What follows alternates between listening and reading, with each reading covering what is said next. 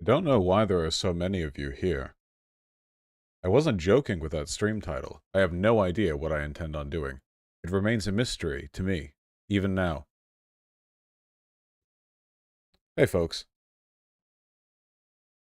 That's the best part? Ah. It will definitely not be okay buddy time. I don't have the energy to react to your goofs and gallants, right now. I got back into exercising and dieting, which means that, I'm a little bit tired. My, uh, uh, um, time management has been off lately as well. See, I have a lot of things that I need to do right now, both professional and personal obligations. And last night, my brain conjured a thought in my head. The thought was, "Hey, it's been a while since you've read One Piece, hasn't it? That was a good manga, so that's cool, you know." So time management's yeah, looking looking good. So self-harm. Well, One Piece is excellent, so it's not self-harm. More like an extensive commitment. Last stream you said there was going to be news about canvassing today? No, I didn't, you goddamn liar. You fool. I think it's this Wednesday, though. Have you seen the JP Ukraine video? Yeah, no. Nor will I. Cover the 10-year-old girl who had to travel out of state to get abortion? Maybe. If I progressed in your game, not so much. Probably not President Sunday. Test out the limits of YouTube and stream porn? Probably not. Bad Mouse's Tankies videos? Oh, you people are exhausting. Uh,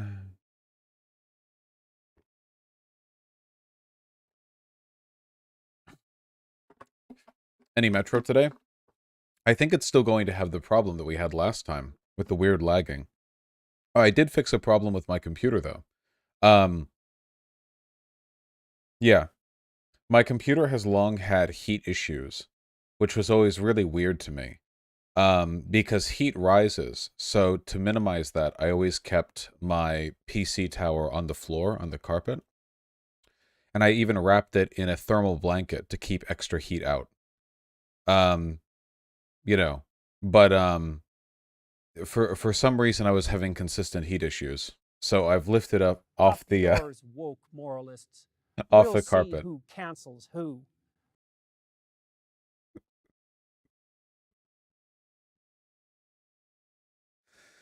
Uh are you going to watch the parliamentarian roast of Boris Johnson? No, my fleeting interest in English politics has faded. How about that new law drafted in the House banning being trans in schools? Let me see. Link it, link it, link it. Doesn't the blanket keep heat in too? It was a joke. Thermal blankets are insulators. Yes, they keep heat in. The only reason you would ever want to keep a computer cool by wrapping it in a thermal blanket is if you're throwing it into a volcano. What is your knowledge on the historical use of the word redneck? Hello, black and redneck. I assume you have strong opinions on that term? Can we get a stream that's only pointless Twitter drama and nothing else? Isn't that every stream? I mean, these days, the most powerful political figures in the world also engage in pointless Twitter bickering, so it feels like pretty much everything has been reduced to that point. I thought Vosh was serious there, damn. With the thermal blanket? You thought that was serious? Okay. Look what Yikes made you. Dude, holy shit, this is awesome. Fuck yeah. Goddamn right. I understand the temptation to make me heavy because I'm a big guy, but I feel like this is much more spiritually accurate. You know what I mean? This is much more you know, conceptually in line. You a scout main? Scout? This is Germa. This is Vosh if Vosh was Germa.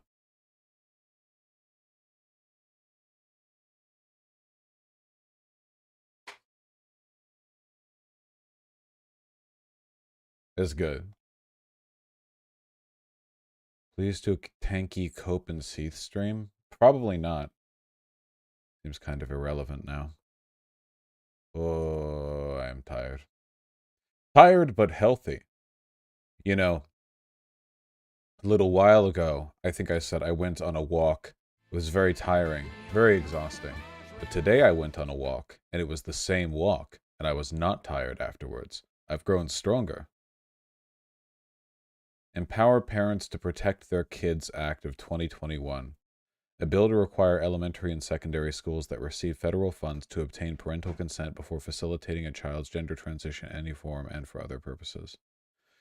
Well, this isn't quite banning trans children from schools, but functionally it's an attempt to do so within the bounds of the law.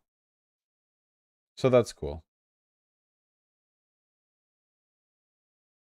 Just got a bike? Hell yeah. Hey, Gully. You give me Huntsman sniper vibes? No, I sucked with the Huntsman.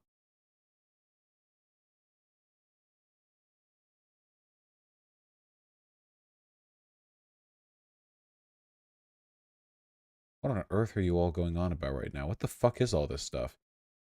It seems we're all equally, completely unaware of what to be doing with ourselves right now with the insane shit.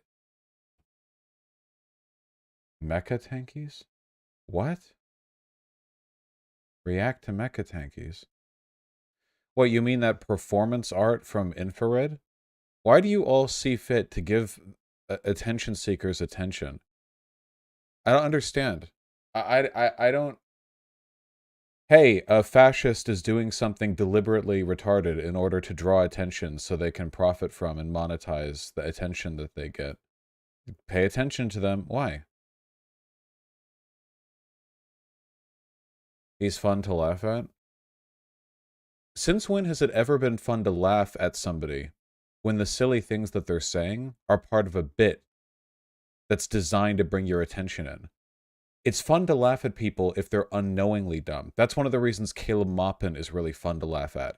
Because he's authentically funny. Because he clearly is not capable of basic social engineering. But when people like Huz or whatever do some stupid crazy thing, they're doing it to get you to go, oh well, dude, it's so funny to laugh. Like that, it's like, you know, you can say like, oh, we're just laughing, but they're laughing it up. They're getting the real laugh. When was the last time you did a debate? It was with that Alex Stein person, I think. Hi, Kanye.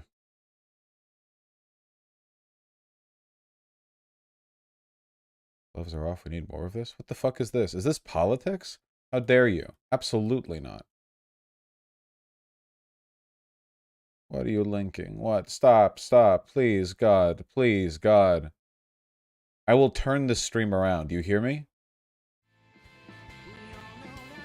Here's the end of the world. Here's politics. Here's the thing. Pay attention. Here's this. Here's the. Dot, dot, dot, dot, dot. Did I trim my mustache? Yeah? I trimmed perhaps 1/4 of 1 millimeter of mustache above my upper lip. But there's no way you could notice that. So, in the way you're thinking, no, I did not trim my mustache.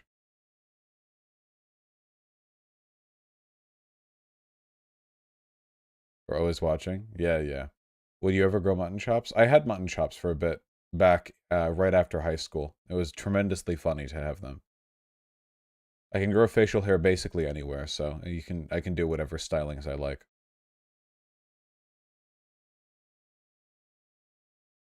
No dinosaur just dropped? Hell yeah. Well, Tempest, it was for fun. Also, there's nothing more entertaining than shitty facial hairstyles to young men who can grow thick beards. It is the most fun thing, you know. It's not as much in fashion now, but for a good while online, one of the funniest and most sought after image compilations somebody could produce would be a man with a large beard shaving himself to beardlessness with like 1,000 intermediary steps where they have a bunch of different beard styles on the way out. It was a big thing like that, like so many people did this. Less funny now.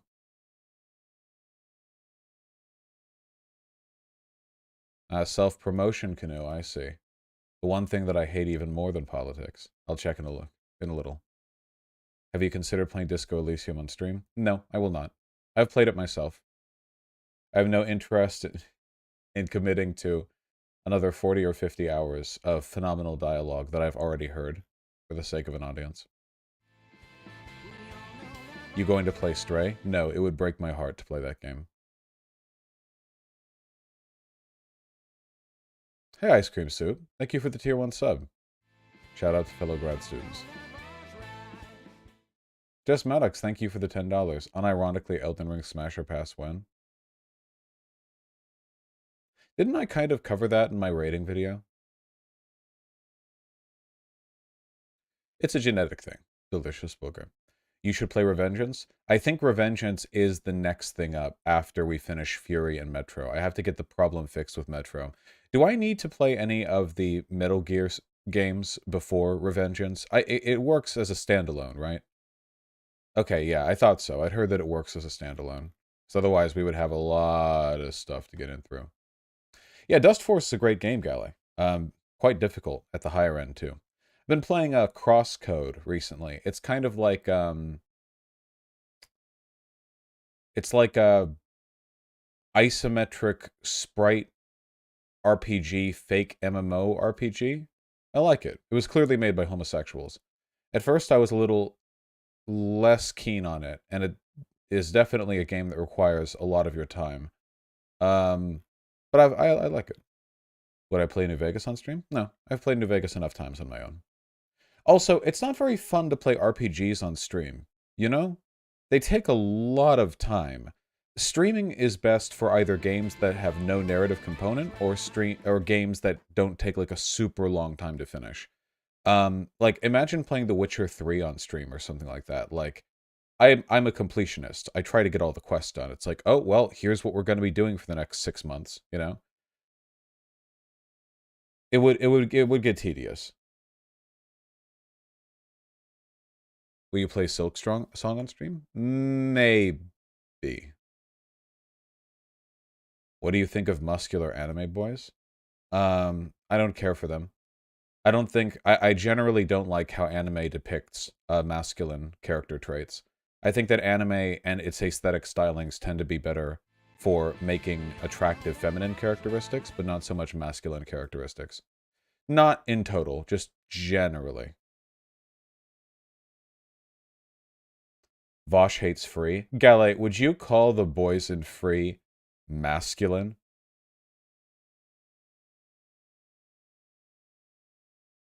You like the guys in Baki? I haven't seen Baki.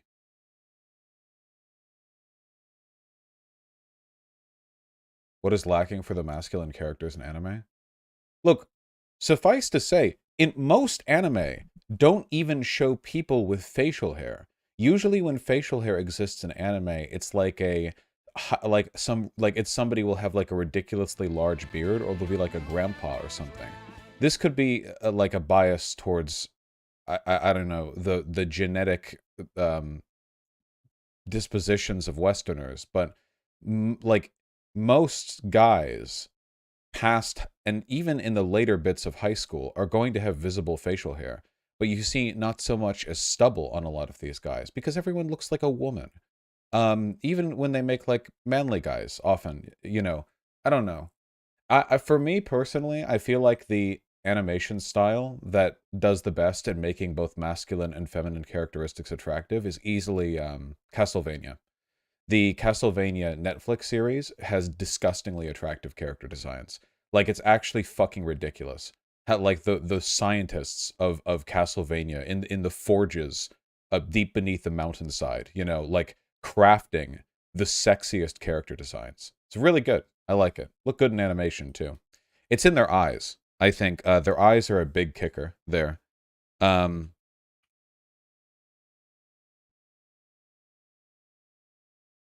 Yeah, the eyes are a big one. Can I get like a picture of Trevor real quick? Here we go. Okay, these two. This is great.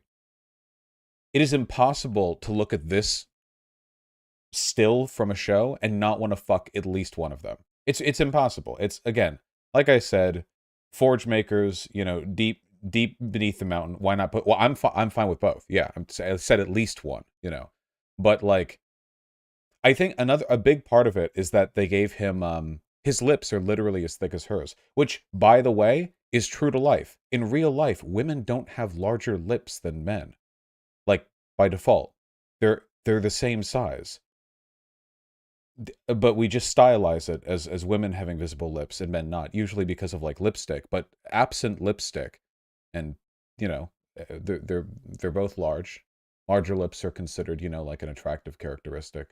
Or at least Up visible lips are a yours, woke component of moralists. We'll see who making cancels characters who. sexually appealing in animation because it makes you want to kiss them.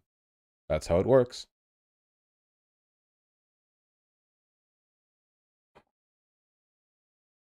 White people suffer greatly in this regard. True. Wasn't it recently in that Vsauce video where he said that the only physical trait that's changed over the past few decades in terms of representation on magazine covers is that people's lips have gotten larger? A lot of that probably has to do with the normalization of non-white associated physical traits, which makes sense. Yeah, I don't know. Seems nice. Oh yeah, here's the other fucking. Speaking of feeling comfortable making people attractive, you know, not that I would call him particularly masculine, but Alucard from the goddamn show. Yeah, I don't know if he fits in the masculine bit. He certainly does. Alucard, not so much. No,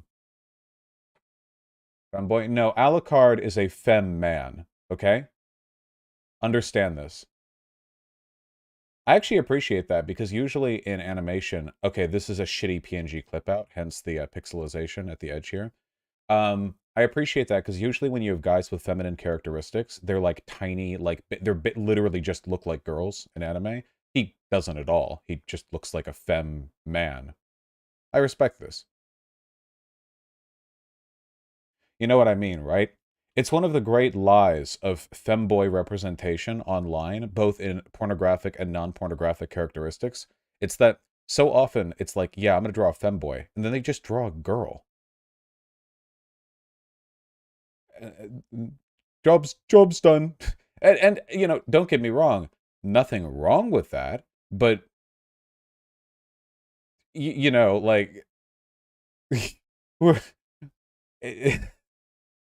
it's just we're just a bit roundabout, you know?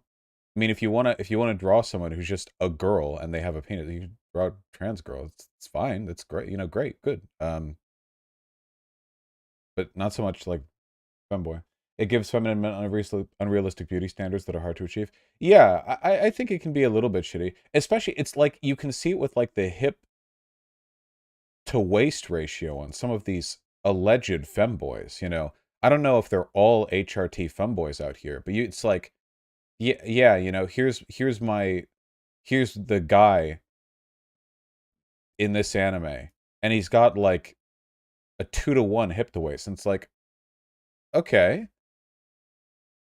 So are you like an HRT femboy? Like, you know, I don't know. I'm rambling. It's about the idea. Again, there's nothing wrong with this, but you have to admit that in a lot of contexts, depicting femboys the way femboys actually look in real life is kind of rare, right? Like even when you draw like sexualized women in media, you know, there Up are women yours, out there woke with like moralists. big fucking We'll tits see and who like cancels who. hip to waist, whatever. You know, that's like it's an archetype that is represented in reality, maybe exaggerated often in media, but yeah, it's a real thing. But then it's like, okay, and here's the archetypal femboy, and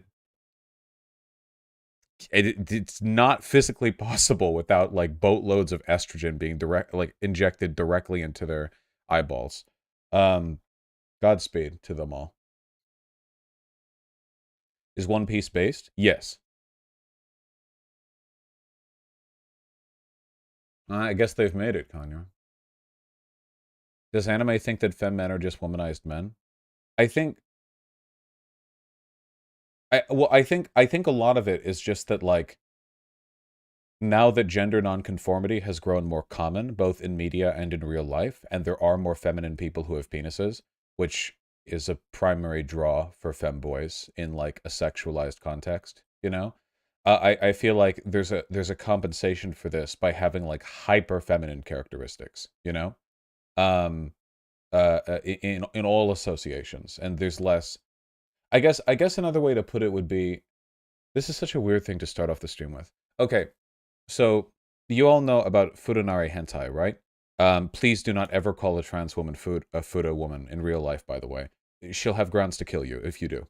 But you all know what I'm talking about.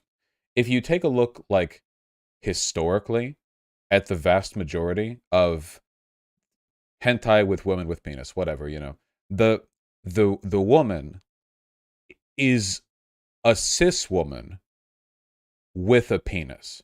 That is to say, like, in every way that you can sort of refer to in media, it's like a magic thing. Like it's a cis woman with a penis, often with a penis and a vagina.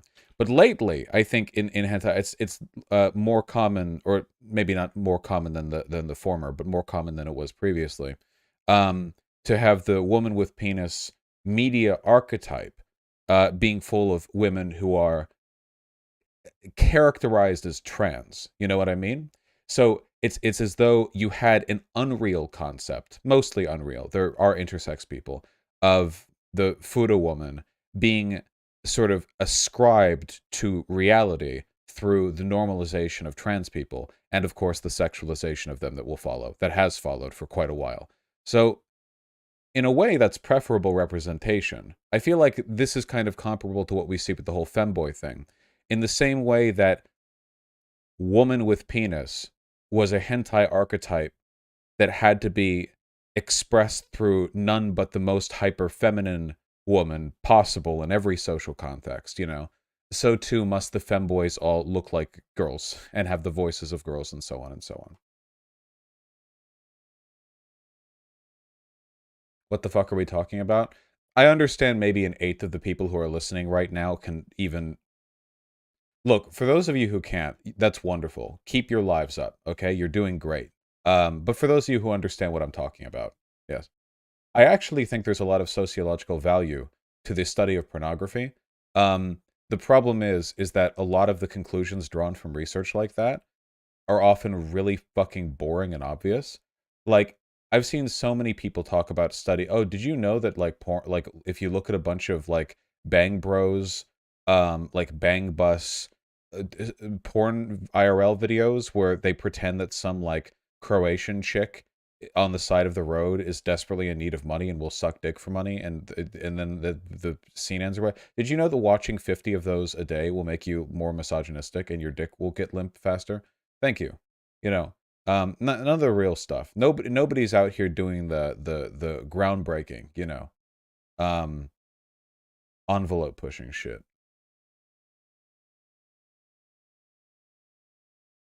Porn is so boring. Real IRL porn, like with live actors, is often very boring because they feel like they don't have to try.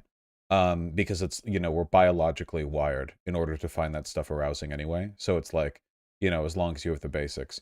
But there's very little artistic evolution. There is artistic evolution in drawn pornography because the people who do drawn pornography are artists. Artists will spend their entire lives refining their craft, whereas the camera people and cinematographers and directors for porn are operating on like a rapid production, like factory line model. So it's not about like the perfection of an individual piece. There are hentai artists out there that'll agonize over character design and blah blah. I respect the effort that goes into it. That's not to say there aren't hentai artists who don't just crank out a bunch of shit, of course, but Marvel movie style? Yes, that's the real problem, okay? It's Wes Anderson hentai versus Marvel Cinematic Universe live action pornography.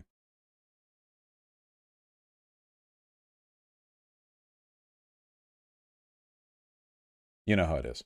Of course, the difficulty is, you know, ever since they banned or got rid of all the non-verified accounts on Pornhub, if you go on Pornhub and look at IRL porn, it used to be only 1/10 the chance. Now there's 1/100th the chance looking through Pornhub that you're going to see any fucking creepy ass shit. Whereas if you go to a hentai site, you basically have to disable like 16 tags before the site's even usable. So there you go. Which movie director would you want to see make porn? Well, I actually do think that Wes Anderson would make a pretty interesting porn movie, you know? I mean, the eye for composition. Yeah, I don't know. I mean that would be one of my higher up. I would not want Tarantino. Absolutely not. Not even a little bit. Um Wes Anderson regular movies already suck? What the fuck? Okay. Martin Scorsese porn. I never saw The Irishman. I really should do that. Why do you watch porn so much? Does it make you feel sick? Watch? You mean like IRL porn? I don't. Because it probably would. I do. I will say that I don't really shame people for like porn consumption or whatever, but anyone who can casually look at IRL porn when they're not just trying to come is a psychopath and probably a serial killer. IRL porn is fucking disgusting, no matter what its contents are. Unless you're like 2 minutes from nutting, in which case it can be tolerable depending on how hot the actresses are or whatever. But there are people who can like look at porn just casually without even masturbating or whatever. I think it's a porn addiction thing. That's insane. That's like scary. Very scary. As compared to hentai? Well, if you like illustration, which I do, you can like drawn pornography for artistic reasons outside of eroticism. I don't think that applies to IRL porn, you know? Like there are artists that I follow on other Twitter accounts that I have where it's like, oh, they drew this chick sucking a giant dick. Wow, what a great job they did with these teeth, you know? That's like a real thing that you can think. I don't know what you can get from like IRL porn. I do watch porn for references, Lamont. Yeah. Anybody who's into art can like pornographic art for the art, but I don't think there's anything to pornographic live action stuff outside of the pornography. Unless you're trying to get some cinematography tips. Yeah, I don't know. I don't know what else. Why is she using teeth? What? People have teeth. What? What the fuck is IRL porn? What? Porn with people. Live action.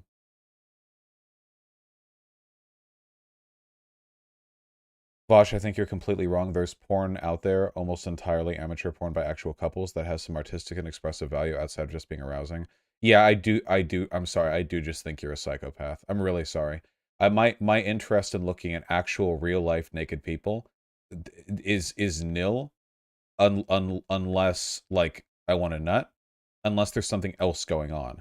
Like if it's in a movie and there's some interesting shit happening that's not just like the naked people, it's just a scene, like that's fine. But like, yeah, let me boot up like 40-minute stepsister gets stuck in dryer. Yeah, you're fucking some background audio while I respond to emails, you know? Jesus Christ.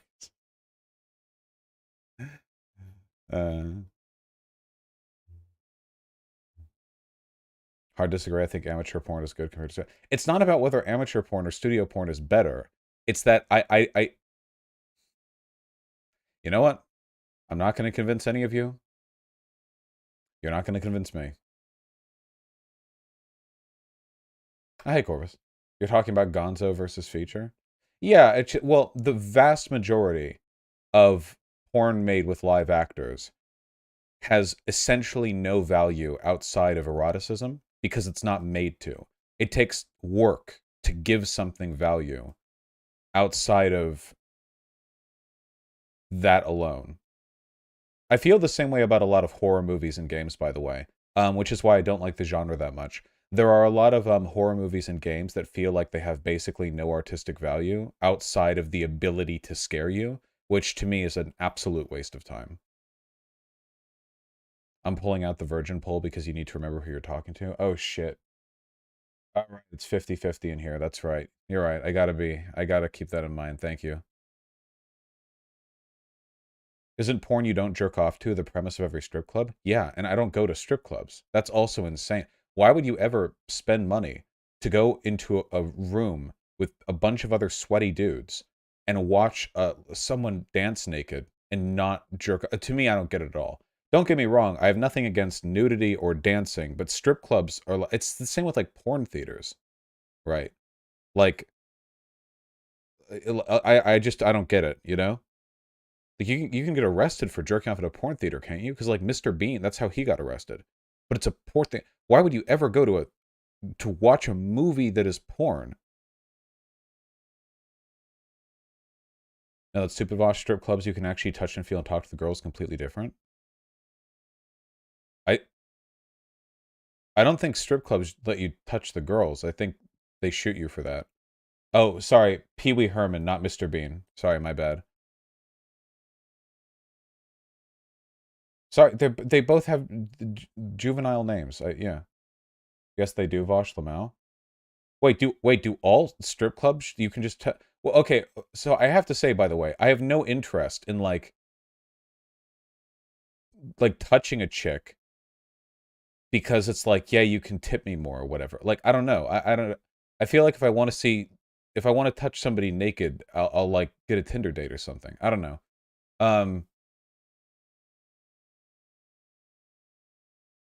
The whole culture would around strip clubs would have to change for me to.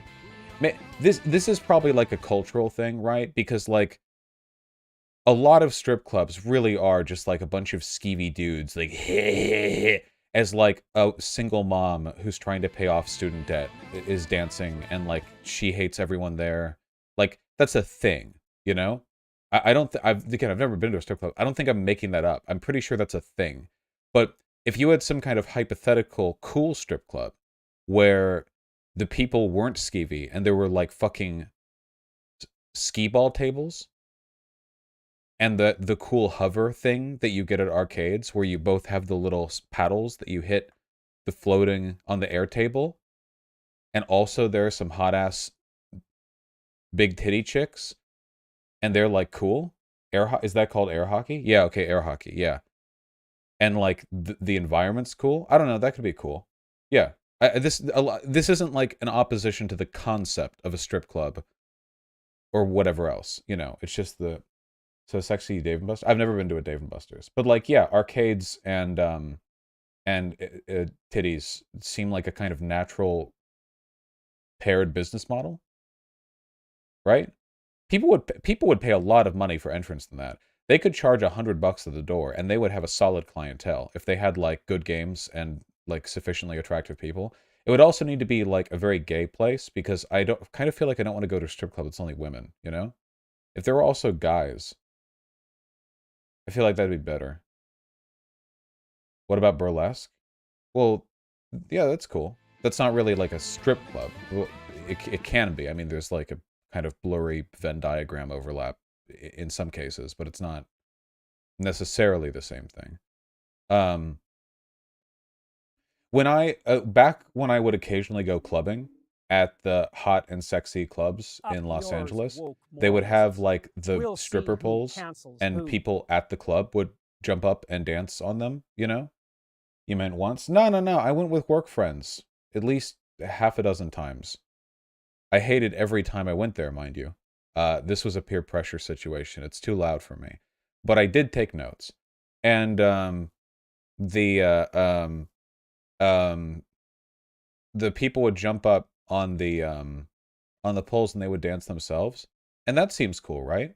Like if you at a club where the people who dance are aren't employees but clients, or like a strip club where people volunteer or whatever, maybe that could be more fun. I don't know. I know that's a thing at a lot of places where people will be like, yeah, dude, I'll go up on the poles. Yeah, that could be a liability issue. I don't know. Yeah, I don't really know. Do you think Japanese girlfriend bars would work here in the United States? Speaking of things that I'd rather die than go to, oh my god.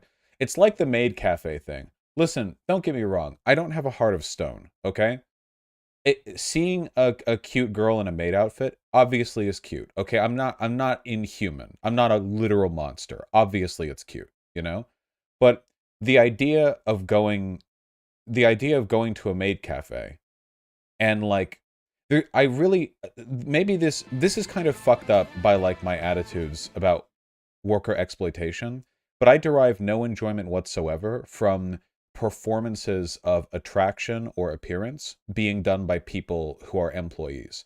There would have to be some exceptional set of circumstances. Like if I knew a place was like worker co-op or whatever, or we lived in some kind of like soc dem plus society where everyone's needs are taken care of. I never want to see a cute girl in a maid outfit who's like giving me my coffee or whatever and think like, wow, she's hot. And then think like, she would probably rather be wearing normal clothing. She's only doing this because she needs a tip to like pay student loans. And that like instantly kills it for me. Like immediately. You know what I mean? So I can't enjoy any of that stuff. And that feeling of disconnection like grows worse and worse the more they're like doing for you. So strip clubs, that's up there, you know, any kind of sex work. There are mitigating circumstances, right? Like I don't think it's this is just like a personal thing, right? Because again, like all labor is exploitative under this system. So this is the case for like any kind of service work. But I think there's something different about like going to a Benihana's and having a chef dude like do some sick shit with an onion volcano. And I'm thinking like, this guy works for a living. He might not want to do this. But then I can think like, but that was a cool onion volcano, you know? But maybe there's something about the idea of a maid cafe where it's like that illusion is really broken by the like the coercive element of necessary work. There's something about that that's different. Maybe because like when you see a really like cute girl that's like being all nice to you, the emotions that that's supposed to elicit in you are ones that feel like they bring about like a greater sense of emotional like empathy, maybe like the vibes that are being pulled upon involve like a greater degree of um perceived or experienced connection than if it's just like a server or like a Benihana dude or whatever.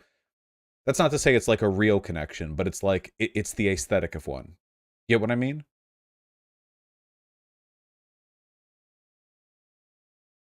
And why would they work there instead of Applebee's or something? I mean, people get the jobs they get, right? Again, like it's just a feeling on my part. I can't like logically prove or disprove like any given person in any situation is like gonna want to be there or whatever.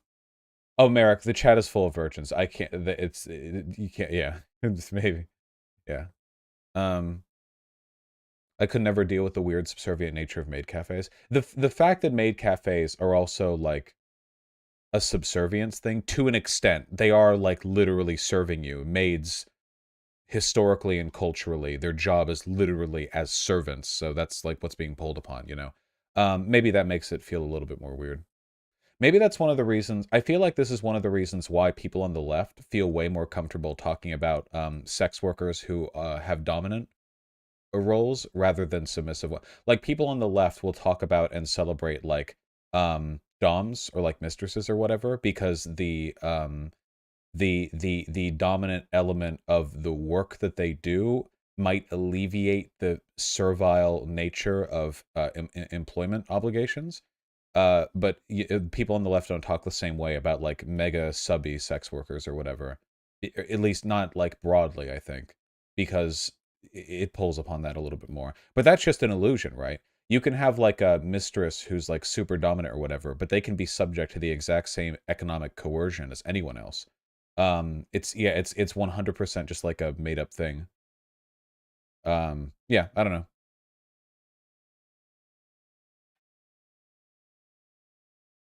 You guys you get what I'm talking about, right?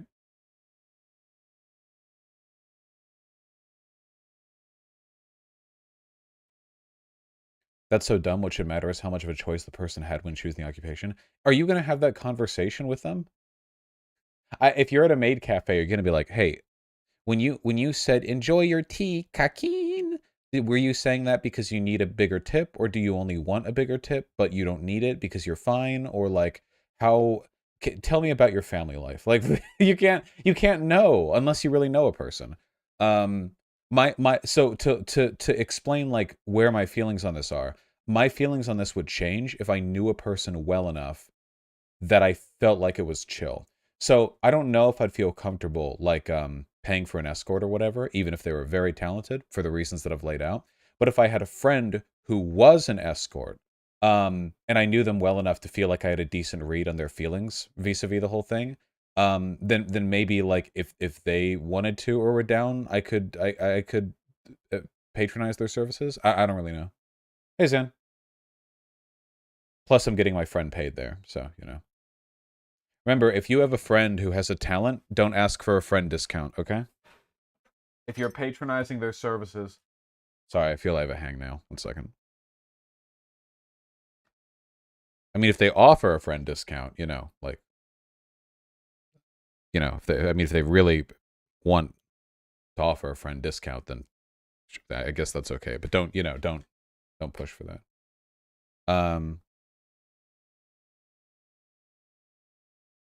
Is it wrong that I sort of judge people with fetishes that are based on power dynamics, like rape roleplay, family roleplay? I don't think you should judge people for that. As long as they're exercising it in like a safe way, you know, like I think that's fine. I mean, people can't really help what they're into, right? As long as you can do it without hurting yourself or others or, you know, whatever else. The only thing I say though is that if you have kind of a sussy-wussy kink, you should try to examine where those feelings come from, right? I think it's totally possible to have like a rape fetish or whatever in a way that's like responsibly exercised. But it's also possible to like not examine where that comes from, and it might be rooted in some like weird trauma or like a misogyny or some shit like that. You know, like I don't know, like depending on how it manifests. So it doesn't hurt to be introspective about stuff like that. I don't think.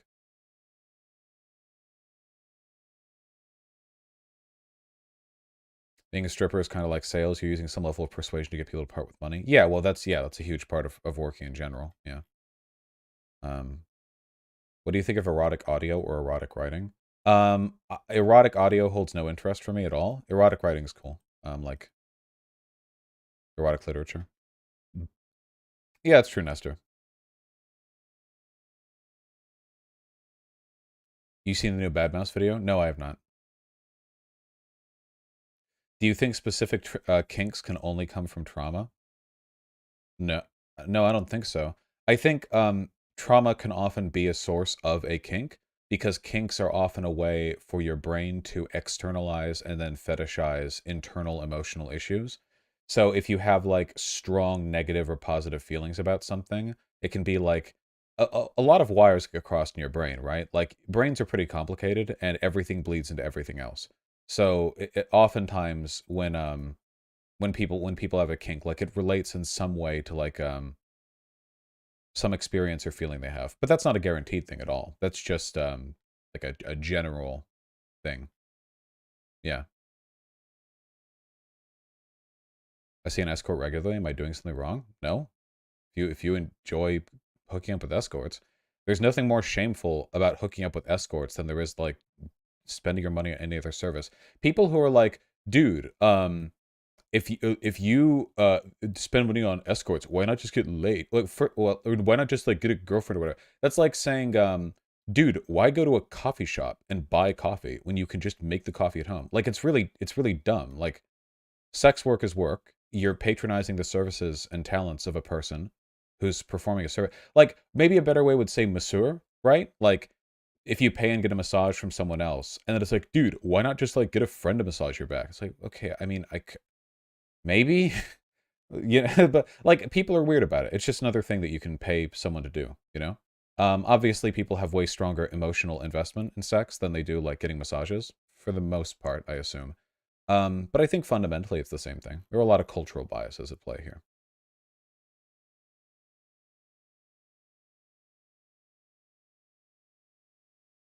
Am I gay if I think femboys are hot but wouldn't actually do anything with one? Being gay isn't real. Neither is being straight. It's super fucking blurry. I don't know. That's up to you. You decide. Do you think it's possible to have a kink emerge from a lack of something? Yeah, sure.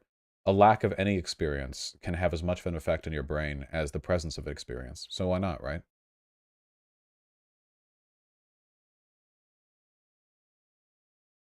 You did that literally earlier, Vosh. No, I don't think there's anything morally wrong with going to a strip club or whatever. I personally am uncomfortable due to my perception of the power dynamics associated with economic coercion. But if a person said they wanted to go to a strip club, I would never be like, why not just get a friend to dance naked in front of you? Like, yeah, I don't think there's anything wrong with it. Is having the type this having a type the same as having a fetish? No. I think preferences, fetishes, and kinks are all different things, but I don't know how like defined the line are between these things. Like I know there are differences, but I assume the differences are kind of blurry. I don't really know, but I don't think having a type is the same as having a fetish. I guess it would depend on how like specific the fetish is.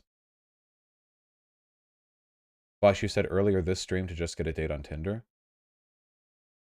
Yeah, for me, I said that about me. Like, I would rather just get a date on Tinder than go to a strip club and like awkwardly, clammily touch the thigh of a woman who's dancing after tossing a fistful of dollar bills at her. But it's not a moral thing. I mean, if you like doing that, you know. Yeah, we can look at the Bad Mouse video. People want to so badly. Vosh, you know, like girly moans in your ear? What? When did I state a preference for or against that in this conversation?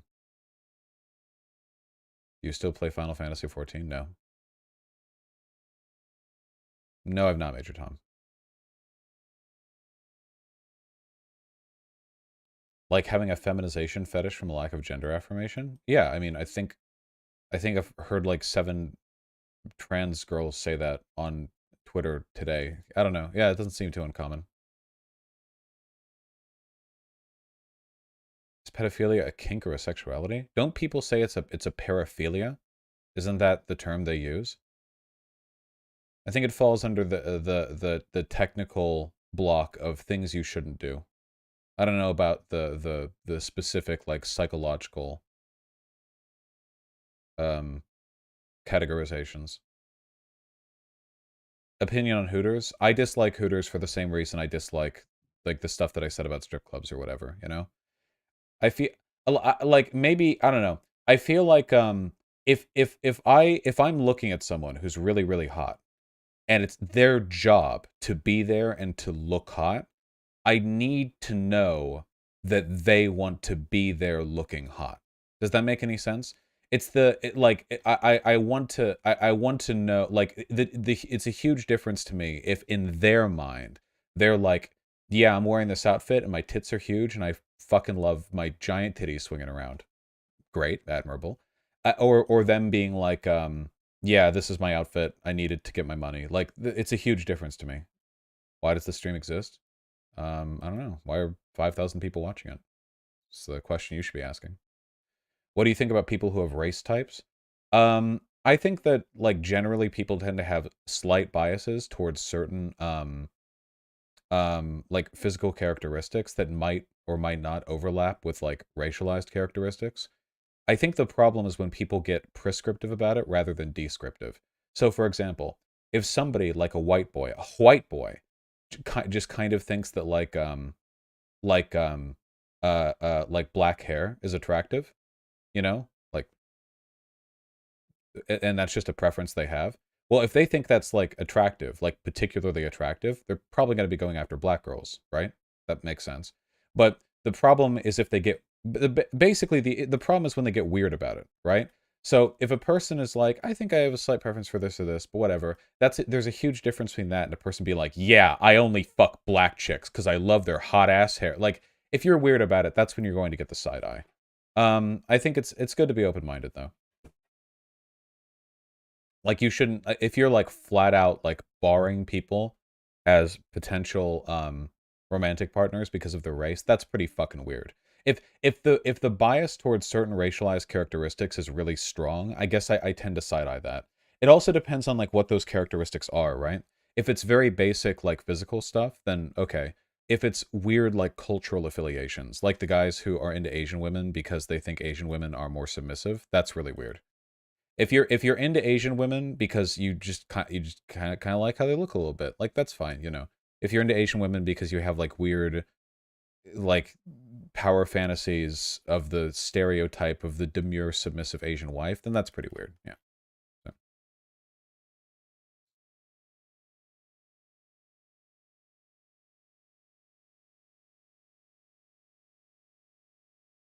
I know white women who actually talk about how much they want to have black babies.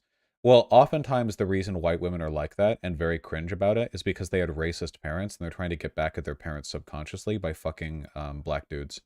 It's like the black guy represents like the archetype of a kind of like sexual freedom and rebelliousness that they weren't able to express under like the rule of their parents. It's real. I think it's pretty fucked to make like other people the subject of that, like especially if it's unknowing. If you have like if you're a white girl and you have a black boyfriend and you explain that to them and they get it, like I don't know, I guess that's fine. But if you're like just fucking a bunch of black guys, like fuck you, dad, like I don't know, that's pretty weird. It's a little strange.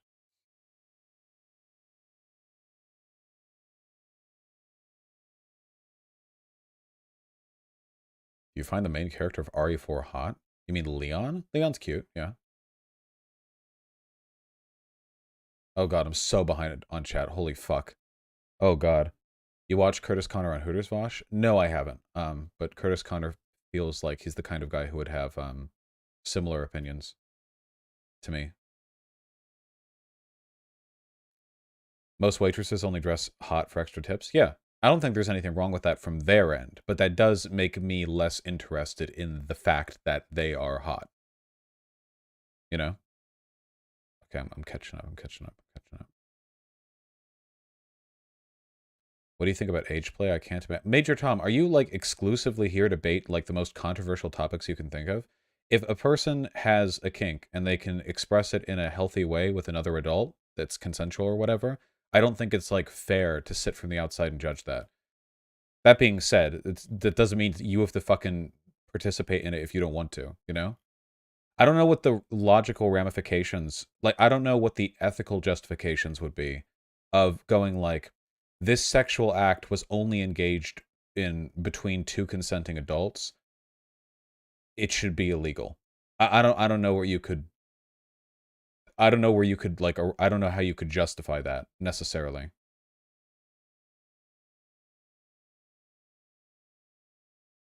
Holy shit, I'm so fucking, I'm catching up right now. Okay, almost there.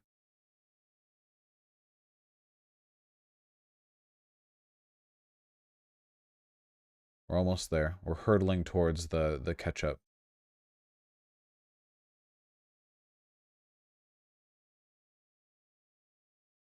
Do you have any particular general armchair psych thoughts on subs/bottoms who are king for being raped? I have a genuine interest for. I don't know what general armchair thought I would have on that. I don't know. People have wacky desires. Doesn't mean they want it in real life.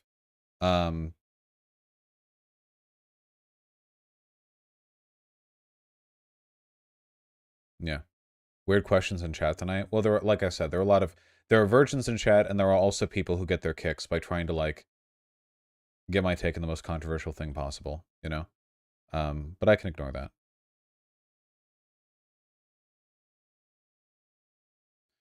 Any guesses to why step-sibling porn is so popular on the Pornhub algorithm right now?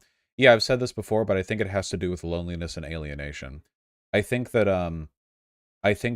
in times where people are spending less time outside and less time getting along with people around them and less time making friends, all of which can be demonstrated through data, by the way, this is the case.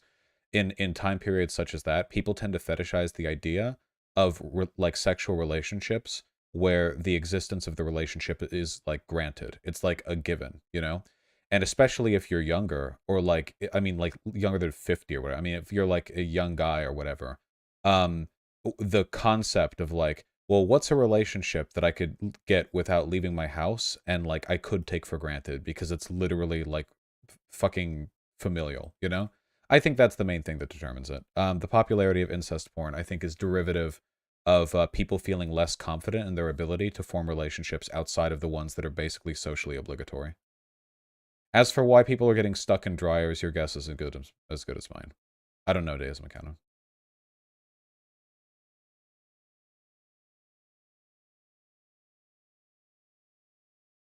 No, Janik. Any advice to people on antipsychotics? No, I've never taken them. But step-sibling stuff has been popular since way before COVID. Yeah, but people are getting lonelier. The trends that I talked about have been the case for the past 20 or so years, I think. Jesus, Merrick.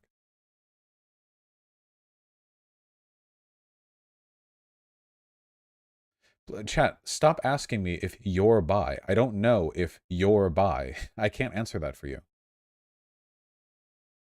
Your position on underwire panties? I forget what those are. I think I've heard of that before. I forget what they are, though.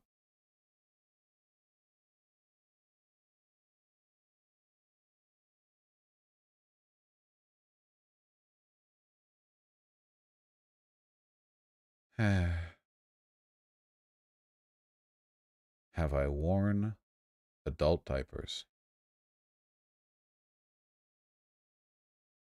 Uh-huh.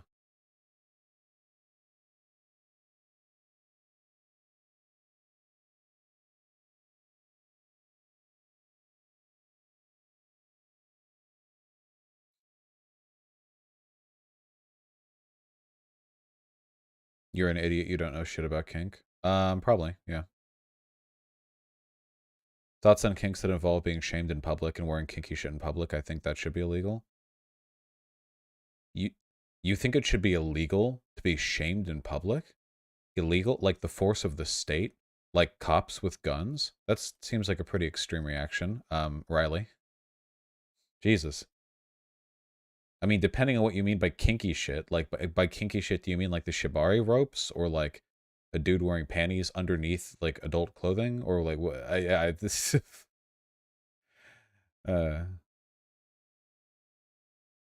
Yeah, as a general rule, if you guys are asking me if you're bi, you're probably like at least a little bi. I don't know. Figure out your sexuality on your own. It's not that hard to do.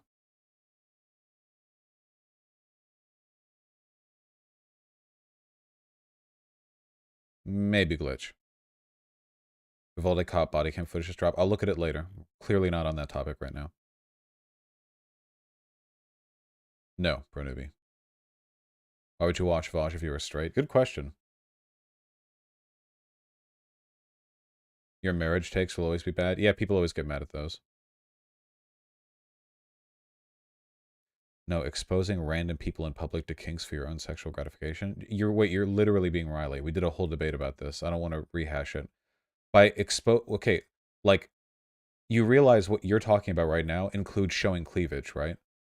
So, like, if a chick with big tits has, like, 2 shirt buttons unbuttoned, like, the cops show up, because I've got, like, a semi from looking at them. Yeah, look, the rules on this are really weird and, like, culturally and socially arbitrary. There are, like, lines that you can find, but they take, like, 50 hours of moral, moral algorithm sorting, you know? It's a whole thing. Want to see something weird? Nope. Best type of sandwich? Honest to God, I think like the best kind of sandwich is something simple. I think that like two nice pieces of bread, some pesto, some chicken, and some cheese, and maybe like a little extra, and that's like perfect for me, you know? I feel like people try to overload sandwiches with complexity, but the issue is if the sandwich gets too big, it's not comfortable to eat. Everyone jerks off like oh, dude, it's the ultimate sandwich, and the fucker's like 10 inches tall. You can't eat that. You have to cut it into bits or like flatten it so hard that it like everything smushes out the side. If you want to talk about like a well-delivered sandwich, like we're talking at most like half a dozen ingredients, you know? And I'm okay with fewer. Just some cheese, chicken, lots of pepper, important, some pesto, and some mustard. That's awesome. I like paninis a lot. Paninis are good. Do you think Disco Elysium's creators are tankies or nah? No, I don't think so. I mean, they could be. That's not the vibe that I get from the game.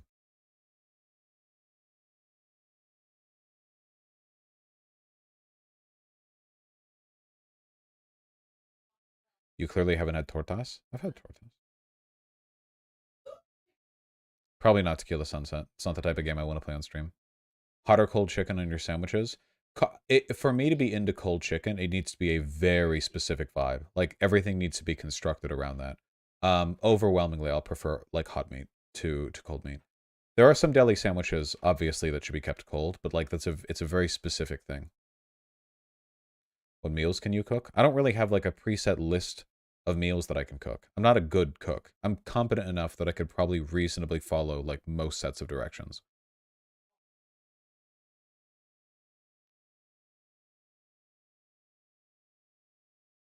Are celeb crushes cringe? I don't think so. I think it's pretty normal to be attracted to people who you could never reasonably talk to or have a relationship with. As long as you don't go too far, like, a little crush is fine, I think.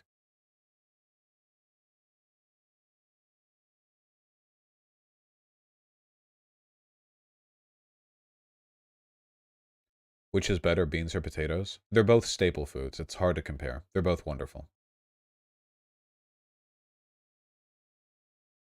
Cooked or raw chicken on your sandwich? The real debate.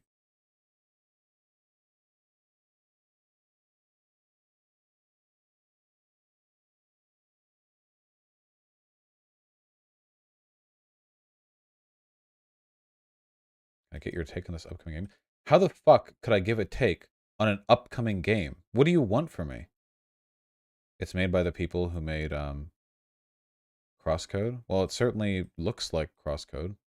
How do I have a take on it? How does that happen? How can I do that? Up yours, woke moralists. How's that even possible? We'll see who cancels who.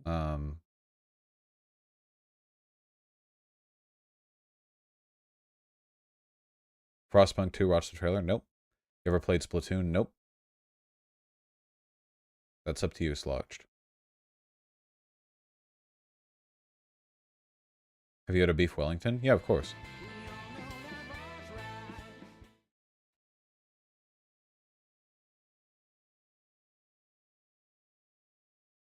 I hope I don't sound pushy, but didn't you say you're going to watch the Badmouth video? Why do people want to... It's the Tankies video, right?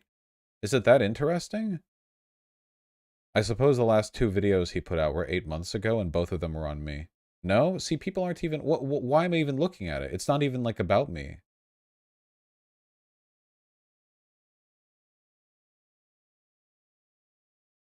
Have you ever played One Shot? I've been halfway through it for, like, 2 years. Alright, trying to look for the interesting questions. That's up to you, Tyler B.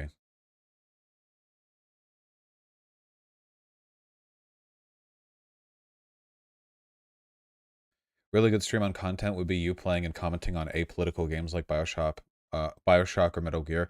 Okay, I'm going to be honest with you guys. I know it's fun to meme on conservatives who pretend that things are apolitical when they're not, but I've never seen anyone say Bioshock or Metal Gear are apolitical. You would have to be phenomenally brain damaged to finish playing either of those games and go like, yeah, that sure was a fun, non-political... Like, isn't every Metal Gear game full of, like, 8 hours of people talking politics and cutscenes? Or more than 8? Like, right? Like, yeah, I don't know. I've never actually seen anyone pretend those particular games are apolitical. I've seen people pretend other games, like the Call of Duty series, is apolitical, but I've never seen people say those games are apolitical. Drunk stream win? Sorry, lads, we can't drink anymore. I'm on my diet again. Alcohol is very, I only have, if I had vodka, maybe, because you can get drunk faster, but, if it was, with just the Moscato, I would have to drink like 600 calories to get drunk. The Whispers of Al Ghul, yeah.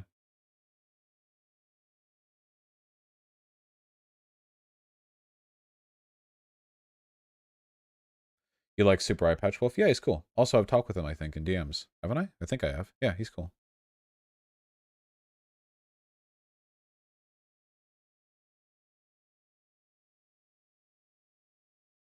Why don't you drink wine? The calories. Up yours, woke moralists. We'll see who cancels who. You used to say you didn't really watch his stuff. I find his accent a little bit difficult to understand, ironically. What's your gym/exercise routine at the moment, Vosh? Not much of one. What's the best cheap beer? Beer is disgusting. What's your favorite alcohol? I like Moscato.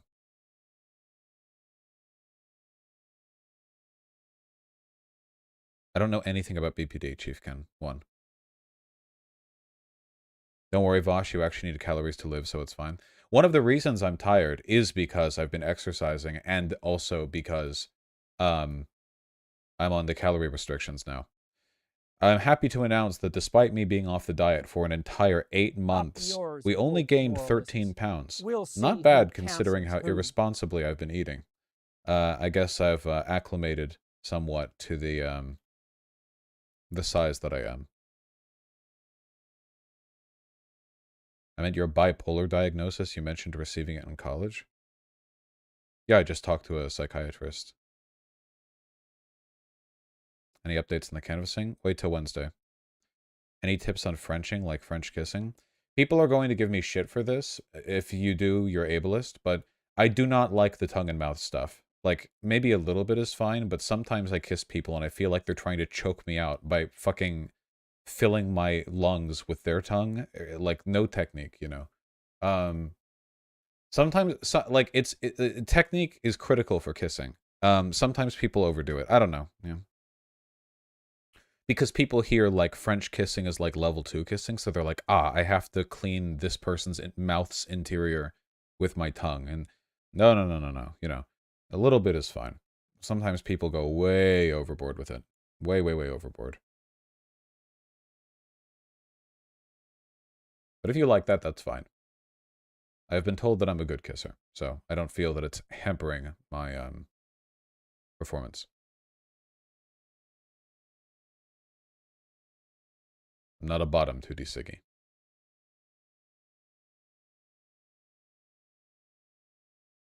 Everyone's been told that. That's true. Everyone has been told they're a good kisser.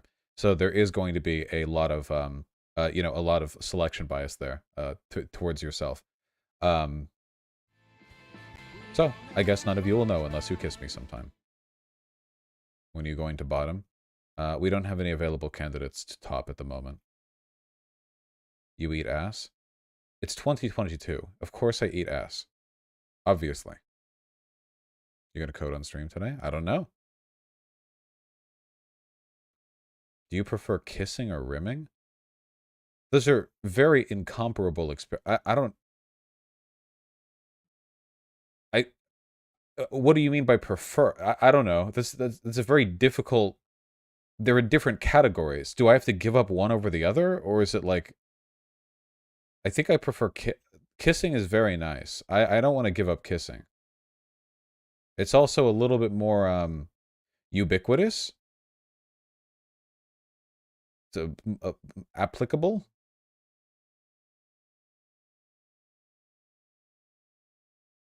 Why is just a sex talk stream? I'm just answering the questions that I see.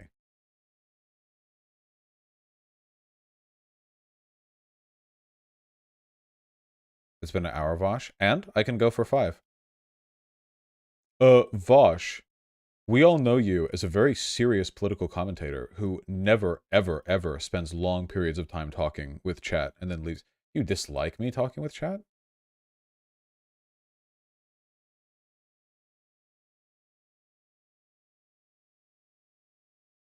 Does kissing actually do anything for you?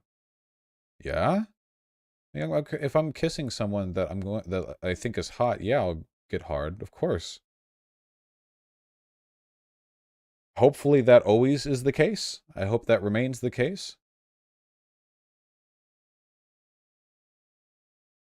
Well, they're inquisitive, Merrick.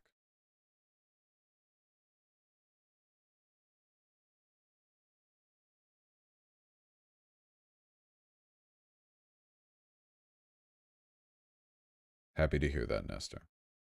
How do you know you're getting better at sex? Guys, we can bring it back a little bit, can't we? How do you know you're getting better at sex? There's no one way to know that, and getting good at sex with one person can be different than getting good at sex with other people. Getting better at sex generally to know that you are requires like multiple people and frames of reference. It's like a whole thing, you know? That's a very complicated. The three things that like will make you better at sex in general are communication, empathy, enthusiasm. Oh, and 4, physical athleticism. Those are the things. If you can improve those skills, you can improve sex generally with anyone. Communication, empathy, physical athleticism, and what was the last thing that I said? It was actually the third thing that I said in the first one. The first time that I said it. Enthusiasm. That's right. But you can't really improve enthusiasm because it has to be authentic. So that's just something that you have to feel good about. I mean, I guess you can, but you know.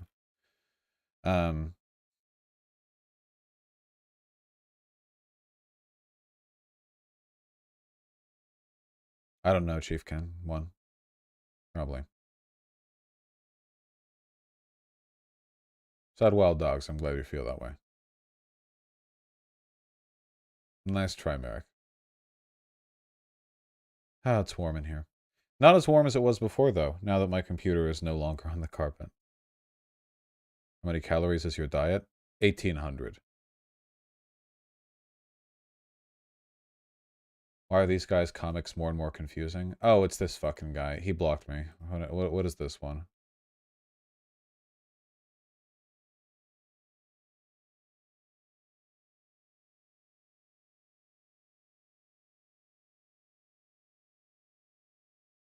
Yeah, I saw this one. I have to say, I really, really, really don't get this one. Nobody needs an AR-15, but then it's The Handmaid's Tale. This one looks fertile. I'll choose you. I wish I had an AR-15. Is the argument that people on the left should own guns to defend themselves from right-leaning policy consequences? Okay. This is legit gibberish. Yeah, it's a bit incoherent.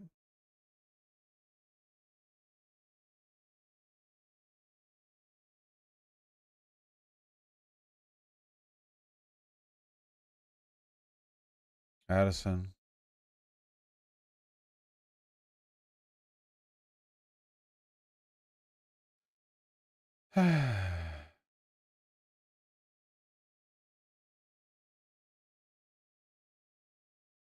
You okay? You seem low energy. I've explained why I'm low energy twice now. Yeah.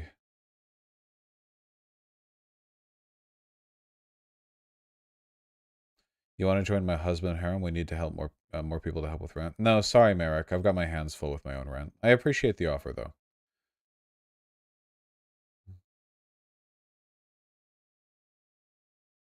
Have you considered coffee? Hey, Vermin! Vermin! Oh, I think they're playing Dungeons and Dragons right now. Perhaps not.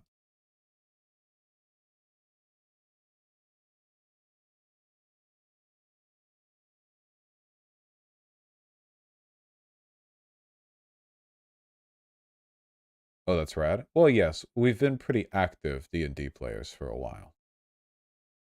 Maybe things would be better if I looked at another chat. Your thoughts on Code Vein?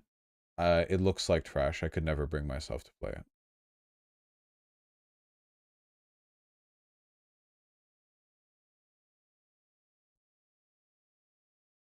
Wait, what is this I'm seeing from chat? 1,800. I have to eat under 1,200 to keep my weight, and since I'm losing some, I have to eat like 1,000 calories. What? Okay, Bondrude Best Dad in YouTube chat.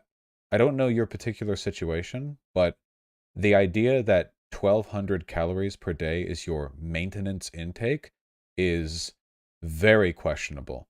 That would be remarkable. I would encourage you to reevaluate your basal metabolic rate. Because I do not think my basal metabolic rate is 2,700 at my height and weight. It's an estimate, but still.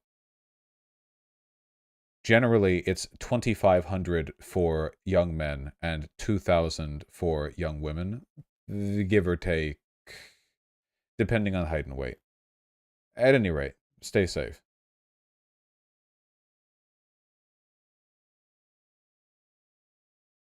There could be mitigating circumstances. I'm 5'3", 110 pounds. I still feel like your basal metabolic rate would be higher than that. I mean, we can look. Basal metabolic rate calculator.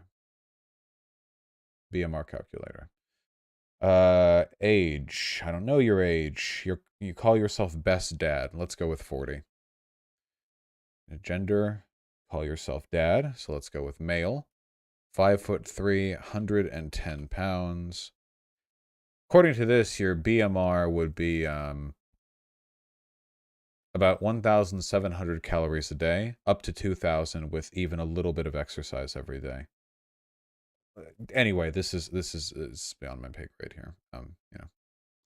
What does this one say about mine? 28 years old. I'm 6'2", and I'm 230 pounds at present.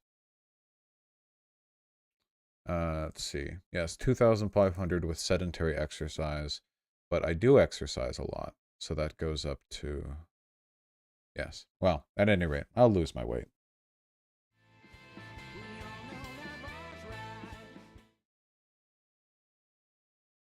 Vosh, why are you so anti-drug? It's one of the opinions that I don't really understand. It seems like you are against THC and psyches, while you don't heavily condone alcohol from what I see. I don't like it when anybody uses any kind of chemical to escape their brain state as a way of coping with problems. Taking drugs or whatever else will essentially never fix problems in your life. Sometimes you hear people like microdosing shrooms, and that like gets rid of their depression, but this is not the case for the vast majority of people who use drugs. The issue is there are a lot of people who use drugs as a coping mechanism, and while I understand that that can be beneficial, oftentimes I think this impedes people in their attempts to make their lives better. So that's the thing that I really take issue with.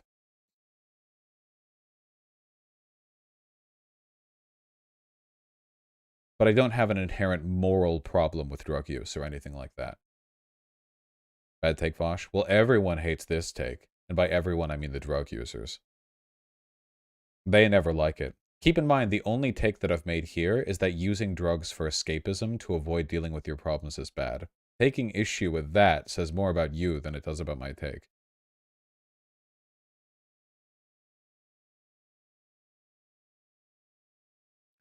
The data doesn't really agree with you, Vosh. Nothing that I said right there can be disagreed with data.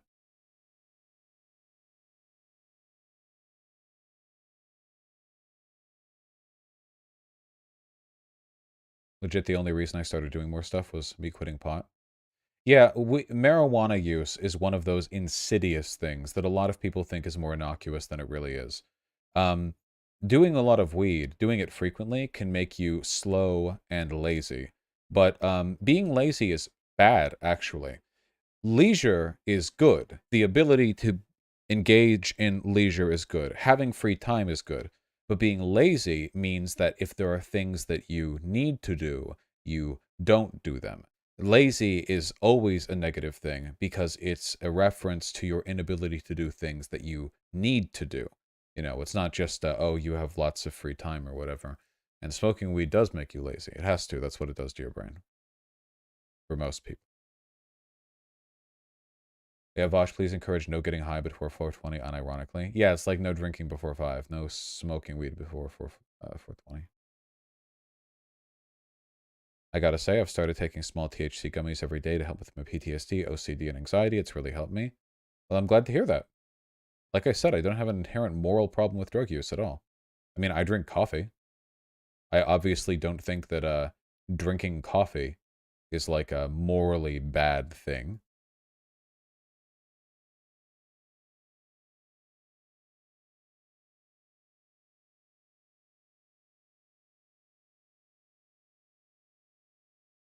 Do you have the same take for SSRIs and antidepressant/anti-anxiety medication? Those medications are prescribed in order to let your brain chemicals reach a point where you can be functional. If they're being used properly, then they're absolutely not a form of escapism. In fact, they're the opposite. They're meant to align your brain more closely with reality as it is. In the way that depression and anxiety lie to you, the medications are meant to straighten your brain out, get you more on the ball with reality. And I think that's a good thing.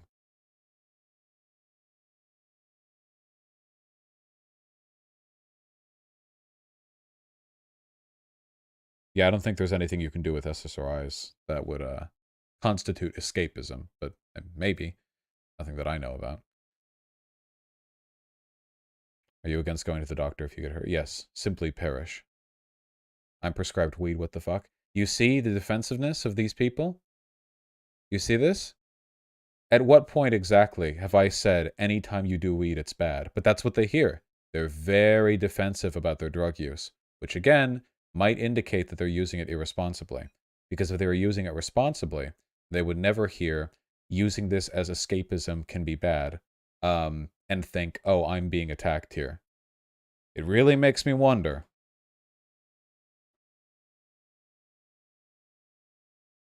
Is escapism bad?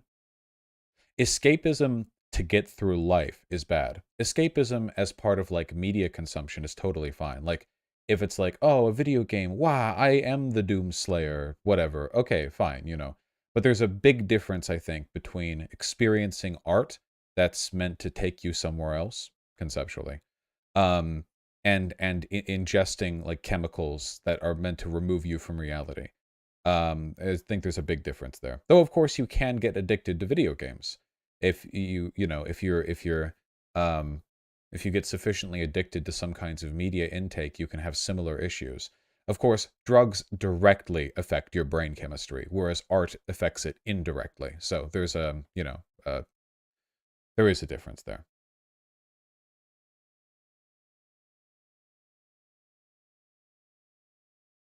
Literally just said they are prescribed it, Vosh. You're making a dependency argument, you fucking annoying cunt. They're so mad. I'm not making a dependency argument. I depend on coffee. I'm talking about escapism. If people depend on what, anti-anxiety medications because they have anxiety, that's not escapism. That doesn't make them, that's not them escaping reality.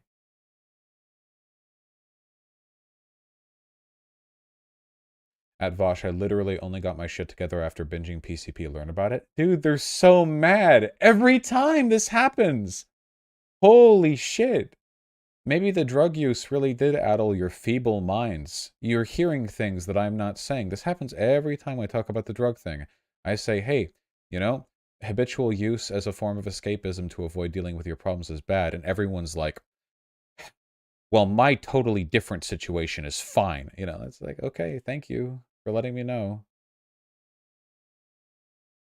Like, I take lithium, bicarbonate, I take Adderall, and I take coffee.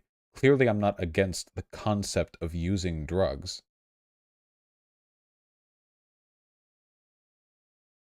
Isn't acid good because it shows you how the world really is? No, acid does not show you how the world really is. The closest you will ever get to seeing the world as it really is when you are completely sober. All of the mechanisms in your head that allow you to detect empirical reality are functioning at their best, generally speaking, when you are not under the effects of a drug.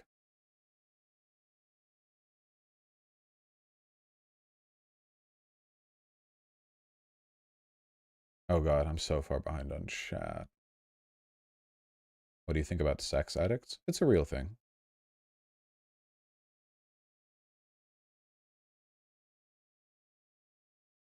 Thoughts on the friend zone as a guy? It's not a fake thing. It's a complicated subject.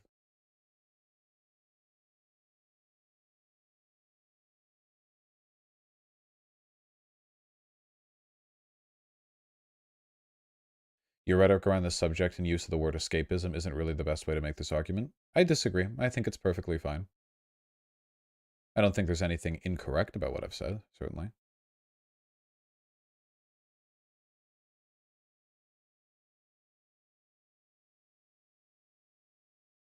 Yeah, when I was super depressed, I used drug and alcohol to escape my misery, and it did not help. No, it doesn't. It does not. But I'm glad that you're referring to that in the past tense. To clarify, are you saying escapism in all forms is bad or that over-reliance on it is a problem? For example, occasional weed use to deal with PTSD symptoms or something. If you have listened to what I have said, do I seem like I would have an issue with occasional weed use to deal with PTSD symptoms? You all know what addicts look like. Well, people who don't are usually themselves in denial about their state of being. unfortunately. It's quite evident from the outside when a person is dependent. And dependency doesn't have to be a bad thing, but dependency on escapism, that I think is.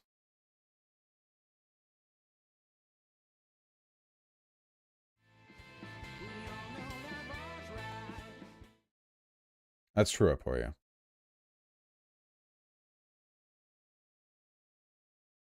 Oh god, I'm trying to catch up. Oh, I wonder if people would be this mad if you made the same argument about alcohol. Well, alcohol is a drug. I am making the same argument about alcohol.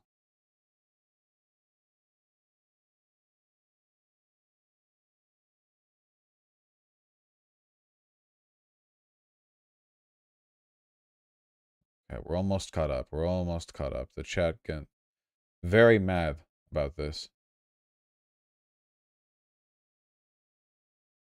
What do you think of 12-step programs? I think there are serious issues with them.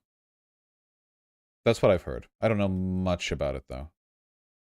Do you think the talking point weed isn't addictive is harmful? Yeah, it's really dumb. Of course weed can be addictive.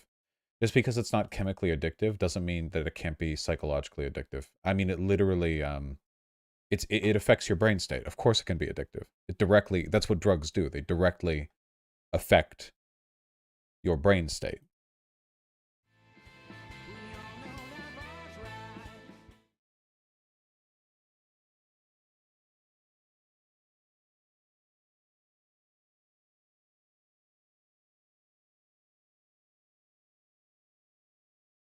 Do you think your comments apply to a significant portion of drug users in chat, or is your community more likely? No, I think it's just a couple of people self-reporting by being indignant and angry about what I said. I don't think this community has a disproportionate number of drug users. There are a lot of people with unhealthy relationships with drugs, though, 100%. No, it does not, Night Sky. I could smoke weed on stream if I wanted to.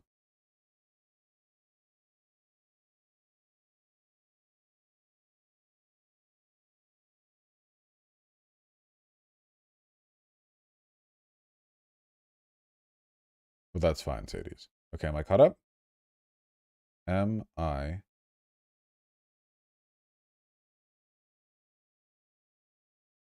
caught up? Okay, nice, wonderful. Whew, okay, we're back. Hello.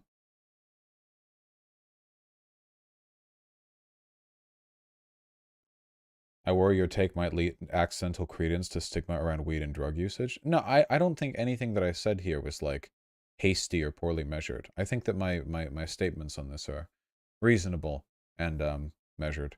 Frankly, with the Zoomers, especially in the coastal states, you people could do for a little bit more aversion to weed, in my personal opinion.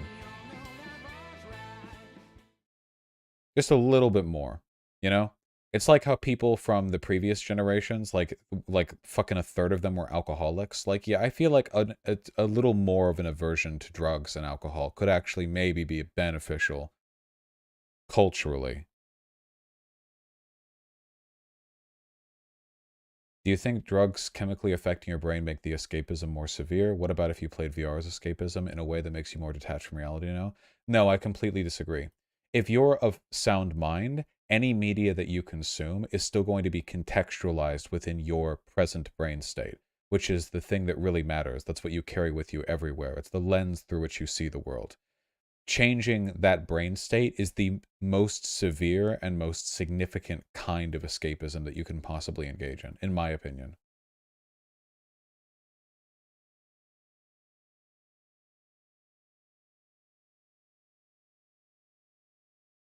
Which would you say is worse, weed or cigarettes? Well, cigarettes kill way more people, so that's a pretty easy one. Yeah. Yeah. Like,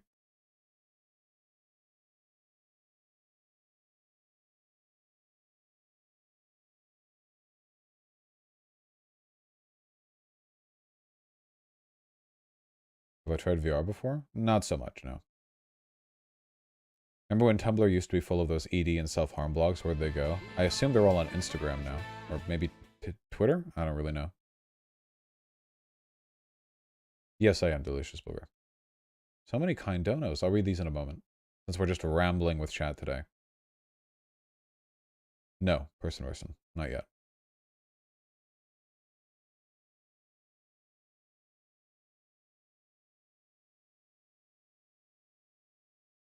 Oh, gotcha, Arlo. I assume you copy-pasted that? Can you at least acknowledge that psychedelics have recently been shown to be massively successful for use with therapy? I've heard that. I don't know how true that is. But again, this doesn't contradict my take. Um, but I've heard that can be the case. I don't know the research, though. Keep in mind, though, that that would be like moderate or minimal use in conjunction with therapy, which is hardly the same thing as being an addict, right? Congratulations, Moist Waffle. How would you confront other things that cause addiction that aren't necessarily drugs, gambling, sex, and video games?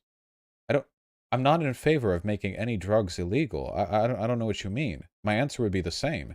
If you're engaging in gambling, sex, or video games to the point that it's a kind of like habitual escapism or it's harming your life, then you should not do that.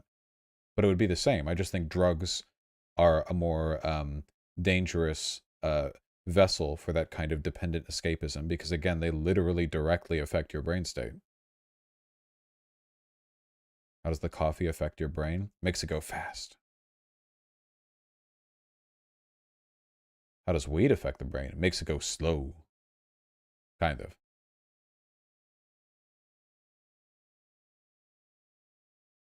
Yeah, Ava de Lune. Yeah. It's hard to research stuff like that.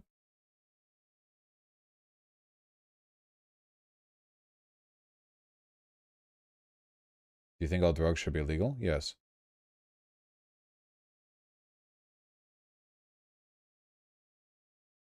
Sivan, I've talked about executive dysfunction before. I think there's something on the second channel that you could look at there. It's kind of a ramble.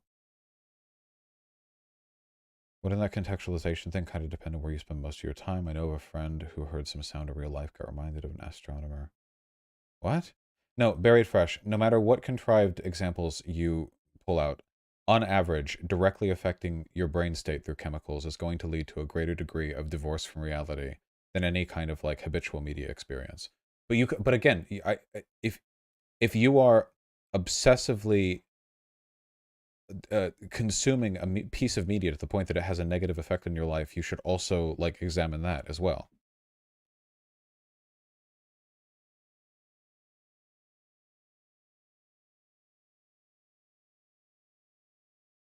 What is chat doing? Vosh seems to assume weed doesn't have much medical use. How do I... What is with you people? I don't get it. I don't understand. I'll let chat roast you on that because they know that I never said that shit. Hey, Red. Iron Mage says, like 90% of debates with chatter's hearing the first 3 words of whatever Vosh is saying and then seeing red and assuming the rest, it never gets old. Yeah. It's okay.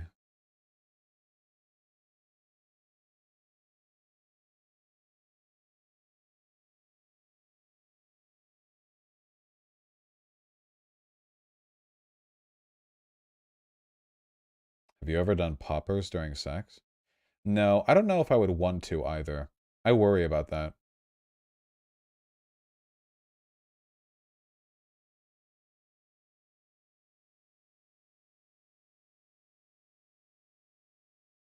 Keep in mind, there are a lot of drugs that I'm just generally opposed to any use of. Not legally, but like for health reasons. You know, just because I'm in favor of the consumption of heroin being legal doesn't mean that I would like say it's a good thing that you should do, you know. Um, a lot of drugs, of course, are just very damaging to you in general. And also, I wouldn't want to create kind of like an experiential bias where I do some drugs and I have sex and it's super amazing, and then afterwards, all the normal sober sex that I have is less interesting. That could be annoying.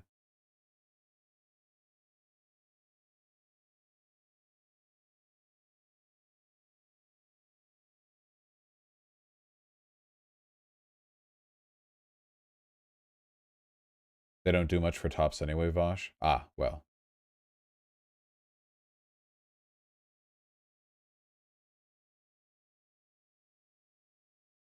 Poppers are terrible for your brain and your immune system. I don't know that much about them.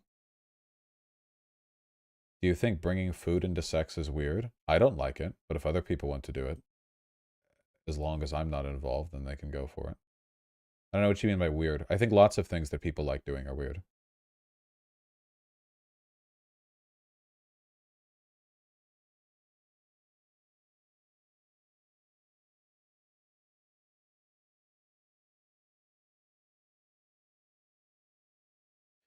Do you ever consider pulling chatters onto stream to debate anymore? Yeah, I talked to somebody emailed me about this. I can't do that anymore. The real issue is that back when I was a small content creator and I could bring someone on, like it was just like, yeah, I brought someone on, like it was chill. This is why we're not doing the call-ins or whatever. Not the way we used to, at least. The issue is like now what coming on my stream is like this big thing. Like if a rando comes on here, it's like you've got thousands of people watching, you've got maybe hundreds of thousands of people who might watch a video of it. And what this means is that only certain types of people are going to try to talk. Usually it's parasocial fans. I love you guys, but like the last call-in stream we did, which was a while ago, there's a reason for that. It like almost every person who called in, because these are the people who are going to jump into the server the fastest, these are the people who are going to most aggressively argue the case for why they want to come on, just want to talk directly to me. You know, they can invent some reason for it, but like it's obvious they just want to talk, you know. Or they treat it like it's their big break for stand-up comedy, and they come on here like knowingly try to entertain chat. Like they're on here and they're like, okay, well I've got a great meme that like the chat will love or whatever, and like I don't care, you know. If I you know if I brought people on to debate, I would just want to talk about the issue and then leave it. But there are all these other like influences which make it less fun. It would be pretty cool just to have a pleasant conversation with you, Vosh. Not as much as you might think. And that's because it can't ever be reciprocal. Anytime anyone emails me asking, you know, oh, I have this great take on this, do you want to talk about it? I don't think they understand that I've gotten like 18 other emails saying a very similar thing in the past 24 hours. It's genuinely very dehumanizing from my perspective to have to think of people and their sincere interest as part of like a mathematical calculation for my available time and scheduling limits. I hate doing that. But also I literally can't not do it. I have to. If I didn't, then it would be impossible to do any streaming at all. It would just be constantly managing that. So it's very unfortunate,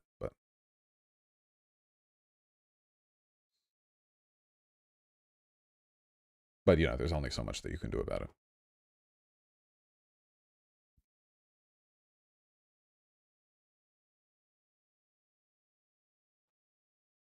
Actually, your job is a lot like sex work. My job is exactly like sex work, up to and including the fact that pictures of my genitalia are freely available online. That's why I have so much respect for them. They're just more honest versions of me. Are you worried about other content creators becoming a similar issue, like a smaller content creator only comes out to cause a ruckus and get views? Yeah, this happens all the time. I try not to think that way about people with whom I have a good relationship, of course. But yeah, that's often the case. Usually, like, if people have some contentious opinion or some disagreeable thing or this or that, like, I can't really gain from a conversation with a much smaller creator with a shitty take, but they can, for notoriety's sake. Yeah, it's, yeah. In a way, I mean, it's kind of like the gold digger problem for wealthy people IRL, right? Like, do these people really like me, or do they only like me because of my money and the stuff I can buy for them? This is a real problem for wealthy people, by the way. I know it seems like one of those boohoo fake problems, but I believe even Marx talked about it, like literally. It's a real problem.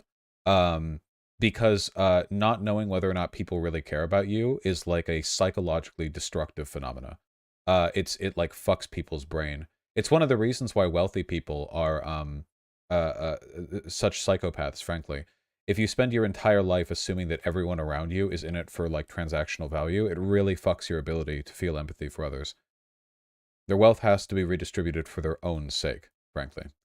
But yeah, it's kind of like a social clout version of that, a little bit. Only online. It doesn't affect me in real life, obviously. Why not chat with small lefty creators who are trying to build an audience? Well, I have to an extent, but also, like, I don't like just chatting with people. You know? Like, just chatting with people for chatting with people's sake is not very fun for me. I'm not a particularly social person. So at a certain point of YouTube growth, would you only be able to talk to people of similar size? Not that you can only talk to people of that size, of course not. But there's definitely going to be a social bias in favor of that. Like, obviously, the larger a creator you are, the more likely you are to spend more time, a greater proportion of your time, talking with other people of a large size. But I've also alienated everyone else in the online left space, so that can't really happen with me either. Which means I don't really talk with much anyone, which is fine by me.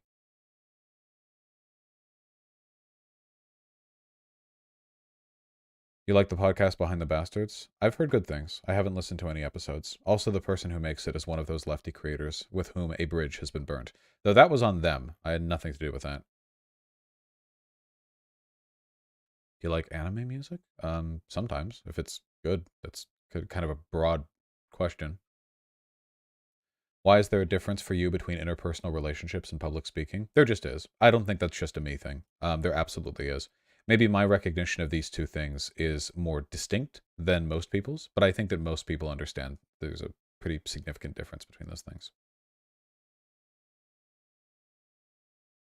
What happened between you and Robert Evans? After my last debate with Charlie Kirk, Robert Evans responded to people posting about how I epically owned him by saying that what I do is bad and debates are bad, and that actually it's okay when Sam Cedar does it, but it's bad when I do it, basically.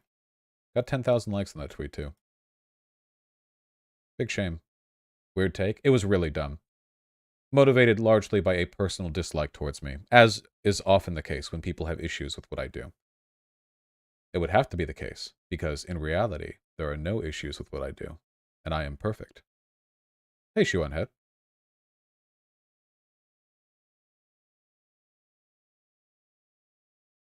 I don't know what that is. I might. Amide. Evans probably thinks you're a lib. The interesting thing about lefties who call me a lib is that I've found most of them are incapable of conceptualizing the social and political mechanisms by which real class liberation would take place.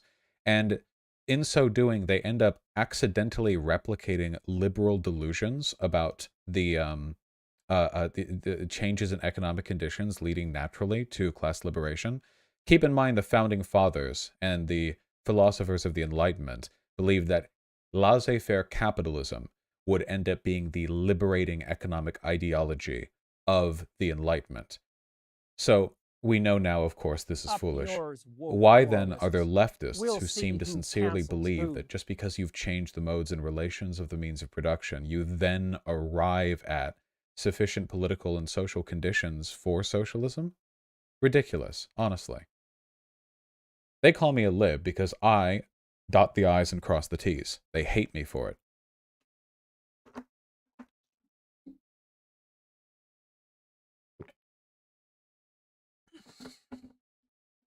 Have you read Kill 6 Billion Demons? Yes. Phenomenal piece of art.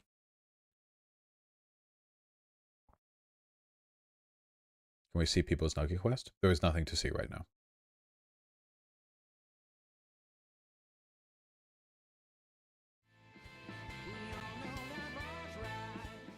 You should watch the Bad Mouse video. So I keep hearing. Thanks, Valdice. You say I look more fit now. It's funny, over the past week, my body has noticeably slimmed. My body is reacting to the exercise and diet. You lose water weight quickly. And your muscles fill. Are you and Lumi still on good terms? I assume so, but I haven't talked with Lumi in a long time. I don't really maintain private relationships with any of the other creators that you're aware of. When we communicate with each other, it's almost always in public forums. I really don't have that much of an interest in maintaining some complicated network of... Exactly, Xander Hall can attest to this.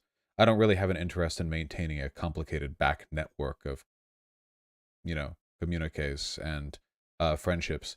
Largely because I forget to respond to them. It's not all some, like, anime, edgy, I'm too good for you mentality. It's a lot of it is really just I'm quite bad at keeping up with people, so I try to set the expectation that I'm perpetually unavailable, which I am.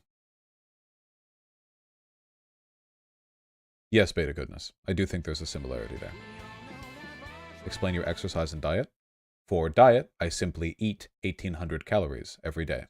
And for exercise, I've just been going on a brisk walk every day, and I do some light exercise that does not conflict with my recent costochondritis. So I don't want to hurt my chest.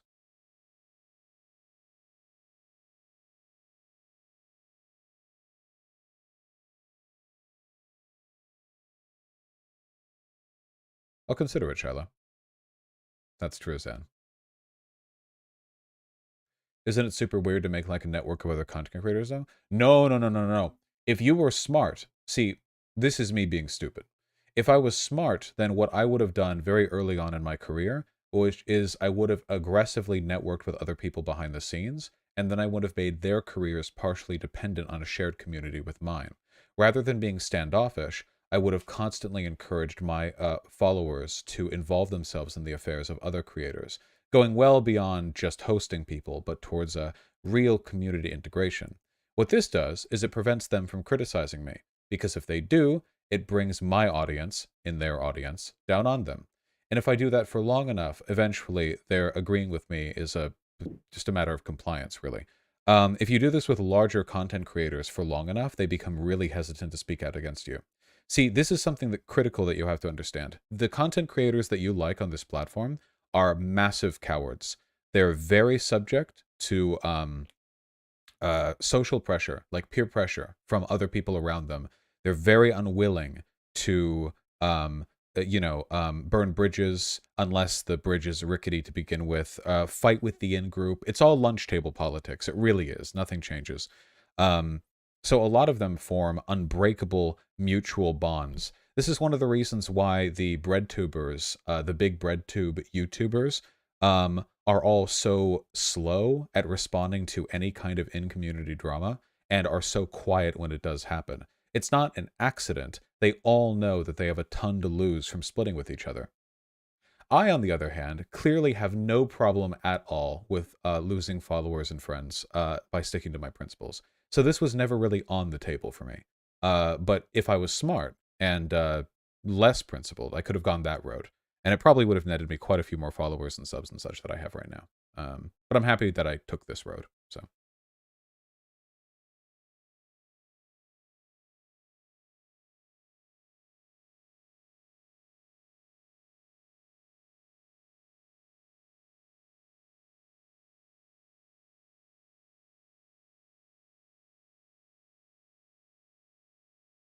Do you think a lot of your detractors take your tendency to not interact with people personally? No, I don't think so. I think they would consider my interactions or attempts to interact with them as a threat anyway.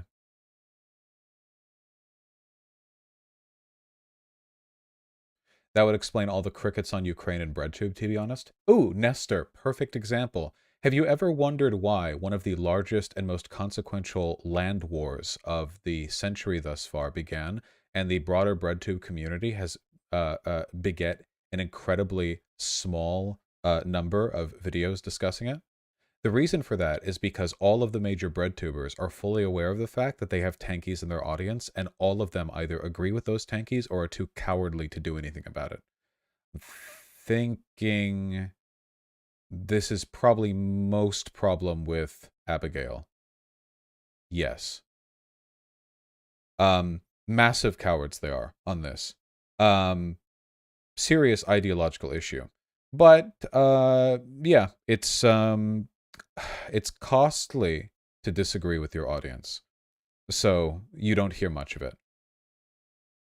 Except Lonerbox? Well, Lonerbox is not one of the major breadtube channels. You know who I'm talking about. I like Lonerbox a lot.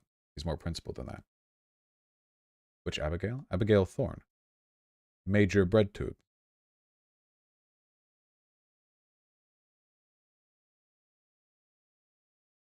Did you guys burn a bridge too or no? There's never been a bridge.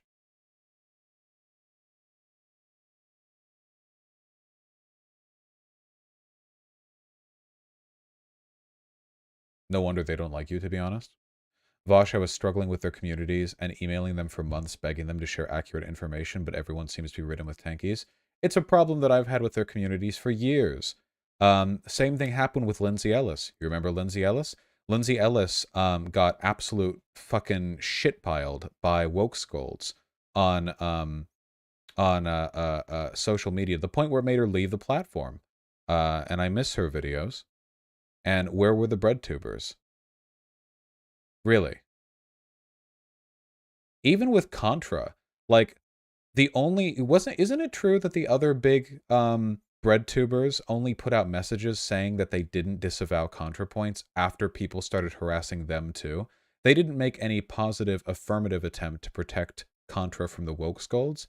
Instead, when people came after them, they were like, "Oh yeah, actually we stand with Natalie, and we're not going to like disavow or whatever else, you know." You remember that? It really is disgusting. A lack of principles. Feel another hangnail.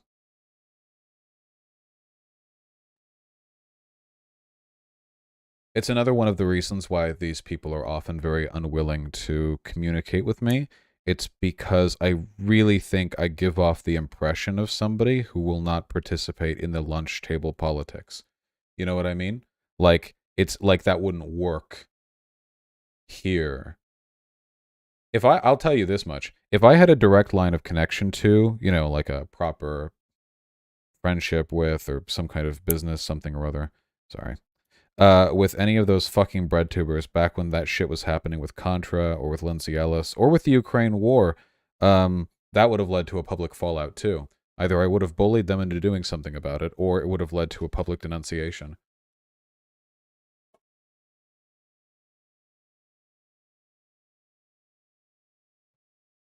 It is rather sad that all of the big YouTube players for the right are like incredibly active and politically aggressive, and all the big YouTube players for the left, not all of them, but a lot of them, are like these silent art film students who emerge from Olympus once every 6 months to drop some, like, with respect, no matter how high its quality, highly masturbatory like art film video essay on a topic that relates to their psyche, and then they go back to Mount Olympus for the remaining half of the year. Meanwhile, the big YouTube people over on the right, like Ben Shapiro and Jordan Peterson, who does get a lot of his output from YouTube these days, are like non-stop, like on every issue all the time. Not good, not good, not good, not good, not good. It's not good, folks. Gonna name names? I did.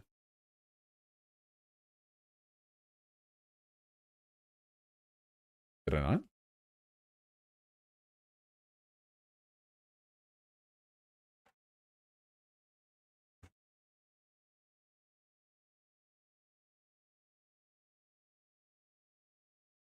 What are you for or against ContraPoints? What the fuck does that question mean? Okay, Vosh, I will start to talk about every issue. Thank you for the advice. Here I go. No, Shu! No, no, no. No, no, no, no, no. Dangerous out here. How many hangnails do you get a day? I trim my nails just earlier today, so normally I don't get any. Pigeon. Yeah, Pigeon? What do you... She sat her fat little butt down in the door frame. You in or out? Okay. Fat little baby butt. Do you think that's about work ethic, or do you think that it takes longer to spread true info? I've said it before, and I'll say it again. A lot of the online left is about gays being buddies with each other. That's it. A lot of it just comes down to lunch table politics.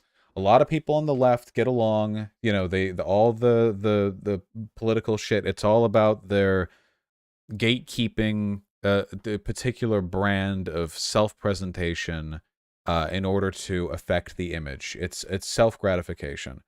The right-wingers are more honest, not in what they say. They lie all the time. But they're more honest in the sense that when they call themselves political actors, they actually mean it. They take money, they give money, they work day in and day out to aggressively push given political ideologies, and they are fairly utilitarian and tactical in like who they're willing to work with. It's treated with the professionalism and ruthlessness of a business, which is fitting because it is a business for a lot of them. That's what you mean by honest, though? It's a more honest expression of desired political power. They lie nonstop. Up yours, woke moralists. We'll see who cancels who. That question, if you still support her, I don't know what you mean by support. I think that her videos, Contras, are excellent and should be watched. I don't know what you mean by support. I don't, my attitudes towards people are not usually as simple as I support them or I don't. There are people who I like who I don't support. I don't even know, yeah. But yes, of course her videos are wonderful. I've seen every one of them.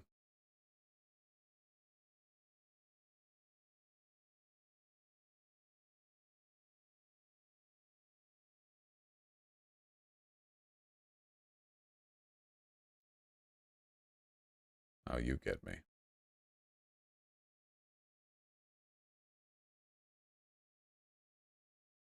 Why not try connecting to people from the right? I'm oomfies with Jordan Peterson. What more do you want from me? You say being principled like it's a bad thing? No, being principled is a good thing. Of course, nobody is perfectly principled. There's no such thing as a perfect set of principles. Any moral principles are going to inevitably run up against edge cases where you have to make judgments, and people are going to have to form arbitrary thresholds for what they think behavior is acceptable, this, that, but you know.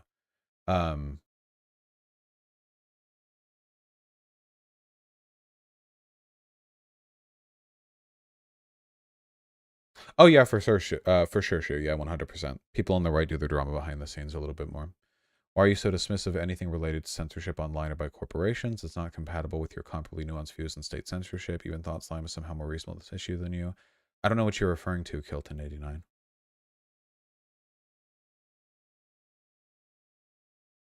No, Rockfish.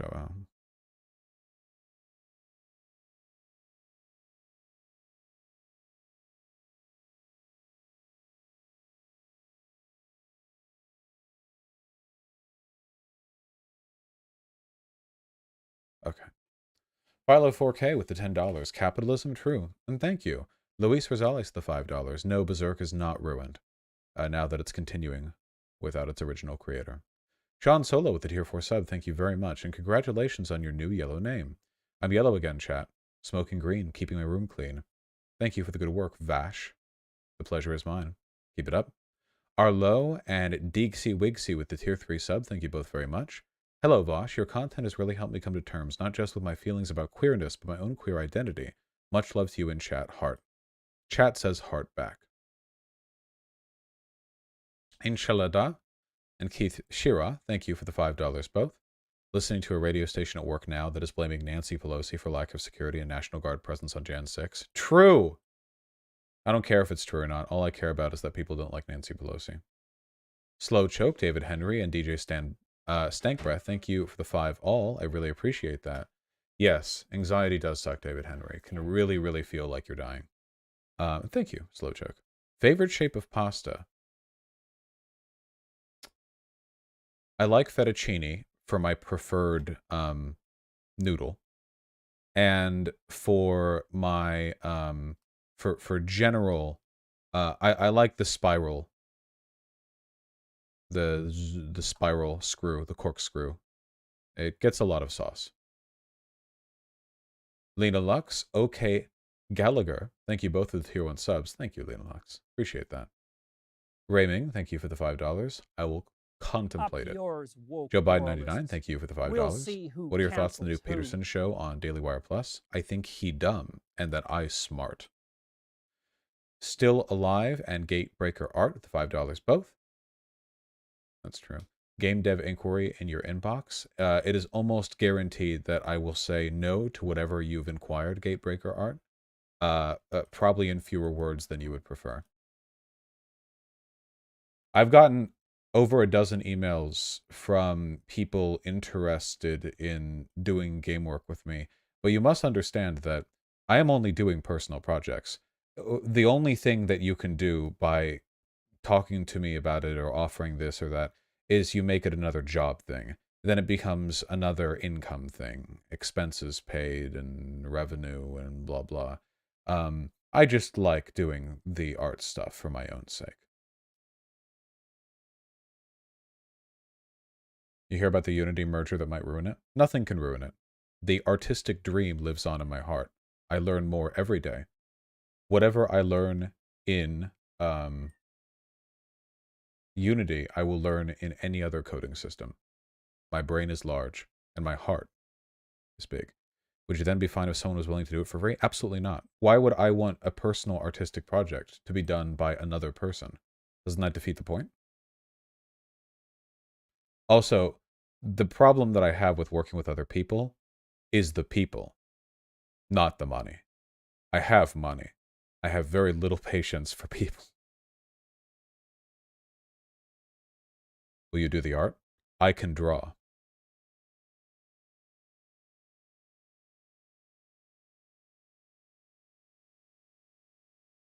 Can I draw well? Well enough for my purposes.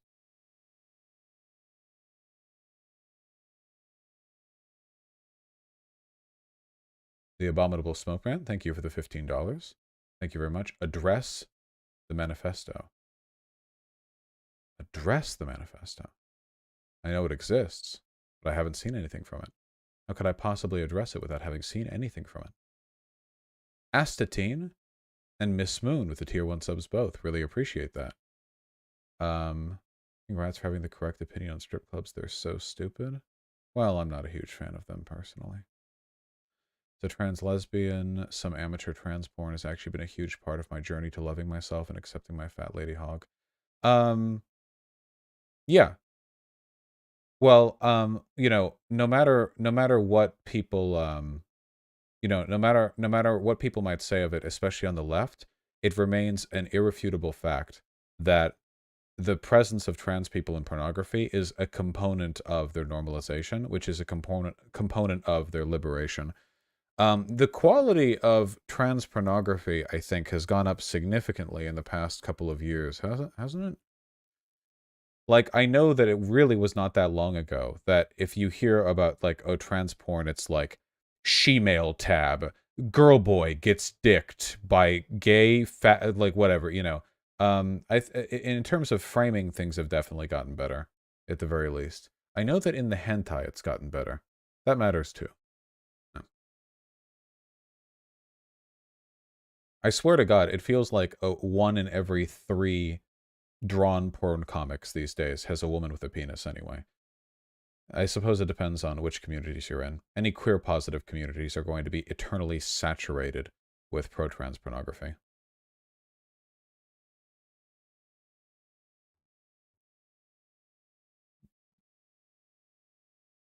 I mean, what makes trans porn? The fact that it has trans in the title? Well, generally because there's a woman with a penis. Or less frequently, a guy with a vagina. But they're also trans.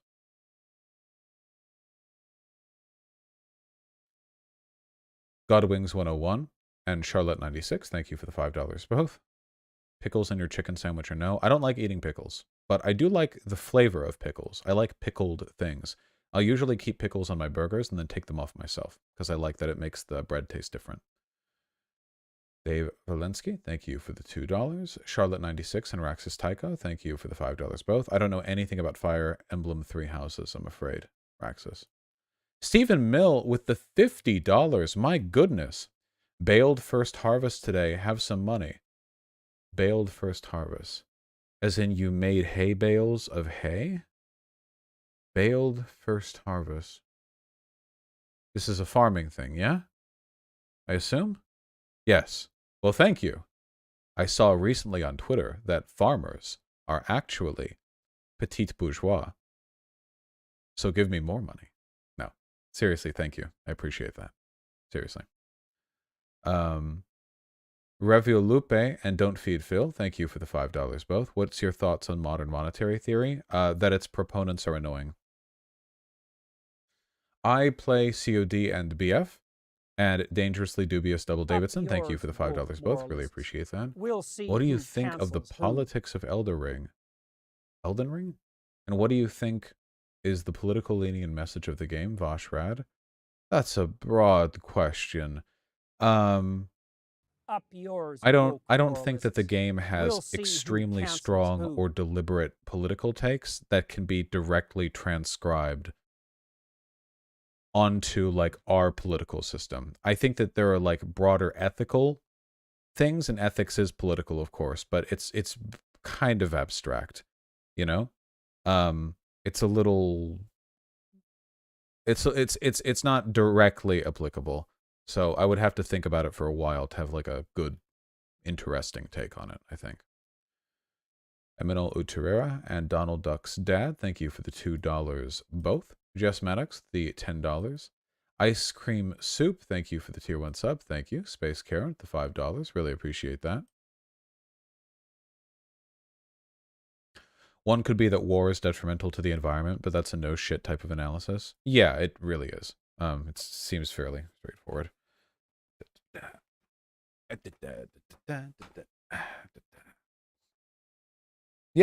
think that's actually a pretty common development of thought. Leia Bea with the tier 3 sub, thank you very much. Not that I'll hear you read this. It'll probably be 3 streaming days from now, but gotcha. You're one of my favorite political/fun streamers. Thank you. I appreciate that. It's very kind of you. Do I look like I'm a Poindexter when I have my elbows up on the arm of the chair like this? I feel like, you know? Here, I need to, there we go. There we go. We need to project my trapezius upward. There we go. This is the natural, comfortable way to sit. Era 404, thank you very much for 1, 2, 3, 4, 5, 6, 7 tier 1 subs gifted. I really appreciate those. Real Raw McGraw, thank you for the $10. Hey, got forced out of my sister's with my stuff on my birthday after bringing up past abuse by her in an argument. In the Nashville, Tennessee area, if anyone is willing to help, my Insta is Real Raw McGraw. Love y'all. Well, if there's anyone feeling particularly humanitarian in the Nashville area, Real Raw McGraw, I'll put that in chat. Godspeed. I hope things get better soon.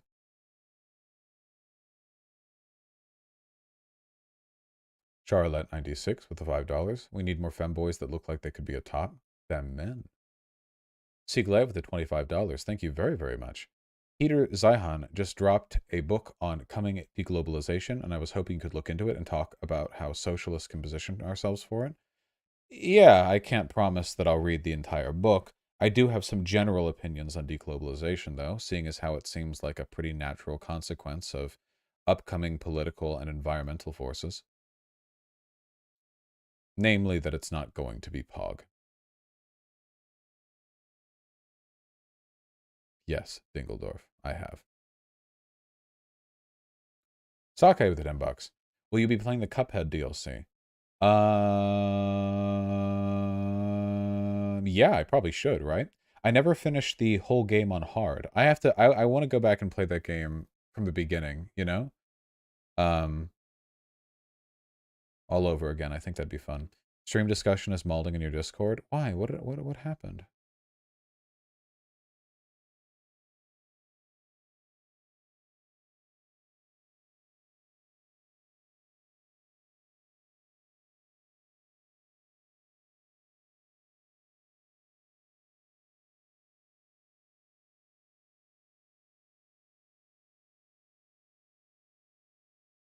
I don't mean to be disparaging, but hasn't it been like 100 minutes of porn, sex, and time? Wow.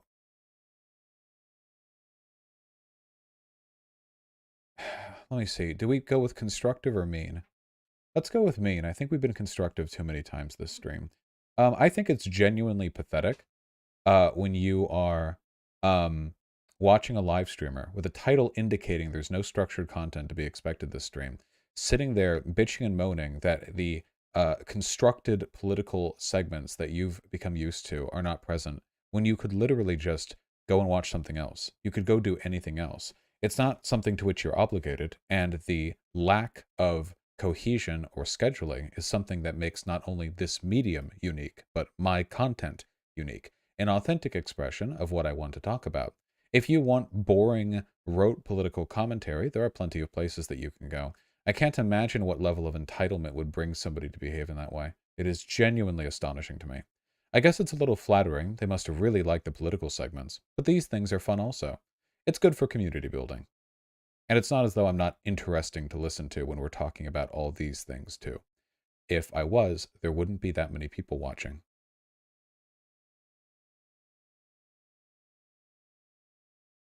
It's a good rough estimate. Pivot on with the $6. Love your stream at work as I've come to terms with gender. Your defense of trans rights means a lot. It's been really hard to participate, so thank you. Thank you. I appreciate that. I do it all for the funsies. Sean with the $10. You say you're a slave to content, but where's the Sam versus Destiny review? I have no knowledge of or interest in reviewing that debate. Let's just say Sam Cedar won because I like him more. Eat Bophades, the $5. Congratulations on getting accepted into an RN residency program in the ICU. Hell yeah. Happy that my streams can make nursing school more bearable. Mortaray with a very kind tier 4 sub. Thank you very much. People who can't tell the line between a healthy and unhealthy reliance on something are likely prone to be addicts themselves. It's important to be mindful of it. Introspection is the most important thing. Yeah. If you can be introspective on stuff like that, it can save you a lot of trouble down the line. 100%. Thank you. And Keith Shira with a very kind $20. Do you ever speak about the authoritarian personality, or potential and actual fascists, or the scenarios that normalize fascist rhetoric and fascist viewpoints? Yes, I've talked about all those things. Do sociology college courses teach a lot about these things? No. My sociology courses did not teach about any of these things. The sociology courses that I took were mostly about learning about old dead people and the ways they thought other people should look at the world. It was interpretive analysis, but it wasn't very we'll see who contemporary with political analysis. What's the effect of conservatism on the human brain? Is it the worst drug? It might well be. And judging from the different brain states of conservatives, the worst brain states, I don't know. It might actually be the worst of them all. It's important for leftists to stress the importance of responsible drug use instead of just recklessly defending any drug use and knee-jerk. Leftists are incapable of advocating for responsible use of anything because they're all children who think that the responsible use of a thing and the prescription thereof is tantamount to parental authority, aka the long arm of the state crushing them. This is what they think. Whenever leftists think that something should be more accepted than it is today, they are biologically incapable of expressing that in any way other than total uncritical acceptance and advocacy for that thing. Pigeon, is there a reason why you are screaming? Yeah? Yeah? Yeah? Yeah? Uh-huh. Wow, hello. Up yours, woke moralists. We'll see who cancels who. What nonsensical baby behavior are you up to?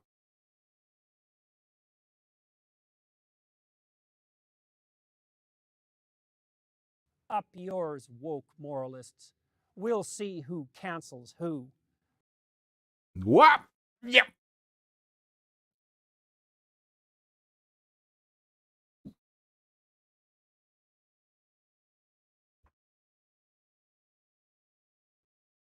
Very good. Up yours, woke moralists. We'll see who cancels who. Oh, Last Wish, don't get me started.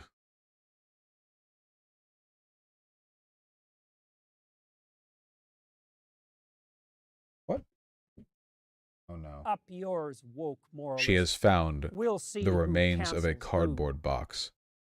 I anticipate scratching noises.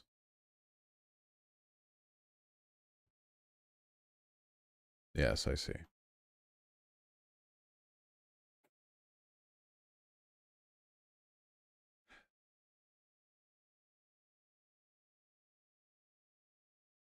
So noted, curb your biases. Is it okay to email you with interesting studies we find? Sure, just don't expect much of a response. If there's one particular kind of email I really can't... Pigeon! Okay, she left. If there's one particular Up kind of email that yours, I really woke can't abide, it's moralists. people asking We'll me for see my who opinion on cancels some who. piece of work that they've done. Especially if it's just from some rando. I only have so much time in the day.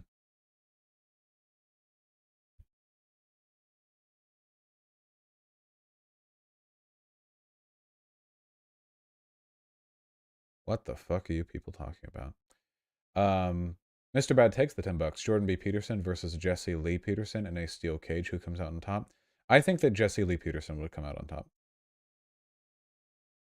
Your friend Jen with the $5. What are your thoughts on Robert E. Howard's opinion that barbarism is the natural state of humanity and civilization is a fluke inevitable to be destroyed? I think that there are some presuppositions there that are naturally flawed. Like just like like quite dumb. It would depend on the definition of barbarism applied here, because whatever humans are, we definitely seem to have like a pretty strong biological predisposition towards civilization building, you know?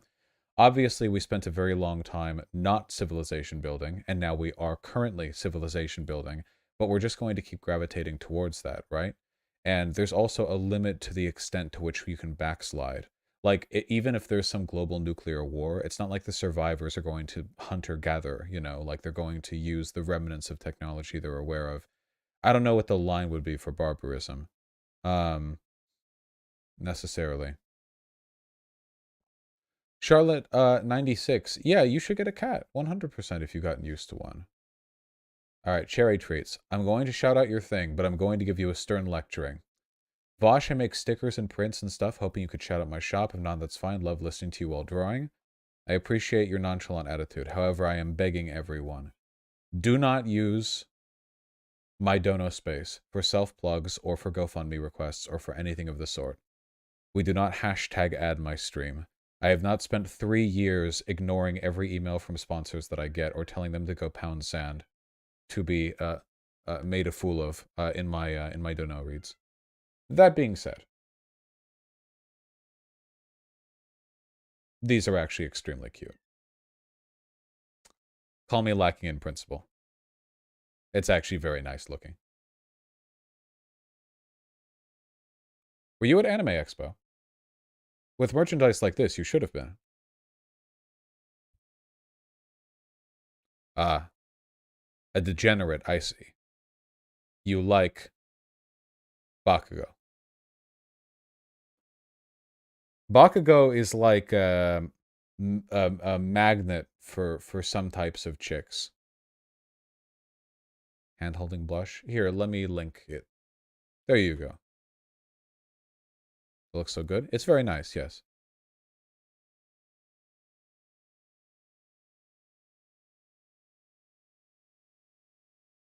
I'm going to donate $10 to TTS, asking people to give me $11. Infinite money hack. It will work for a bit, at least. Up yours, woke moralists.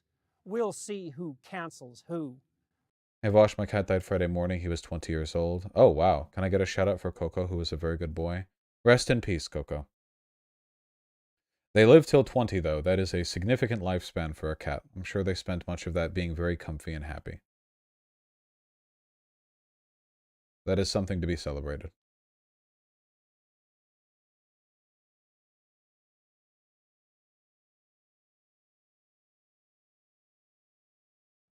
Maybe, Jiminy. I hope you do. Oi, oi. Lived a very cat life. How do I continue a stream after that knowledge that Coco died? Advosh, could you give a good explanation of gender fluid people? It's something I have a hard time wrapping my head around. Okay. Gender fluid people are bullshit because gender is bullshit. And the existence of gender fluid people is just further point to gender being bullshit. I'm gonna keep it hundo million% with you. The more you like, gender is like a faulty social construct with very weak edges, and some people peel at them way farther than others, okay? The gender fluid stuff is like there's barely even a sticker left, you know? It's just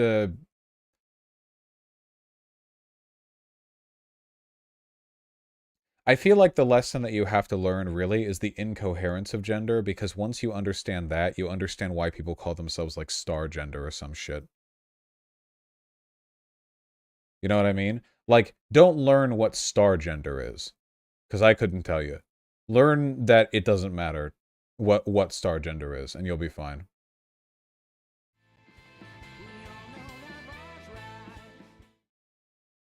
I don't think it's had that effect, Chromancer, unfortunately. I'm sorry to hear that, Substress.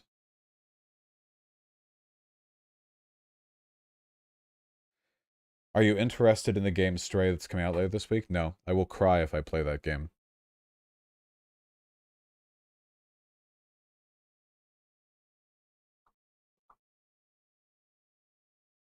Why? Because there is a cute cat that you play as. I will cry.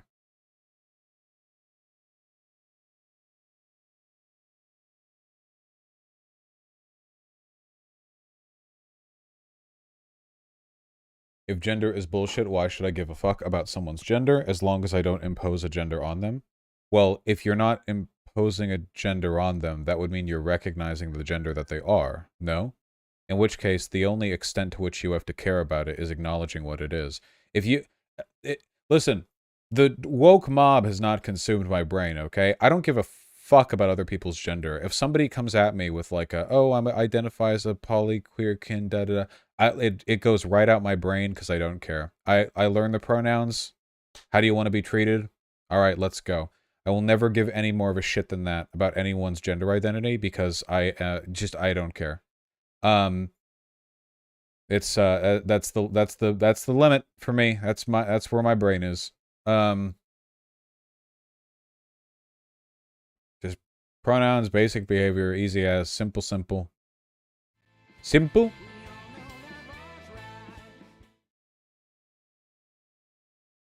Cis people treat gender like it's cool. Oh yeah, cis people are obsessed with gender. Yeah, 100%.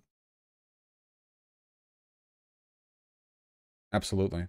Is it wrong to just stick to he, her, and them? You mean like ignoring neopronouns? Most people who go by neopronouns also go by a standard pronoun as well. But if you don't want to... So the issue here is that this is kind of a decorum thing, right? People can choose their names. And if a person's named something, it's considered polite to call them that name, right? Like if a person was born being called John, but then they changed their name to Andrew or whatever, like you should call them Andrew. Like if you call them John, you're like, John, like you sound like an asshole, right? Now, there's a problem with this decorum, right? A person could name themselves some like gigantic polysyllabic, like 52 character name, you know? Some like Welsh city of a name. And then they're like, well, I get upset when people shorten it, you know? So like, have we found a problem? Has decorum around chosen names led us to a situation where you will be bullied by people? They will call you a bigot or rude if you do not repeat their whole name the whole time. The solution to this problem is to remember that this never happens. I am making shit up. This has never happened. It hasn't happened to me. It hasn't happened to you. None of you have ever been subject to social pressure to recite a person's ostentatiously long name and been bullied if you don't do it. This is how I feel about xenogender, xenopronouns, neopronouns, whatever. Is it hypothetically possible that somebody could be a huge cunt about it? Yeah, sure. Has it ever happened to me? No. Has it ever happened to any of you? Maybe one or two of you. I doubt it's a common occurrence, though. Like of some person of the xenogender going like, well, my pronouns are, and then they just list some giant thing. So it's like, you know, could it happen? I mean, sure. Here's the answer. If somebody is like xenogender and they're being a cunt about it, you can call them a cunt. That's fine. If they're like, yeah, you know, I go by this and this, but from this time of day to this time of day, you can refer to me by these pronouns, these times. You can be like, yeah, I'm just going to go by they, them. And if they call you a bigot for that, then I like, what, like, don't care. Yeah. I would never go out of my way to pay that much attention to people's, like, terms of reference under any circumstances, no matter what. And I think it's okay for you to not either. Up But again, yours, here's the woke critical thing. moralists. This We'll ain't see happening. who cancels who. I'm not talking about things that happen in real life right now. I'm talking about, like, some magical hypothetical scenario that might happen in some very rare, specific set of circumstances, you know? You understand what I'm talking about, right? There's probably like 2 people in the world who do that. I follow so many annoying lefty transes on Twitter, and you know what? I haven't seen this happen once. Even with those desperately needs to touch grass, 19-year-old Tumblr reject, 15 pronouns listed, blah blah. It's like, yeah, they, them is fine, you know? Even with the annoying ones, I just do not think this is a real problem. I think that the transes are okay. I do think this.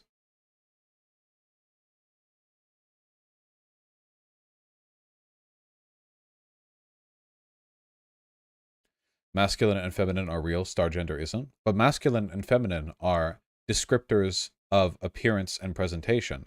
Star gender is a gender. They're not in the same category.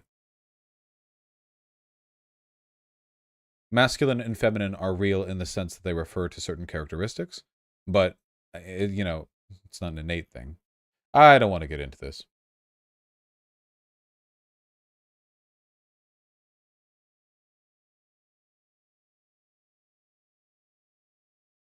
It does sound annoying, Nestor.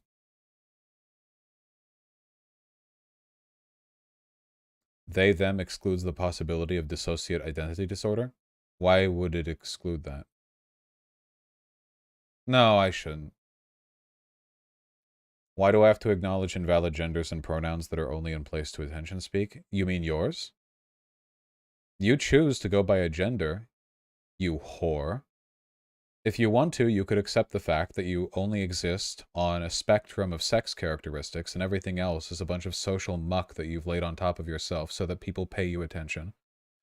But I'm nice enough to you to recognize your identity, so I don't suppose you could be kind in turn to others?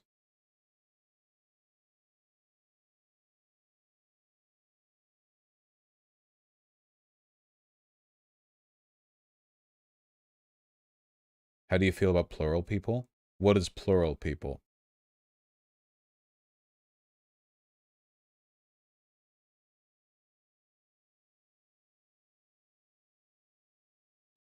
Multiple identities?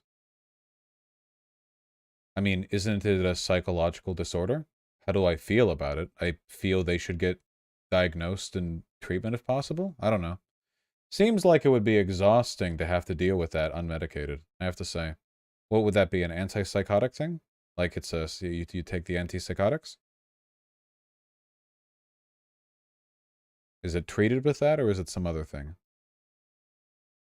Well, some people think it's a fake disorder. I don't think it's a fake disorder. I will say there are plenty of people online who are lying about it, though. But that's the case with a lot of things. That doesn't make the disorder any less valid.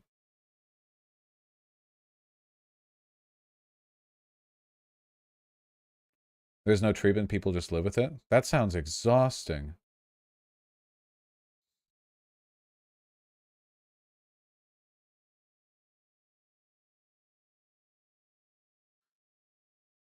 What was a word for some identity? The Sodia says some don't, their other identities help them cope. They come to love some of their alters like friends. It's people who identify as multiple personalities. They don't say it's a disorder, it's an identity. What level of ableism do we want to engage in today?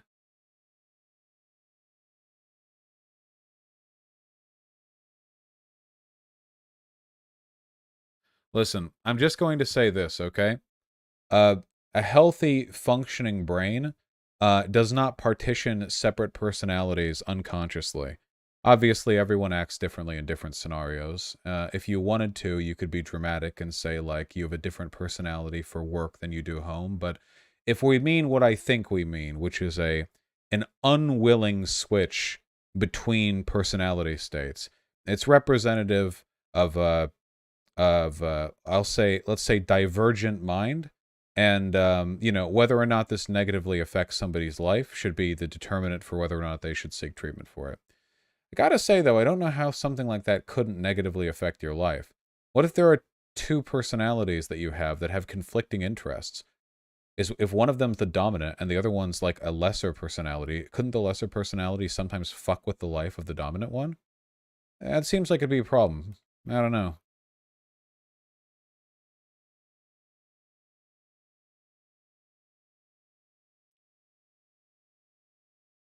I have one personality with divergent interests. Yeah, but there's a difference between having conflicting interests as an individual and having conflicting interests as two separate personalities, one of which will undermine the life of the other without any, like, chance at reconciliation. I think those are different things.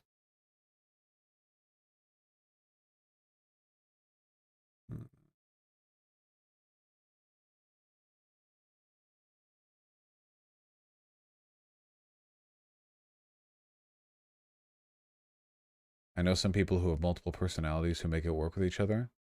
They explained it's like having roommates. Yeah, I'm gonna file this one under the I wouldn't be listening if someone explained this to me thing either. I don't know. I don't know what I'd do with this information. If somebody if you know a person who has multiple personalities and then one of them does something you don't like, can you blame the other personalities? What are the ethics on that? I feel like I might not associate with a person like that because I wouldn't actually know what the decorum would be for like the ethics of holding them accountable for behavior from one side or another. Yeah, I don't know. Might be better for both of us if I just not.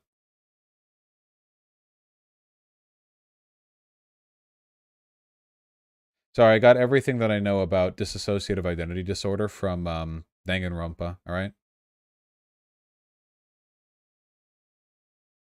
That's where we're bringing. Isn't that legit ableism though? Fuck yeah, I love ableism. Absolutely. Hey, if you don't want to be friends with somebody who's like super depressive to the point that it makes them miserable to be around, that's okay. That's your God-given right. That would be another example of ableism. Literally discrimination based on a person's mental abilities.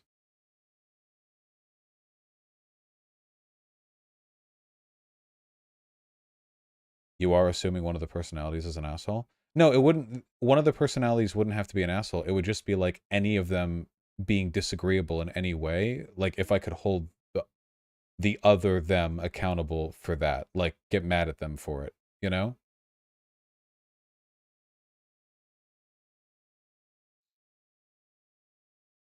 The worst thing that people can do with mental illness is use it to skip accountability. This isn't like a 100% thing, but it definitely happens. People who have any number of borderline personality disorder, bipolar, depression, anxiety, dissociative, schizophrenia, literally like anything that affects your behavior. You know, people can use it to skip responsibility for their behavior. It's a common abuse tactic. That's not to say that mentally ill people do this all the time. Usually they're the victims of this behavior, not the perpetrators of it. Um, but it can happen, and it's very frustrating when it does.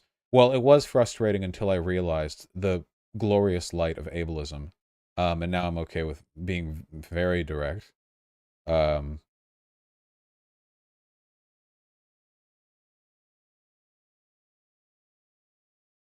Imagine if one personality was a fascist and the other was a socialist. I wonder how that would affect a person's life. Okay, I don't know how like far these divergent personalities go, right? Because like in fucking books or video games or whatever, divergent personality disorder literally means like different people. You know, like in Split, that movie, it's like literally different people. Which is bullshit. That's not real. I don't think that's real. Um, if in order for you to have a personality break like that, that would have to be like worse, wouldn't it? Like that kind of split personality would have to be like some kind of hyper fucking schizophrenic shit, some major crazy shit. I think that like when most people talk about dissociative identity disorder, they're talking about like different fragments of a central personality to an extent. I don't know how much of a difference there would be generally speaking. Um I've seen that happen, Vosh. Yeah, but I don't think that's like the case when we're talking about this stuff for the most part. Like mostly we're talking about like different elements of a central character, like different slices cut out of a pie, different facets of a gem. It's like a central person where some things are being made visible or invisible depending on certain conditions, you know? This happens to everyone day to day, but maybe if it happens enough and it happens unwillingly and without introspection, that would be the point where it becomes like a mental condition. This is not correct at all. Yes, it is. Everything I'm saying right now is perfectly correct. I've done no research into this. Thank you. I've played Danganronpa 1.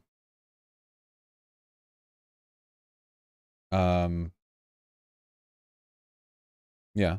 Isn't Vosh talking about bipolar? No, I'm talking about dissociative identity disorder.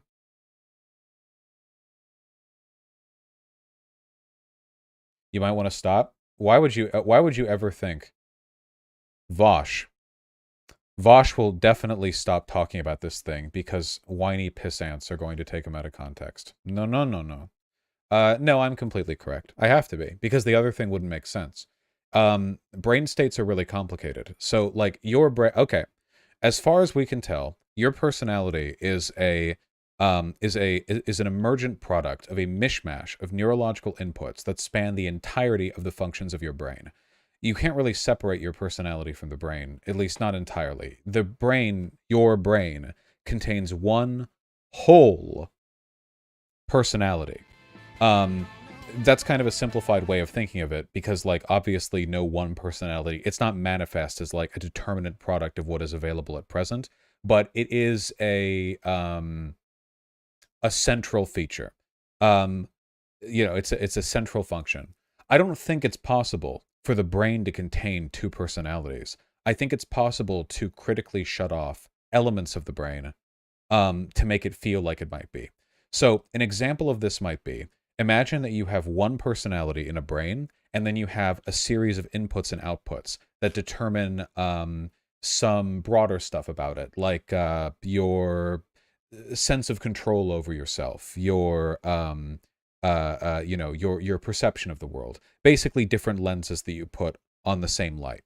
Now, it could be possible then to switch inputs in such a way that it feels like there are two different personalities that are essentially just different lights cast on the same central personality. It would be like the difference between, to use like a video game thing, to have two separate like game players, or to have one game player where you just switch like control and a few inputs, and that would be like you're in the same body, obviously, because we're in the same body. But the changes that are made are like a different context on existing underlying information.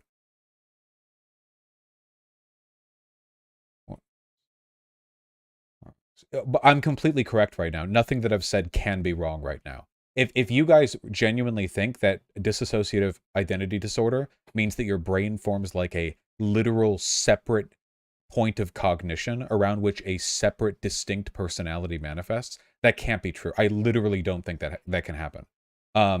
Instead, it's different like input switches, different frameworks or context or perspectives on the same one, right?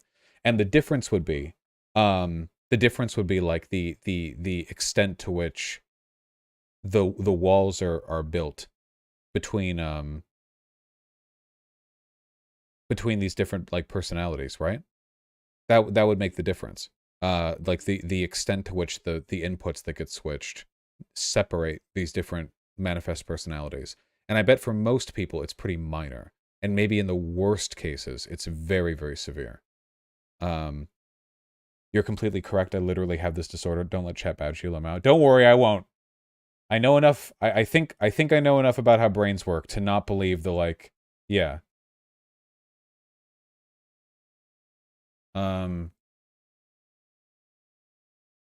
You're almost right, but different alters are very different. They act like completely different people. Yeah, but I didn't say anything that contradicts that. It's still the same underlying personality, you know?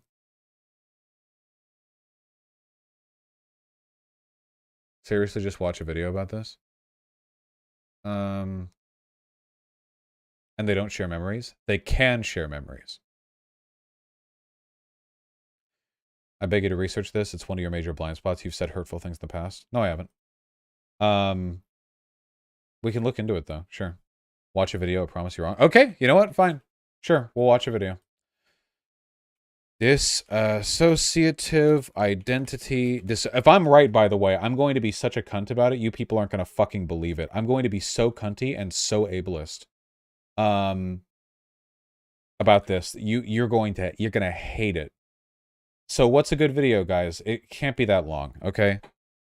Osmosis, dissociative disorders, causes, symptoms, diagnosis, treatment, pathology. Myself and I, dissociative identity disorder. What it's like to live with dissociative. Which one? Does anyone know if any of these are good? All these are pretty short videos, so that's good, at least. SCIS how? What? SciShow? This one right here? This one has the least views. This is the one we trust the most? Okay.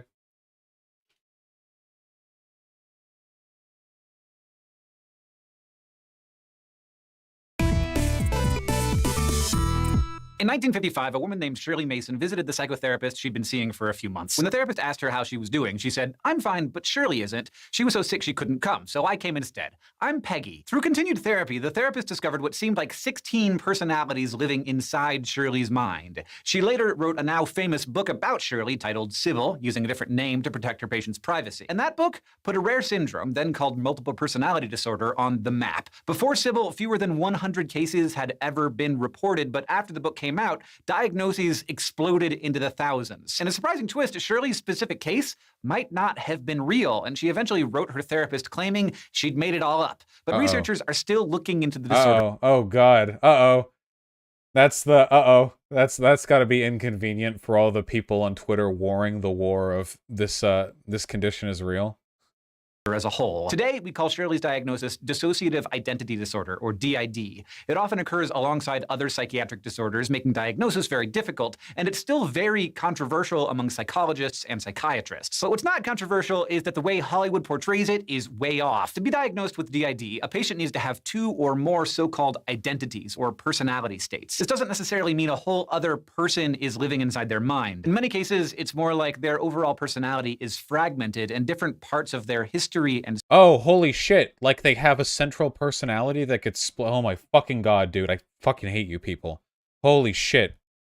Self-image can take control. For example, only one personality state might be able to speak a language learned during a semester abroad in college, while another doesn't remember that experience. Or if they'd previously been a very religious person, they might have one fragment of them that's devout and another that isn't. Sometimes these fragments present themselves as multiple people. Okay, so the thing that I'm curious about, the thing that I'm really curious about is like, what differentiates this, like the having the multiple personality fragments, what differentiates that from just being a regular person who, in an ordinary and relatable way, has like code switching of personality, basically, right? Like, I definitely act differently in some contexts than in other contexts, you know? That's like a different element of myself. Now, obviously, that doesn't come with split, like, memories or different levels of self-control or whatever, but I just wonder, is it like that line drawn to a certain point? Like, where that line is exactly? I guess it's not really, like, objectively known. What's up? Unfortunately, yes. Can I explain something? Sure. Wait, to me or to chat? Just to you real Oh, quick. to me. You can Okay. tell chat. Wait. Because this is what helped me understand it. Okay. DID is caused by trauma. Caused by trauma. Childhood. In early childhood. That does not allow the person who has it to fuse their personality facets. Does not allow them to fuse their It personality facets. It doesn't. It causes a split off of person. It just doesn't allow them to like to them they have to compartmentalize it into a different being. So I guess like the difference would be the control over the code switching then, right? So it'd be like like to use the lighter example of like personality changing, like or fronting. It's called fronting. Right, yeah, like fronting, except you don't have control over the context in which the front is presented. Usually you don't. Usually, that's the other thing. It's often triggered by a certain emotional response, and then another person will come to the front to handle that. It's a coping mechanism. Yeah. Okay, that makes sense. That's It's just the I'm just wondering how distinct it is from mentally normal people, like putting on like different acts to maintain like different social situations, because we all do that to an extent. Yeah, it's very distinct because they become a whole other person, different gender, different interests, different names, Gay. everything. Yeah, gay, straight, everything. It's just a way of coping with something. Not your. It's like dissociation, you know. Seems like mega inconvenient. Oh my god! Right. Yeah. But anyway, you know, people who have it tend to be. I don't know. They tend to be chill. Oh, speaking of inconvenient, can I have a coffee? Yeah. Thank Stalling you. D&D, so. Oh, they're stalling? Yeah. Oh, okay.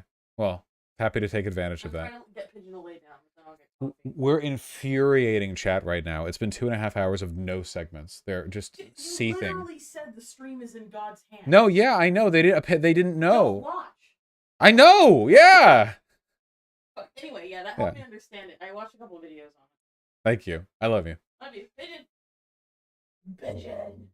Come here. All right.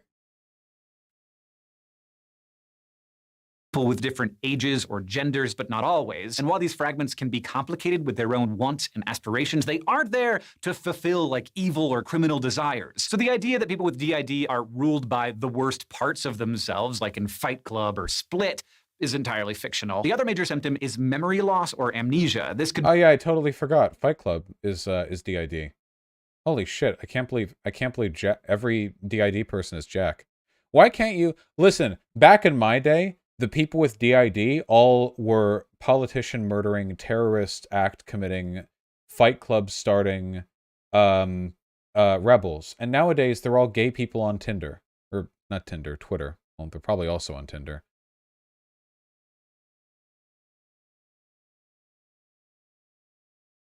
Spoiler alert? The 22-year-old... Okay. Be missing personal information about themselves or missing memories from times when another personality fragment was in control. Also, it doesn't count if the personality shift or memory loss are chemically induced. If everyone tells you that you turn into someone else when you're drunk, you can't remember what you said or did, you do not have dissociative identity disorder. And parents, imaginary friends, totally cool. They're really common, like 2/3 of kids have them, and this is not a symptom of your child harboring another secret personality. But if a patient has multiple identities, their memory is shaky, and they're distressed or impaired by these symptoms, then a psychiatrist might diagnose them with DID. Many, though, wouldn't. It's not that the condition isn't real. There's no denying that patients have these symptoms. But experts disagree on where the symptoms come from, whether DID is a standalone disorder or whether it's better explained by other well-established disorders. Surveys of psychiatrists found that most agree it's a valid diagnosis, but many think it's commonly misdiagnosed. That's partly because DID is so rare. Most studies on it have very small samples. But yeah, I will say, listen, people can see through me if they want, but having seen a little bit of online discourse on this, I do feel like a lot of the people on social media who are self-diagnosing with DID really are, yeah, they're attention seeking. I think it's a real condition, but holy shit. I gotta say, sometimes there is there are people who seem to treat it with like the gusto and like personality dress up that people treat like gender identities, except gender identity is an identity, and this, though it has identity in its name, is a mental disorder. So it's slightly different. Okay, but again, it's not all fake. I'm not saying it's all fake. Not everyone's attention seeking. I'm just, a lot of it is like, a lot of it is like, let's be real. In a lot of lefty communities, how do you know the difference? I can't tell the difference between a valid this or that. I'm not a fucking doctor. I doubt a doctor even could, like, reliably in all cases. People get misdiagnosed all the time. It is trendy in like young lefty circles to be mentally ill. It is. Don't, like, we know. People collect mental illnesses like fucking Pokemon in their Twitter bios, And it's the flashier the mental health condition, sometimes I think the more pull there is to make a spectacle of it. And I think it's okay to point this out, by the way, because frivolous self-diagnosis can legitimately impede treatment of people with the actual condition. That is true. That is true. If people do it frivolously, it detracts from the ability to find reliable data on testimonies from people who actually do have the condition. I don't think it should ever be trendy to have a mental illness or whatever. That's why I never really show off with my manic depression or, you know, whatever. It's just kind of a fact of life. The ADHD thing's mostly a meme. I mean, I have it, but like when you say, "Oh yeah, ADHD brain," if it's mostly a meme. I think people say ADHD brain these days the same way people used to say like, "I'm so OCD," every time they would like line up their spoon, their knife, and their fork on the paper napkin they're given at Applebee's, you know? Um, you know what I mean? Like they did it with OCD, but you realize people do it right now with ADHD, right? Depressiveness and anxiety are things everyone experiences, but ADHD isn't. So people are like, oh, I'm so ADHD. And it's like, well, maybe. I don't know.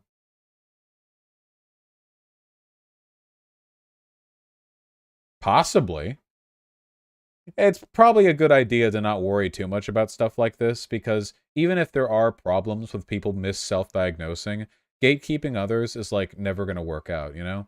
Like, you can simultaneously believe, yeah, there are people who frivolously self-identify as stuff like this, and also believe it's a waste of time to like think or care too much about it, which is my position.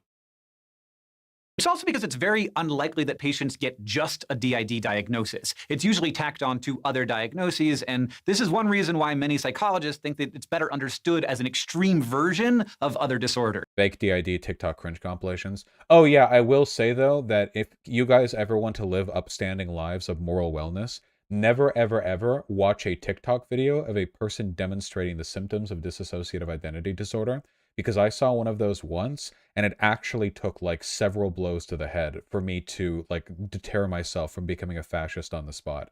Yeah, do not ever do that. Those videos are psyops designed specifically to make you a reactionary. You have to be very careful with those, okay? Ooh, yeah.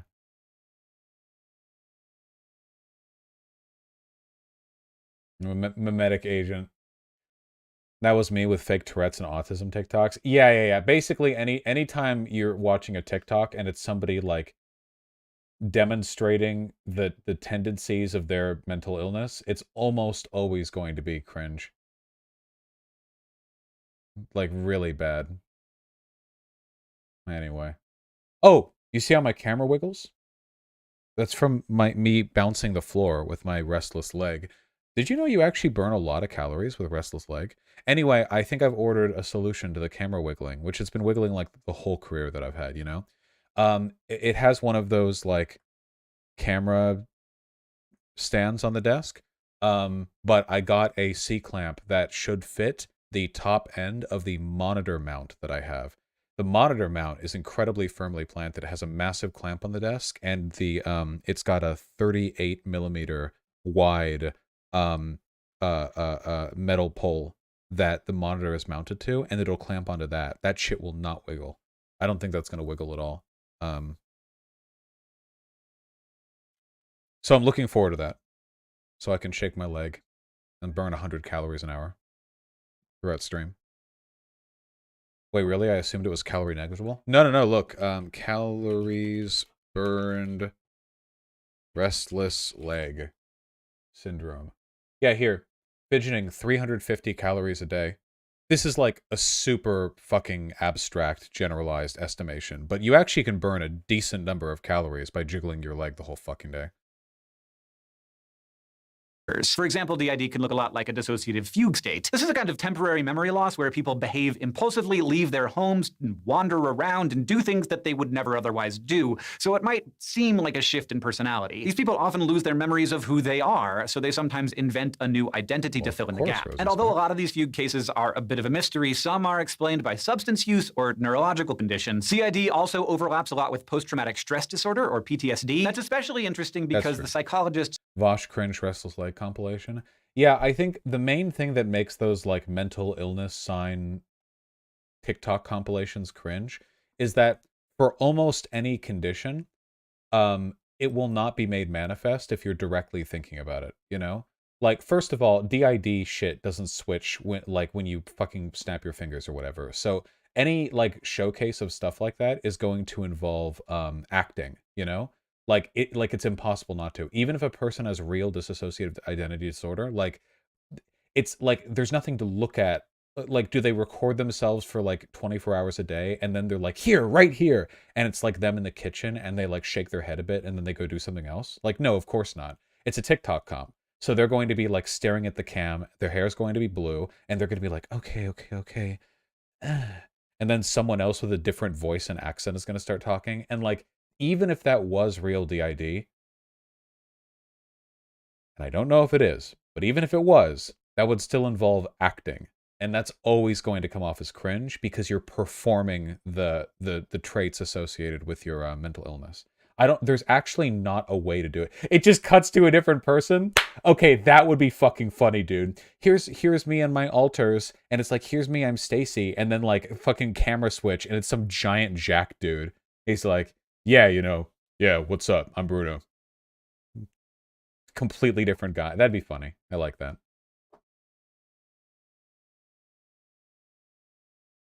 Who most strongly believe DID. Like Tourette's? Tourette's is a perfect example because even though Tourette's literally does happen spontaneously with like no self-control, or at least it can, it depends, it still looks like they're acting it. You know what I mean? Drama kids are a mental illness? Well, yeah, of course, obviously.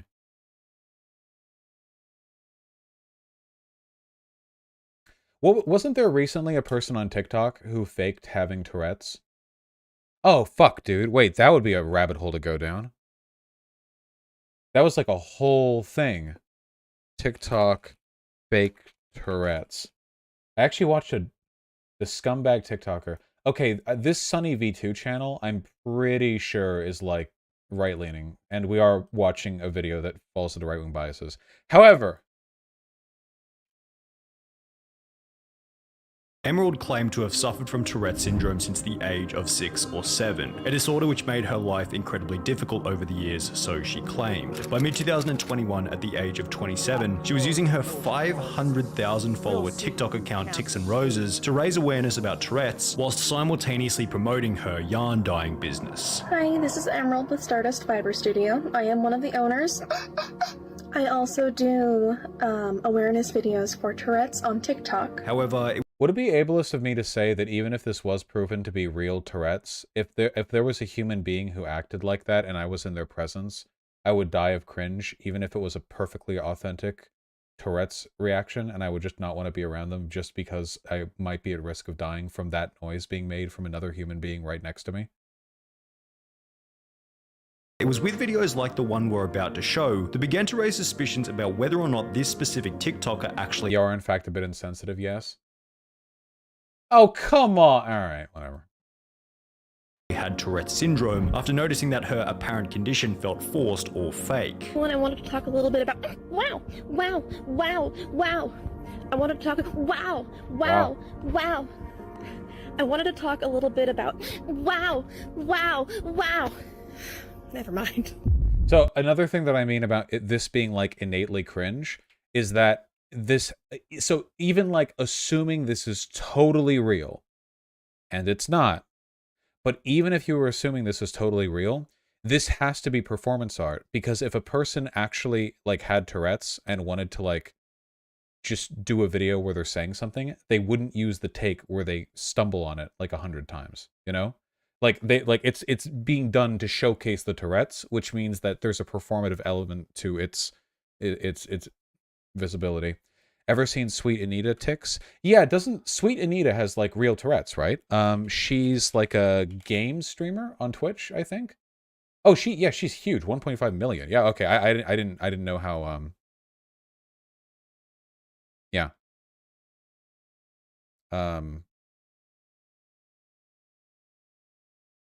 Best of Tics highlight comp. If I remember correctly, she actually does get annoyed by her tics, like, actually, doesn't she? Like, she won't edit them out, or like she won't edit them out or like hide them or whatever, but like she doesn't, they're not like a showcase that she plays up, I don't think. Like, obviously people in her fan base like it because people are fucking weird, but like, yeah, I don't think, yeah, I don't know. Every time I've seen Sweet Anita, I don't know much about her, but every time I've seen her, she seems cool.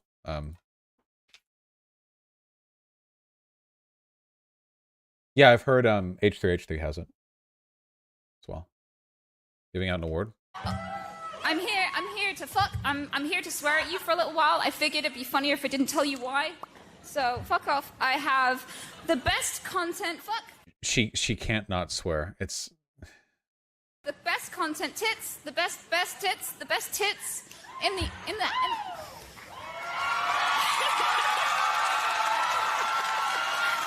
So this is because she's incredibly nervous, right? Because she's literally presenting an award. So like when you're nervous, like all those symptoms would probably like ramp up. The best content organization. Yes. Love you too.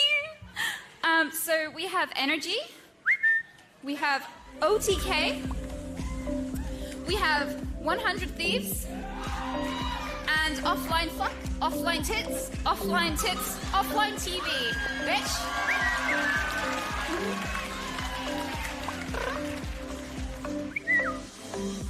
You're all sluts. I hate you. What is she supposed to do about the N-word?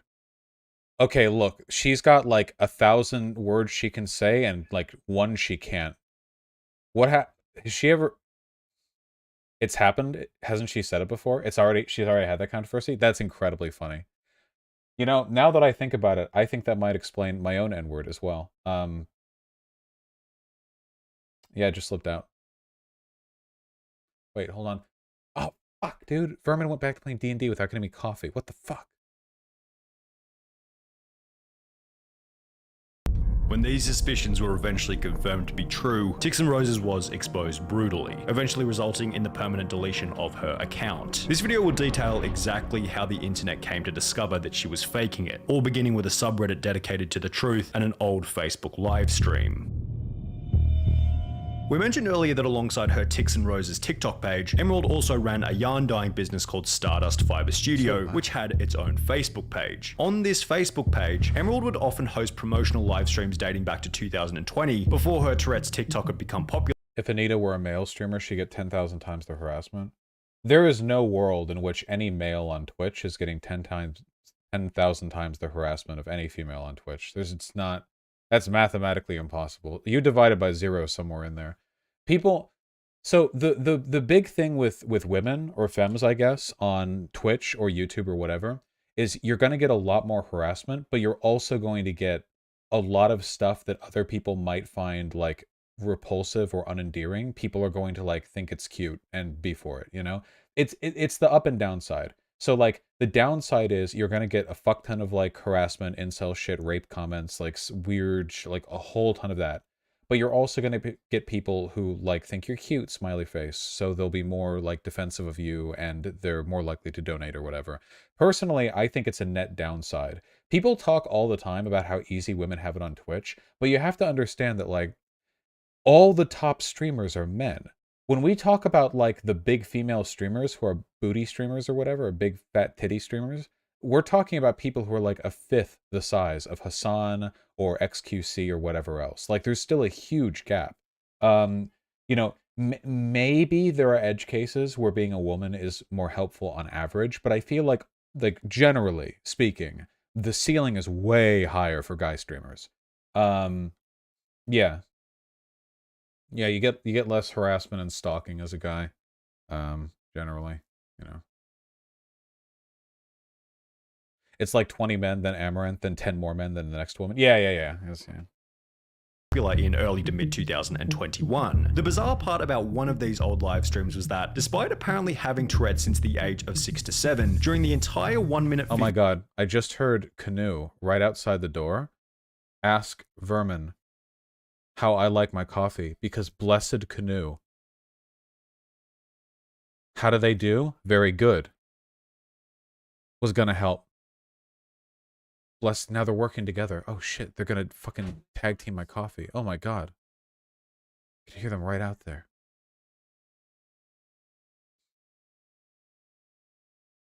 A 54-second video, Emerald didn't tick, not even once.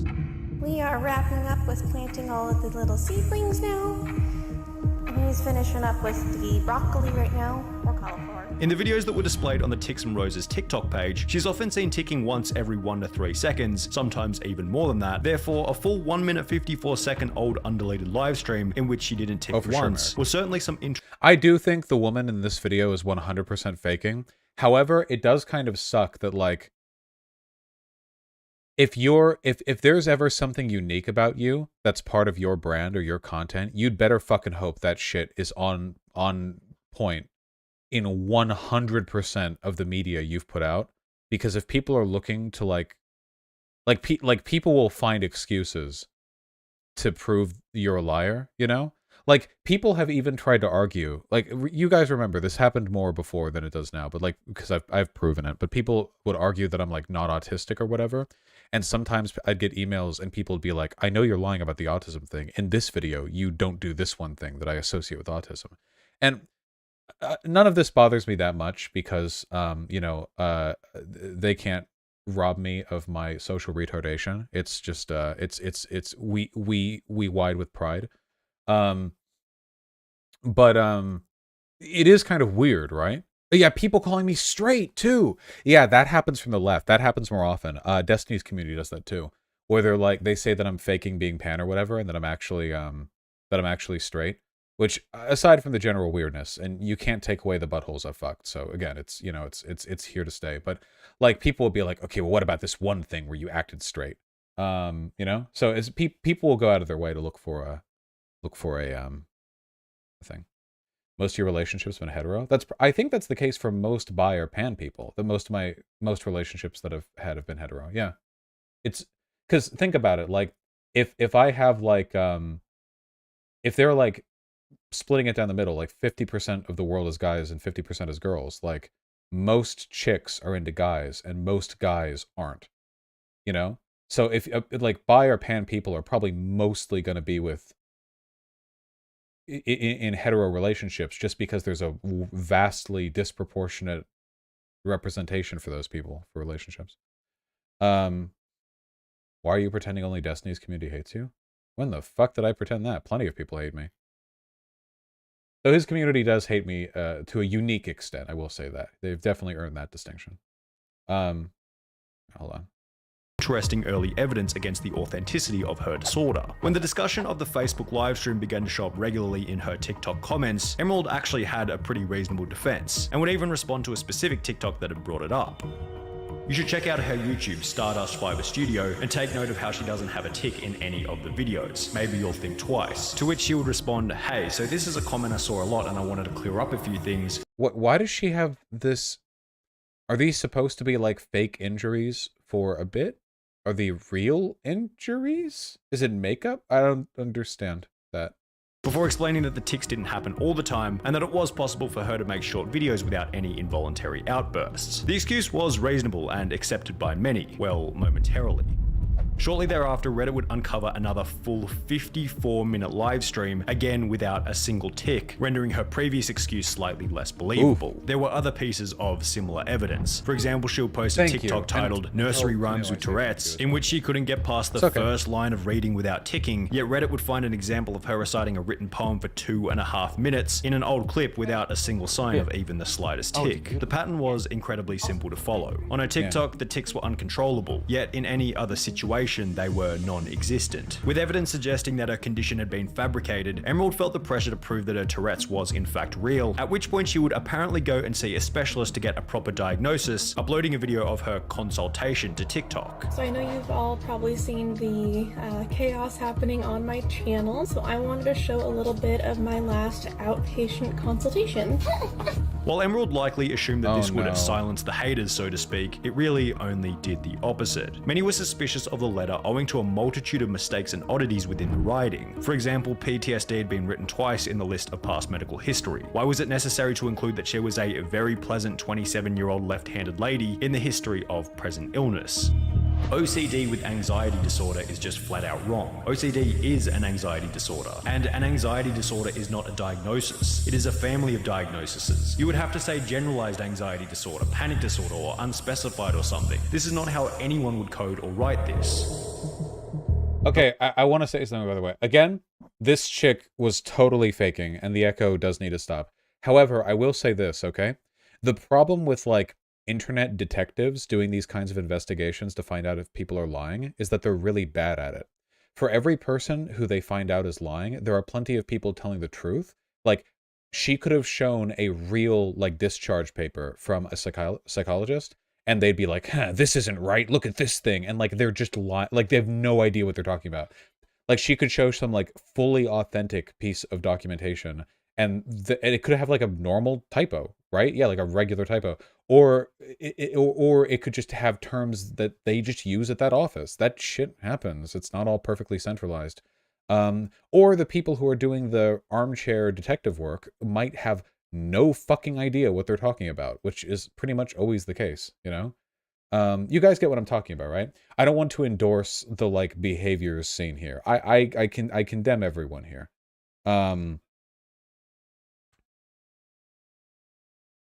You can't take away the buttholes I fucked, true. I guess you can technically fuck, like, women's buttholes as well. Scientists say it's possible, theoretically.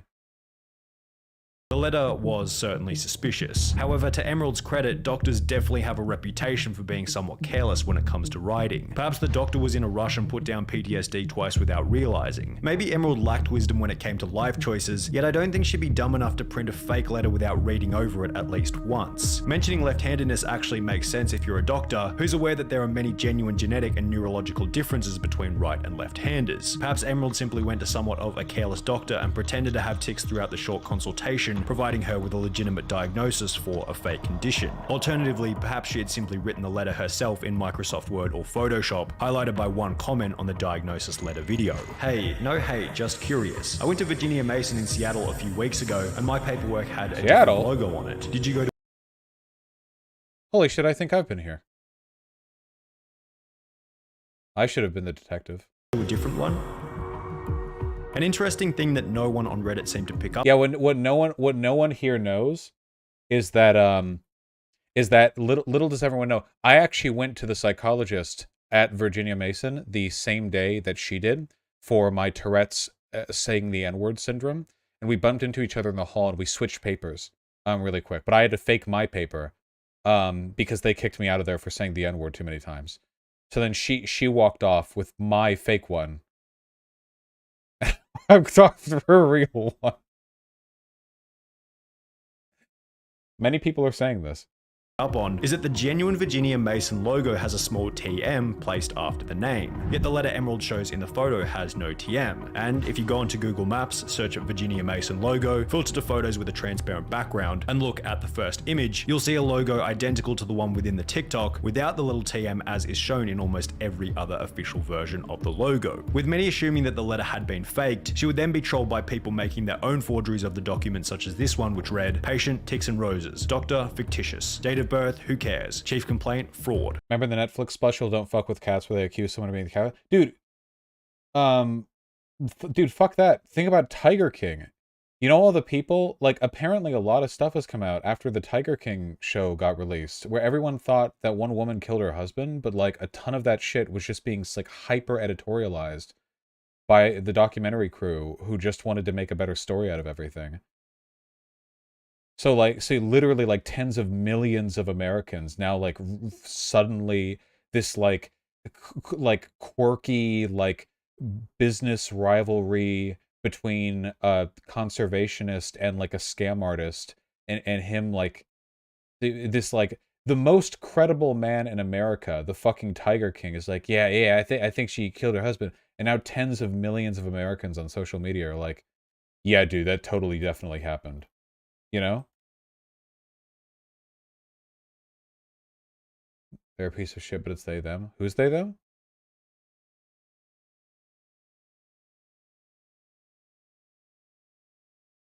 Anyway, you get what I mean, right? Video person? Oh, they're they, them? I should have known. They have the phrenology of a they, them. Okay, gotcha. Wait, Carol Baskin?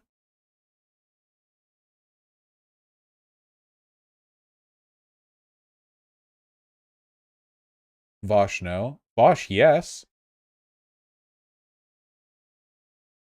No, the faker? Okay.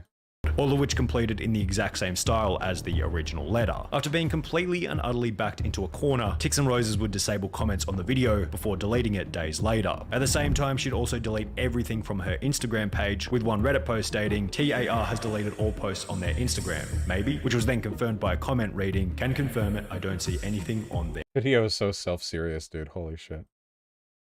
profile.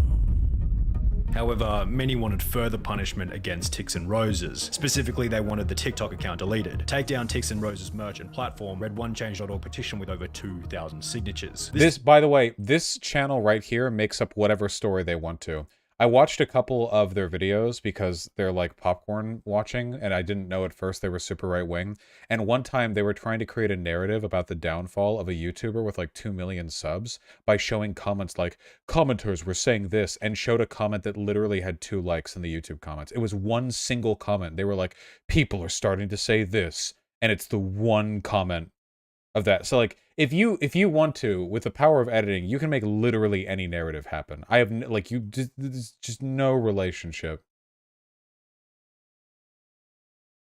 Disease is not a joke, and she clearly finds it funny to fake it to gain clicks, followers, and even money. She's been selling merchandise for her own personal gain and fortune. As far as I and many others know, she's been faking Tourette's and many other illnesses, with proof me and others have found. Like I said in the first part, this illness isn't a joke. It's not quirky, it's not a game, it's a terrible disease with no cure, and she's been doing disgusting things to profit off it. Many went even further by commenting on how Tix and Roses had impacted their life personally. I'm signing this because my husband suffers from Tourette's. Every day, his body does things that he does not want to do. It's embarrassing and it wears him out. This found a strong enough piece of evidence to put a stop to the antics altogether. I don't get what this little scratch, double scratch thing on their cheek. I don't know what that is. I don't know why that keeps showing up. Or so they such as involuntary jerking, impaired gait and balance, Wait, hold on. disorders such as involuntary jerking, I get that. impaired gait and balance, and difficulty with speech and swallowing. In yet another old Facebook livestream, before her TikTok had blown up, at a time when she had less motive to lie, Tix and Roses somewhat sincerely shared information about her experience with Huntington's disease, stating that one of the symptoms was involuntary jerking. So yes, I have Huntington's disease. But Huntington's disease doesn't have me. In addition to the video, Reddit users found an old Huntington's disease fundraiser from October 2014 hosted by Emerald, which stated Huntington's disease is something that affects my entire family. My grandfather was diagnosed, and shortly after, my mother as well. I'm doing this walk for my grandfather, for my mother, and for those in my family that have the potential for having this disease as well. While many on Reddit remain skeptical in comments as blatant as, I don't believe she has Huntington's disease, the video in combination with the 2014 fundraiser gave her a pretty good case proving that she did in fact have the disease. However, people quickly discovered something else associated with this diagnosis that was extraordinarily fishy. In order to be diagnosed with Tourette's syndrome, you must have symptoms that are not the result of another medical condition such as Huntington's disease. Even if she does have tics, which is major doubt here, no doctor should be diagnosing her with Tourette's. Instead, any good doctor should be telling Why her that the their tics, echo? again, major doubt, are a byproduct of their Huntington's. This basically meant that if she did truly have Huntington's, the case for her having Tourette's was now even weaker. However, there was still no rock-solid evidence proving that she was in fact a cold, hard liar, but people hadn't given up hope. And Wait. If their behavior is legitimately explained by Huntington's and not by Tourette's, wouldn't it just be like, oh, their behavior is real, but it's another condition?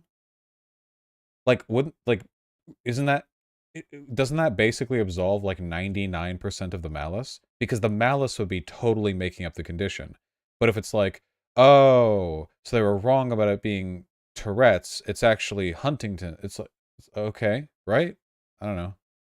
there was still one place from which the truth could be found, her family themselves. Oh, and just so you guys know, channels like this, videos like this is the male version of true crime podcasts for women. Just so you guys know, okay? In every way. In the fundraiser from 2014, Emerald mentioned that Huntington's disease is something that affects my entire family, also mentioning that she had a 14-year-old sister. Well, this specific sister would discover the Reddit thread after it had gained international attention, after which she would shatter the wall of lies that Emerald had been hiding behind as her TikTok grew larger and larger. On the 31st of May 2021, a user by the name of Jade4101 would make a post to the subreddit titled Introducing Myself and the Truth, which contained the following message. Hi everyone, I recently found out about everything going on. Oh my I want to God. clear up some misconceptions and share my part. I am Emerald's sister and we grew up together. Although we were raised non-denominational Christian, my mother, who is an amazing woman, and I have always been supportive of Emerald and miss them dearly. We have always accepted them. They cut communication with us. We have tried to reach out, but they no longer wish to have contact with us, and we haven't talked in years. I'm just commenting in hopes of clearing up misinformation. Also, my grandpa does have Huntington's. It's late onset, which means it doesn't show up till late in life. My grandpa is currently suffering from the side effects and is not doing well. It's very sad. My mother has it too, but is not yet showing symptoms, thankfully, and I have not been tested. Lastly, I do not believe Emerald has Tourette's syndrome and never showed any symptoms as a child. They are mentally ill though. I love my sister, I always will, and I wish them the best, but I don't agree with what they've done. It's incredibly disrespectful to fake a mental illness for any reason. I'm extending my sincerest apology to everyone their actions have hurt, although I know it's not my apology to give. I do wish for Emerald's safety. All I ask is respect and privacy for my parents and grandparents. And if you don't believe me, I'm happy to answer any questions you all may have, as long as they're not disrespectful. The post received over 400 responses from those desperate to get an insight into the unique psyche of an individual who would fake a disorder for TikTok. Do you know why Emerald might have fabricated all this? Do they have a tendency to want attention regardless of it being good or bad? Honestly, I'm unsure why Emerald would fabricate this. I was kind of in shock when I first heard about everything. But yes, they do have a history of fabricating stories or stretching the truth, so to speak. Do you know why they cut communication with you? I'm not exactly sure. I've tried reaching out to them to talk I can't deal with the echo, dude. about and do like our The internet, so I do not do awareness for Tourette's anymore, regardless of the fact that I do have a clinical diagnosis. Gallant says, are people seriously acting like the echoes are a Nazi thing? Yeah, they are a Nazi thing, okay? Because this guy's fucking Auschwitzing my eardrums with the goddamn hyper reverb British accent bullshit. Holy fuck. Only Nazis could manufacture death on an industrial level like this.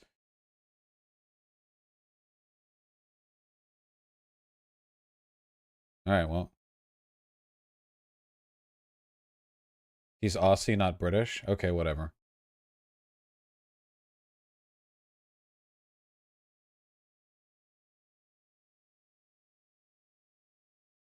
Well, that happened. So did we learn to be more respecting of dissociative identity disorder? Is that what we got out of that? Is that the conclusion we arrived at? Watch the Union video? Nope.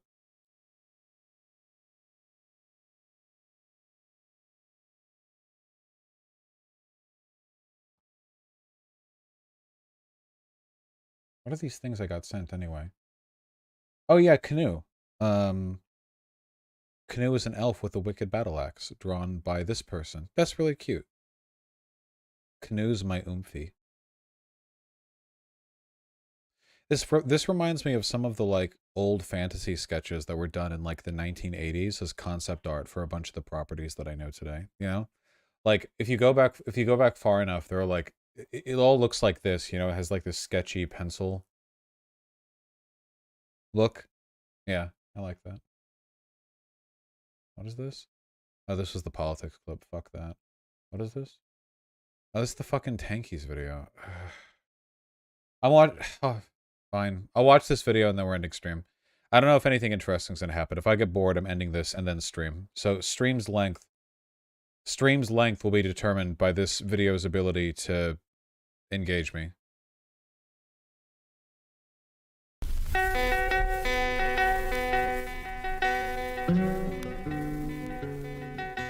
In That's a tank. 1953, chairman of the USSR Joseph Stalin died. In the following years, Nikita Khrushchev would eventually assume power, and in 1956 he shocked the world by denouncing Stalin in his so-called secret speech before the Comintern. Dope graphic to begin with, by the way, just gotta say. Bad Mouse always has dope graphics in his video. And began a process of de-Stalinization across the Union. Later that year, the Hungarian People's Republic, a Warsaw Pact nation, was having some disagreements with Soviet influence. An uprising had begun, and under the leadership of ex-NK... Is he based or cringe? I have no idea. This guy's a tanky. Yeah, this guy's a tanky. The last two videos he made 8 months ago were on me. He actually came out of retirement to make videos on me, basically. He had these videos from years ago, and then Chernobyl YouTube poop. Why'd I drop off the Earth old video playlist? And then 2 videos about me. Didn't you call him Tanky Sargon? I think so, right? This was the Tanky Sargon thing? Yeah. The real problem is that like trying to argue against me is just a bad. Oh, we got him on that one. I'm willing to bet maybe a fifth of these dislikes are coming from his community. Yeah, see, it's just when you take a shot at the king, you better not miss. You know, simple as that. Anyway, I don't think this guy's stupid though. I actually think this guy's pretty smart. I just don't know. I wish I had a better memory. That video was 8 months ago though. Well, let's see. Let's see. Any video can be good. You know, I'm not prejudging. AVD officer Imre Nagy, the Magyars withdrew from the Warsaw Pact. As a result of this, Khrushchev retaliated by sending in forces, along with tanks, into Budapest to crush the rebellion. And after a few days of fighting, the Soviets established control and Nagy was eventually deposed. But in the West, many of the organized left were miffed. Such a brazen act of force, so publicly displayed, definitely caused some confusion in the established understandings that many socialists had. Oh, The coming no. months saw many splits across the continent, with those either supporting or opposing the Soviet line. The most notable of I don't know if I would describe the military crushing of the independence movement as a visible display of aggression. What did he say? That was a very minimal way of phrasing it. which occurred in the OG Communist Party of Great Britain, of which reporter Peter Fryer, who had been in Budapest during the fighting, was barred Trotsky? and eventually kicked out for writing in opposition to the crackdown. In light of this event, and more prominently after the Prague Spring in '68, the supporters came to be known under the pejorative tanky. Because, you know, tanks. Now that's the original meaning of the word.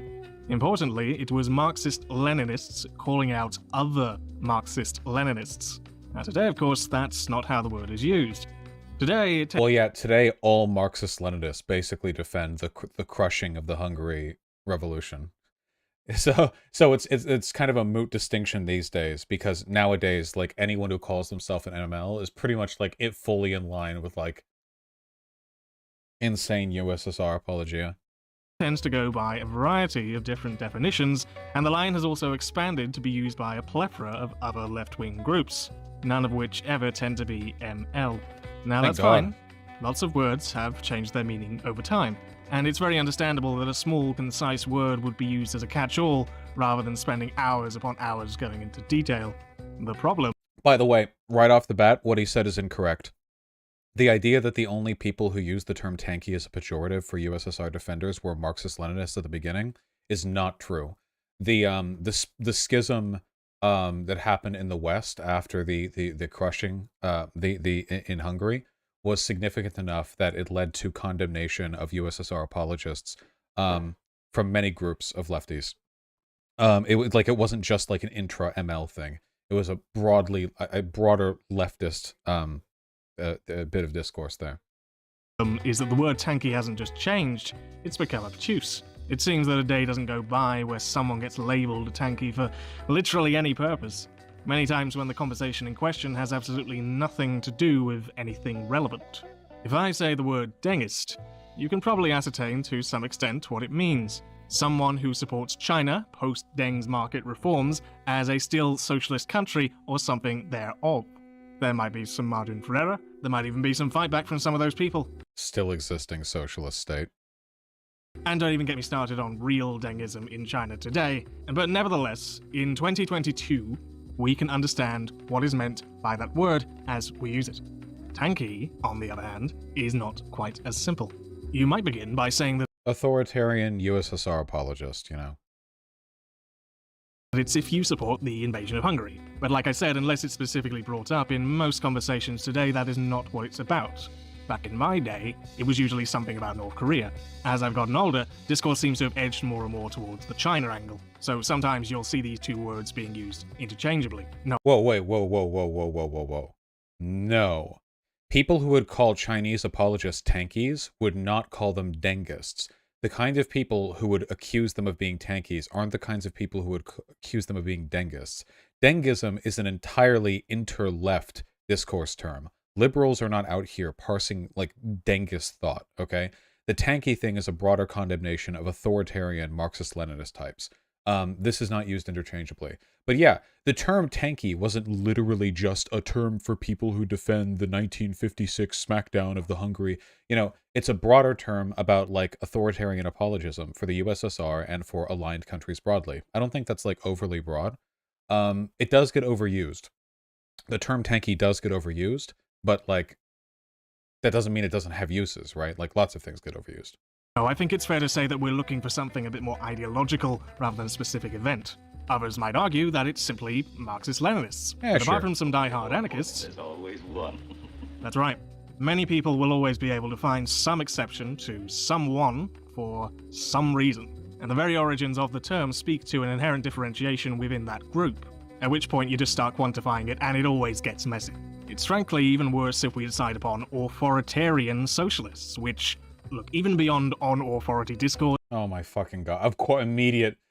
The fact that his immediate addressal of this is on Authority Bot tells you exactly where this guy's mind state is. Absolutely. I told you, dude.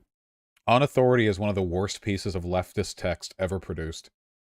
Did you know that, authoritarianism is good because, like, liberating the slaves would be authoritarian because, like, you do things that other people, the slave owners, don't want to do. So, like, actually, authoritarianism is good.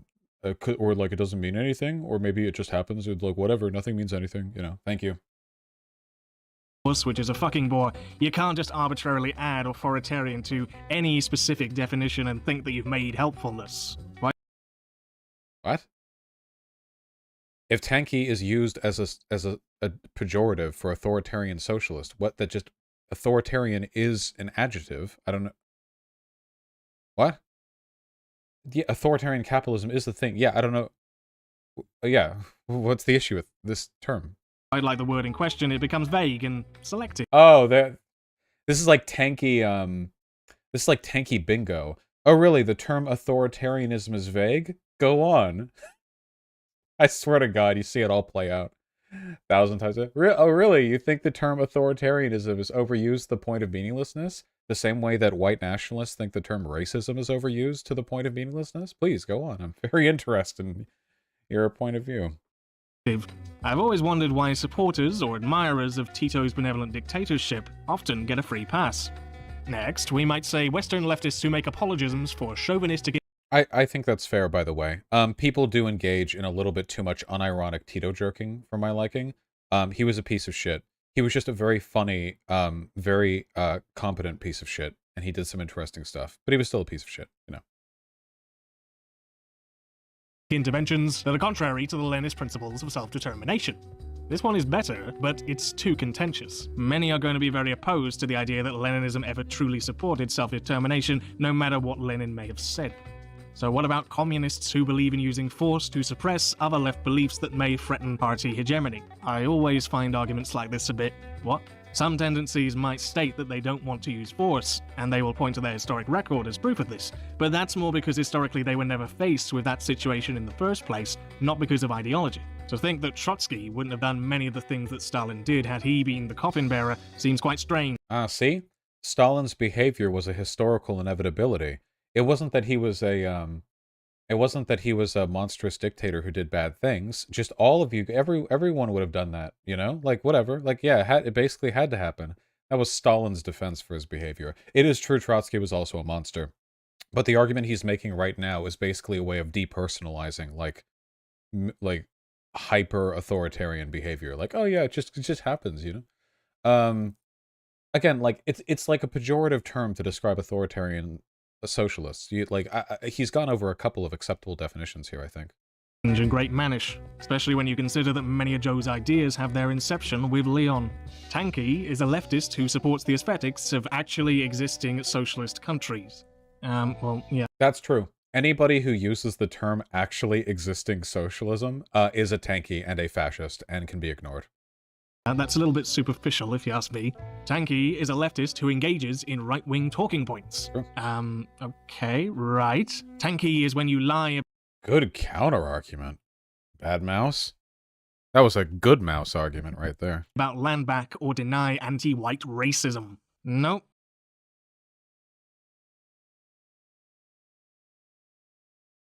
I have never heard tanky used to describe... what's another definition for tanky? People who like charity and good things? Then I guess I'm proud to be a tanky.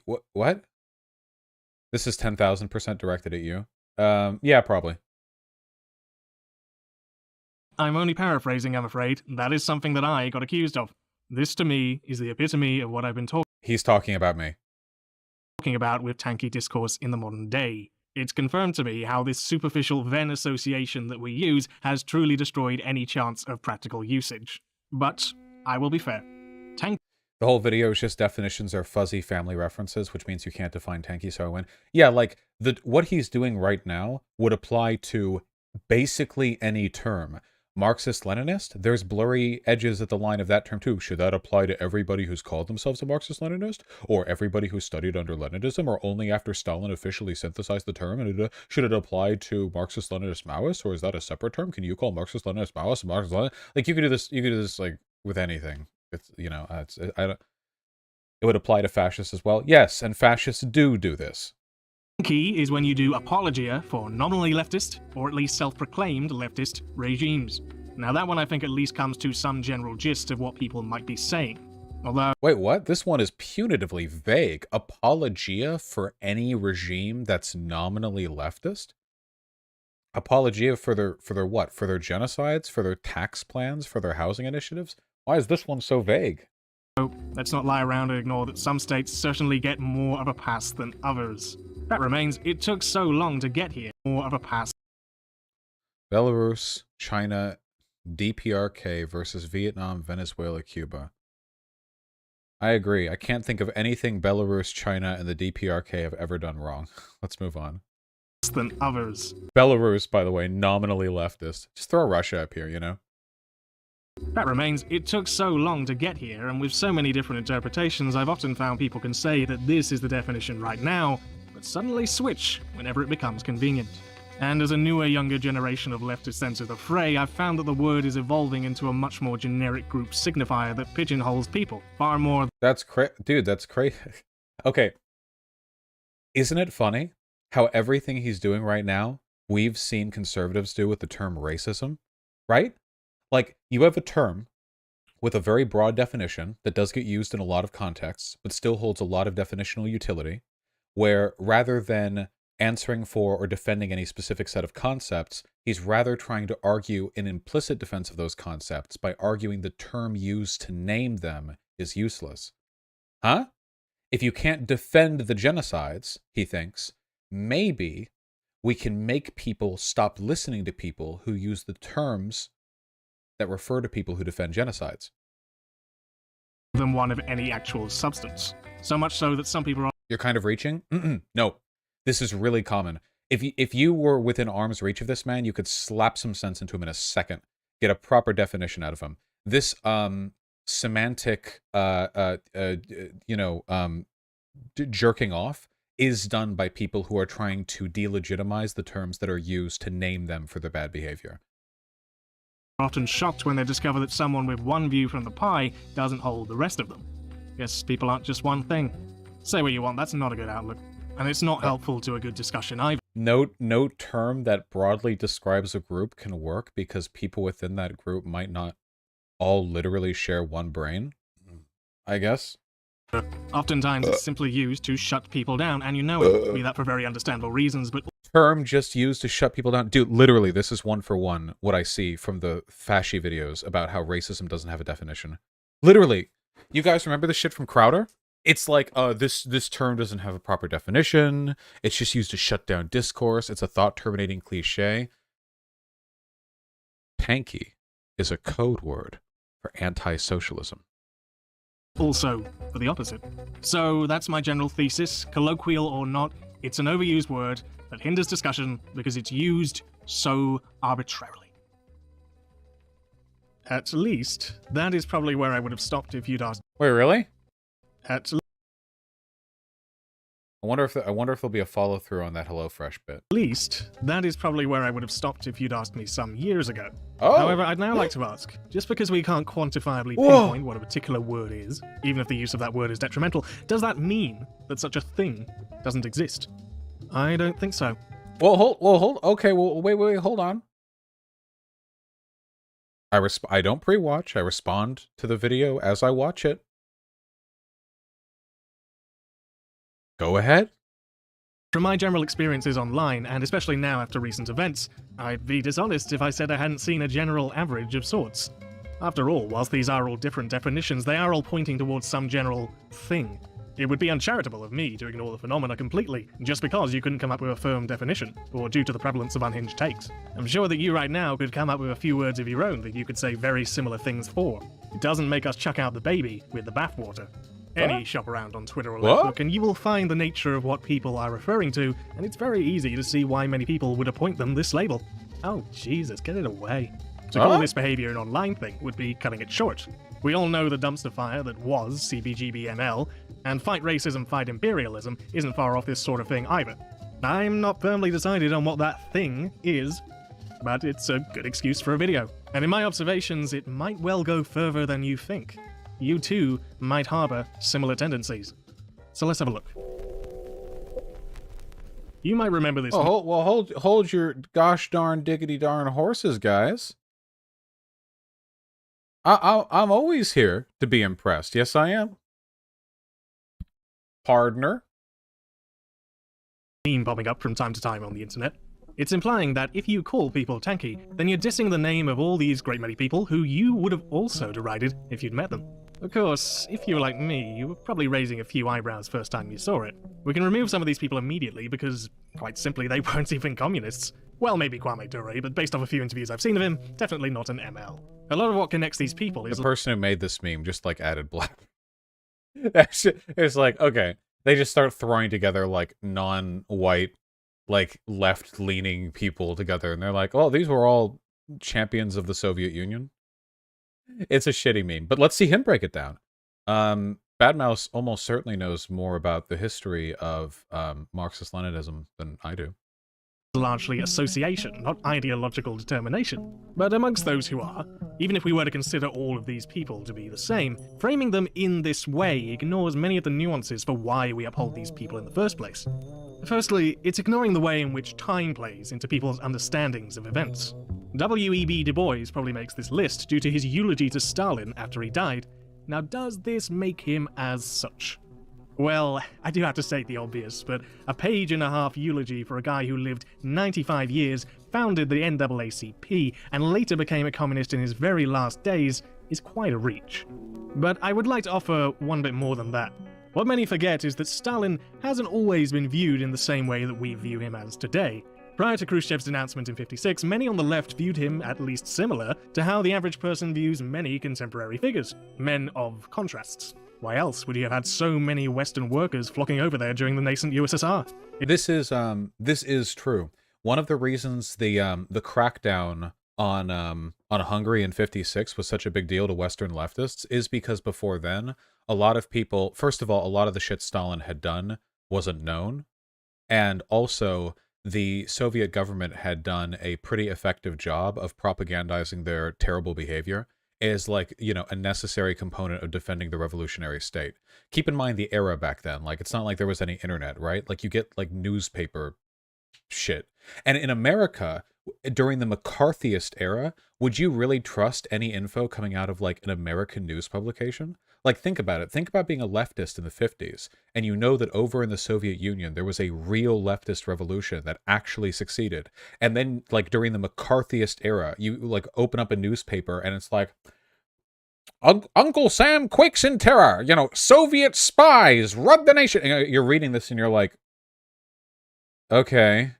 And credit where credit's due. It's not like they didn't lie like crazy back then over here. So back then, like, there was a much more favorable attitude towards Stalin, I think. Keep in mind, even Camus, like, this is what split Sartre and Camus. After 56, Sartre continued to defend the Soviet Union, and Camus denounced it.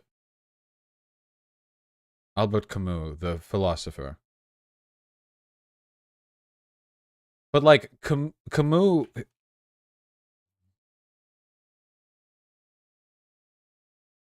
That's, this guy. A cool philosopher. This guy is, like, mega freedom-loving. Like, can people in chat confirm that Camus is, in fact, the most freedom-loving dude? He's very, very in love with freedom, right? This guy was basically a defender of the USSR and Stalin through 56. I mean, Stalin was dead by the time this guy denounced the Soviet Union. Like, anarchists like this guy. Just to keep in mind, like, things back then were not the way things are right now when it comes to understanding of Stalin. A lot of our understanding of Stalin has come from declassified information after the fall of the Soviet Union. It's one of the reasons I'm always willing to be, like, way more charitable to figures back in those days when it came to their perception of authoritarian leftists. It's only since then that opinion has altered across the entire political spectrum in light of modern data. To give a more understandable example, it's been said to me that opinion about Churchill prior to 1940 would have been largely negative due to his bad track record up to that point. But today, he's viewed by many Brits as the man who won the war. As if an individual can win a war, but no matter, the legacy of World War II in the minds of the British made him an icon. It's clear then that Old Man Du Bois would have been viewing Stalin from a very different perspective. And perspective is everything. The other reason is that in addition to legacy playing a contemporary role then, it also plays a very different role today. Whether these figures were right or wrong, they ultimately stand as something far more than simply their individual views. They represent for many a time and place in history that is higher than them as people. Che and Fidel were not great people because of their views on the Politburo. They were great people because they were Che and fucking Fidel. They, along with their cadre, took Cuba, for Christ's sake. They would not be so celebrated in history today if they had constantly failed miserably with nothing to show or learn from it. Che, in particular, is a universal symbol of revolution. But even though that's more due to lax copyright, it speaks to Che's character that he wasn't content to simply stop at Cuba, but went on to Central Africa and later Bolivia to continue the revolutionary struggle. It's the zeal, spirit, and determination. Guys, you can't soy it Che Guevara. It's Che Guevara. Come on. Yeah, so Che and Castro were both mega cringe, obviously, in retrospect. But again, at the time, they were like active, successful revolutionaries, you know? Batista overthrown in Cuba, like he continued the work out there. It's so much shit, you know, it's, in retrospect, this is great man theory. No, it's just that, like, your perspective on people who later go on to do a lot of bad stuff really changes when you're only getting your news through newspapers, like once a week, and they're active revolutionaries that are like literally winning, you know? Like that will definitely affect your perspective, you know? Che wasn't as cringe as Castro. They both had unique flavors of cringe. I'm not getting into all this. That people venerate him for.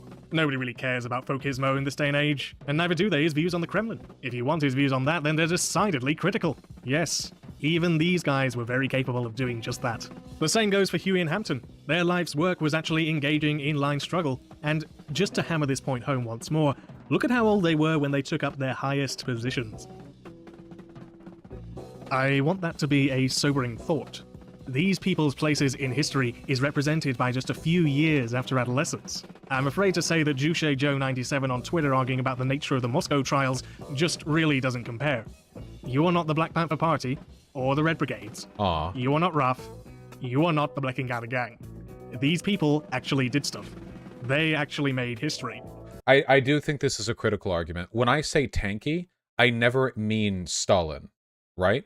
Like, for me, a tanky is a modern person now who defends those things. You know, I wouldn't like go into China and be like, actually all these CCP people are tankies. I refer to the apologists, you know? I do think the context's a bit different when you're actually like people at the levers of power or at the levers of history, especially back in the time. You know, obviously the Black Panther Party is mega based. I was super into them, blah blah blah. But when people are like, you would have called Albert Einstein a tanky because he defended the USSR, like they're being dumb. And this is interesting. Even with the bias of modern eyes, one can't help but look around and find that orcs today of similar character are pretty impotent. Apart from the occasional flag-waving demo here and there. It's all well and good harping on old names, but can you really say the same for the present? Of course, one could make the argument, well, this is an indictment of the left at large, but the point is, they're not you. They're not the same.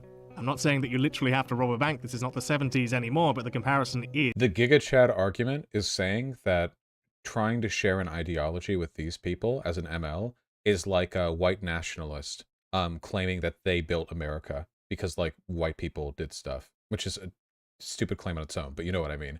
Like, It's a person right now, right here, who's like, you don't like what I've said? Well, you would have punched Mandela in the face. You know, it's like, okay, buddy. All right, yeah, sure. You're right up here next. Is edifying nonetheless. Why are so many of these groups today so stagnant when their predecessors, even under duress, were making history? Also, no, seriously, why is Malcolm X here? It's been a fairly opportunistic trend in recent days to label Malcolm X a communist, even more strangely, a Marxist-Leninist. I've looked around at the evidence, and it's very scant to say the least. It's about as strong as saying that Orwell, Tolkien, or even Chris Hedges were all anarchists. Anarchist, that's the anarchist in me. Malcolm X described himself in 1950 while still locked up as a communist, but after that we don't really have any other mentions. It's safe to assume that he may have briefly gone communist, but then had second thoughts, bearing in mind that he had many more years left in prison and many more books left to read. Labeling him red based on a single letter when there were many years left of his life comes across as fairly opportunistic, as it also comes to contrast when he praises anti-communists like Oswald Spengler. And some throws to the fact that he met with Castro or that he praised the Cuban Revolution just come across as plain ignorant. Especially when you consider that their meeting happened prior to Castro even labeling himself a communist, and for the last time, the Cuban Revolution was not communist, it was a national revolution. Was he an anti-capitalist? Was he some sort of socialist? I don't know. What we do know is that this level of recuperation is quite strange. When even George Michael had more evidence for dying a communist, it comes across as a bit idol grabby? Why? Why is having all these people in your group so I don't disagree with what's being said here, by the way. What he's saying here, I mean, he's essentially saying that this is like a really, really lazy attempt at legitimizing a modern term or ideology by roping in like as many disparate threads as possible. I'm not like a huge expert on the histories of every single one of these people, so if he says anything historically inaccurate in the specifics, I might not be able to catch it. So I don't really know. Everything that he said, as far as I can tell, is accurate in terms of like the history stuff. And he's relying on that Vosh. Well, chat, if anyone here in chat says that there's something factually inaccurate that he claims about, you know, any of this, then yeah, point it out. Essential to your beliefs. I've so far talked about Tanky as being a derivative of Marxism-Leninism, but you probably know by now that often such accusatories don't even belong there in the first place. There's nothing about being an upholder of democratic centralism that secures one's place as a Tanky. Discussion these days tends to be wrapped around one main principle: anti-Americanism. Now, while at first you might say, well, of course, America bad, the issue comes when we use it for our ideological basis. By all means, down with the USA, let it burn, but you're... This is, off the bat, this is broadly true. Yeah, haven't I said this a million times? That a lot of tankies literally just America bad as their central ideology, so any other dictator or authoritarian government or genocide or massacre is totally acceptable as long as it spites America. Yeah, I mean, I think that's a... I don't think that's the definition. There are plenty of non-tankies who make anti-Americanism like their central ideological tenet. Like Putin, for example. A ton of Putin and like the Kremlin's general political strategizing has been about like positioning world politics against America's. You know, like anti-Americanism is a core part of their geopolitical strategy. But I think it's like associated. Our opposition to America should always be firmly rooted in its actions and its history, not create an almost transcendent animosity towards it that takes precedent over class struggle. The effect of this ideological standpoint is that you end up defending pretty much anything opposed to America.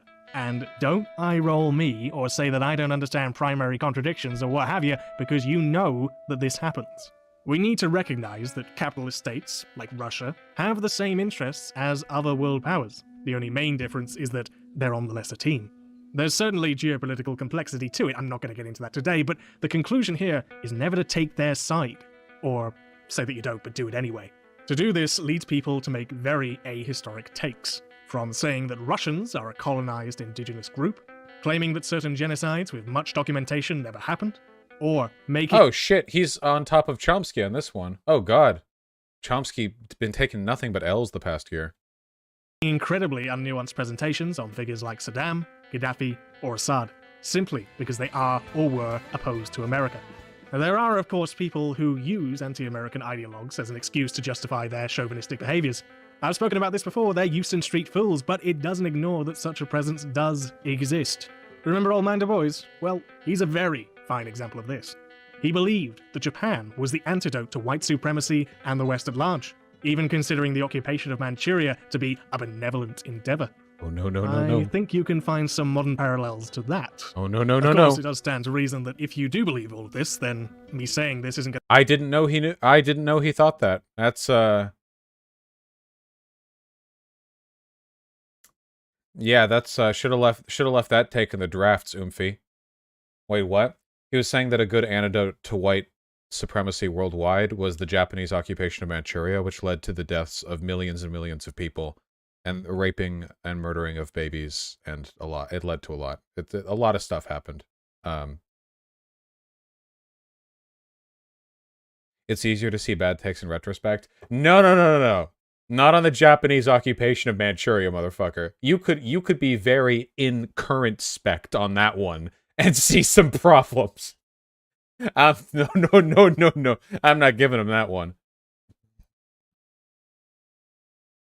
to change your views. You're just going to go, yeah, I do believe that. So what? I'm right.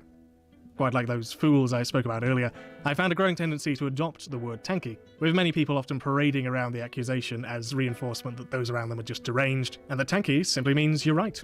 And often sour uses of the word only further justify this adoption. If that is you, then I hope in the future you'll shake off some of that stoicism and arrogance. Let's just say that you're going to look mighty silly down the line. I'd argue that there are ways of going about this stuff. It's understandable to ask whether the Revolution of '56 would have accomplished its aims if it wouldn't have just fallen back into the bosom of the capitalist West. It's quite another thing entirely to make the egregious and utterly unfounded claim that fascists were the leaders of the revolt and that the invasion was to save Jews from pogroms. Some things never change, eh? There's something very convenient going on here. Yeah, well, this video is actually turning out to be kind of based, to be perfectly honest with you. Dude, well, shit. Yeah, I don't know.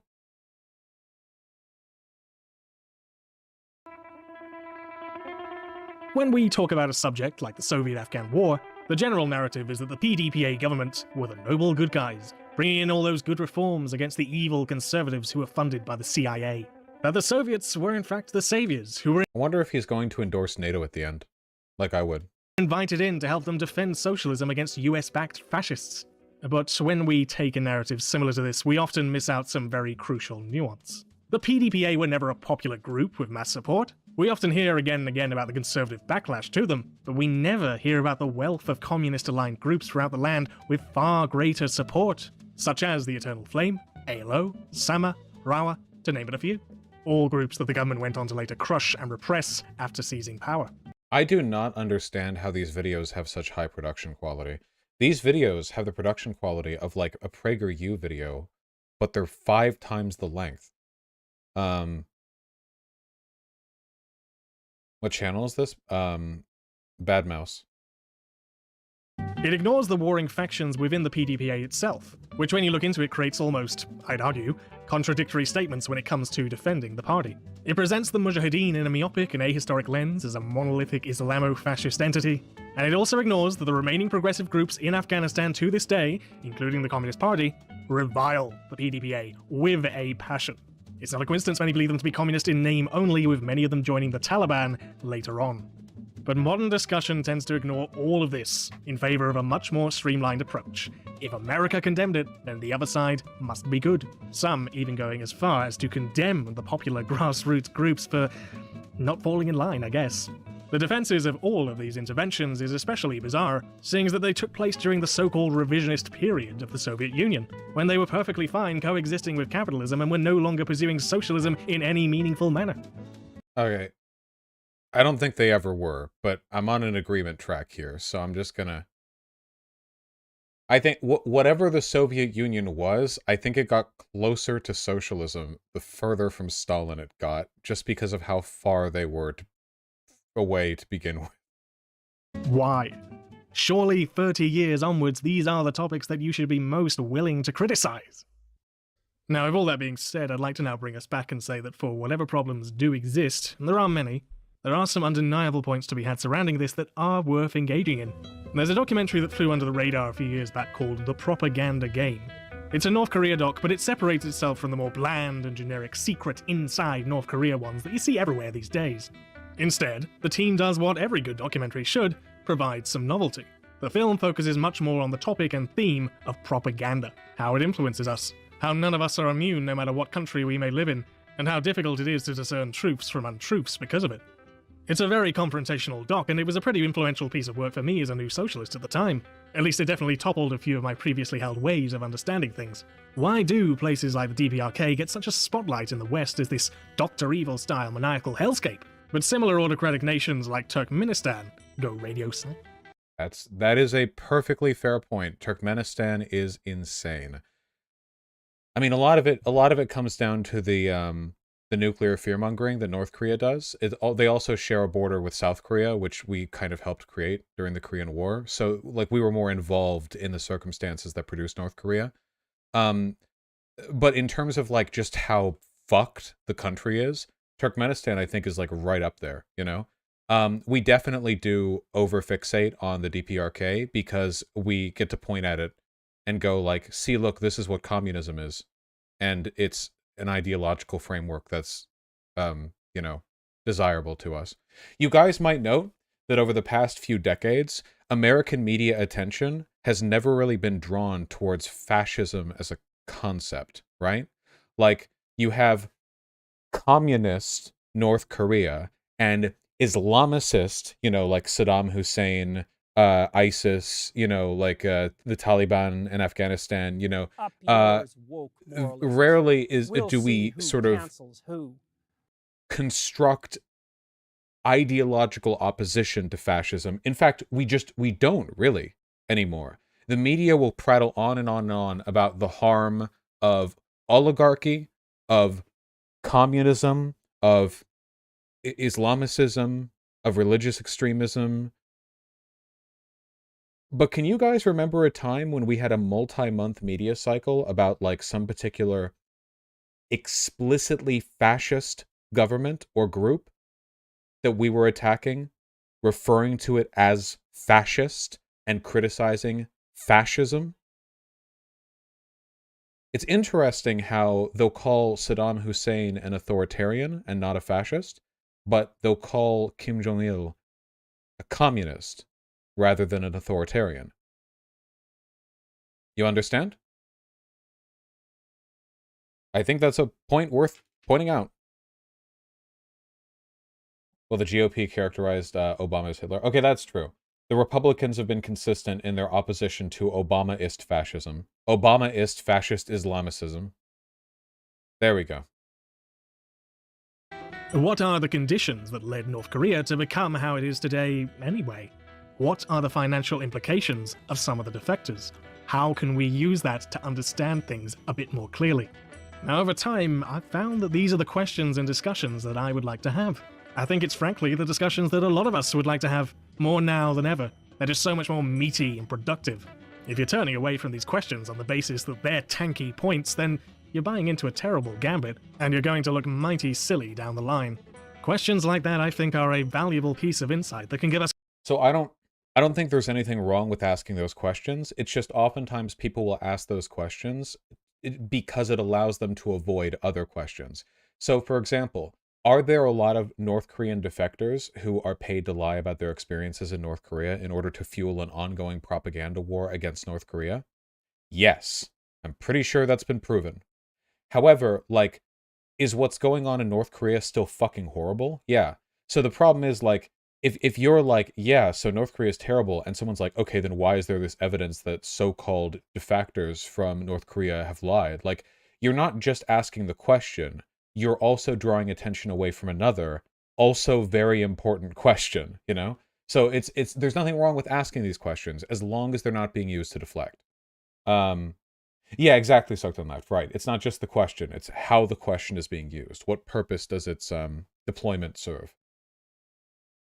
grander examination into our own government's priorities. And at the very least, it's a whole lot better than, look at this person, they have no food.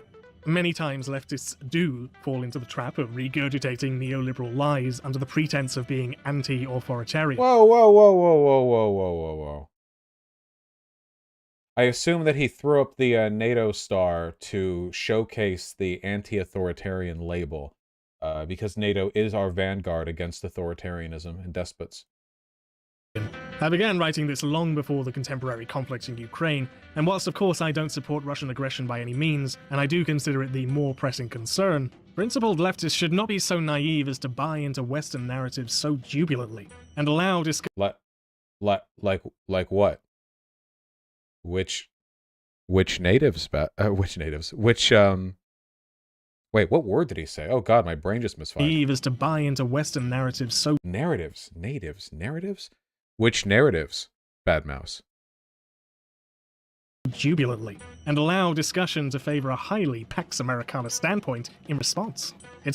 It's the problem with this framework in the context of the Ukraine conflict is that America is like objectively the good guy here in a leftist context.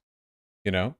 In a world where Ukraine remains independent and neoliberal, or a puppet state of Russia and fascist, the leftist preference is towards the former, and Russian arms are being used to smash Ukraine, and American arms are being used to protect it.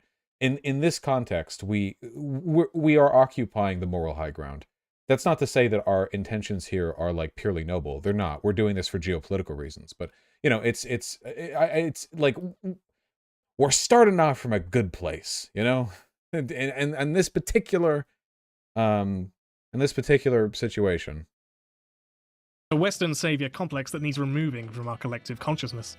I found actually that since the intervention took place, there's been good space created for a re-examination of our modern geopolitical outlooks. I do welcome it, because I feel it is a discussion worth having. But much of the time when we have these conversations, the responses I find usually only ever tend to move in a weirdly fetishistic and dogmatic fealty. I like this cartoonist a lot, or Oomfies. To the opposite, no matter what happens. Attitudes that you wouldn't find that uncommon from weebs. Whilst you might find the propaganda game insightful, it's just as easily a fact that many will see Alejandro's points, be faced with an entourage of new perspectives, and come to the very simplistic conclusion of, well, DBRK good. When you've been on the left long enough, there's always the inclination to call for a new beginning with a fresh start that separates itself fervently from everything that came before, or just calls for a return to the beginning again with Marx. I'm always a bit skeptical when things like this come up, because these calls for a new beginning are not quite as novel as you may believe. But I do get where the desire comes from. There's a certain Soviet sediment that's been depositing on our banks for 100 years now, and after a while it just... Isn't it fucking wild how leftism is doomed to failure because we're being dragged down to the void by the by the chains of the past? How iron shackles connect us to dead men who sink. Like isn't it wild? Like we're 2 decades into the 21st century, and people consider the Soviet Union to be like an icon of modern political advocacy and like a lesson to be pulled from, you know? We are chained to millions of dead men, and they are sinking fast.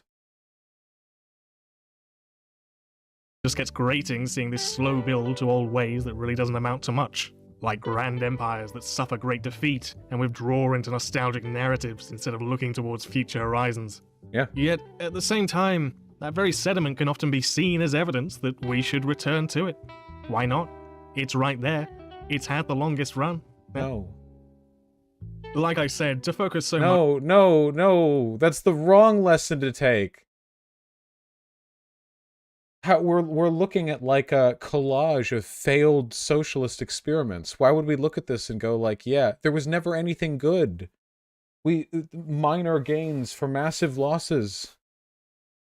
I don't think he's endorsing it. Is he not endorsing it? It's like he's advocating to swim down. Maybe he's going to follow it up. Maybe this is like the first thing. Hold on. And can often be seen as evidence that we should return to it. Why not? Swim up. It's right there. Swim it's up. had the longest Swim run. up. Yeah. Swim up. Like I said, to focus so much on attributing all these attitudes solely to Marxist-Leninist... Okay, yeah, he's describing attitudes held by the tankies. Okay. When you pause and you start and you pause and you start, it can be difficult to follow the syntax of a sentence. This is not an endorsement. Okay, thank God. This would be unfair and limiting.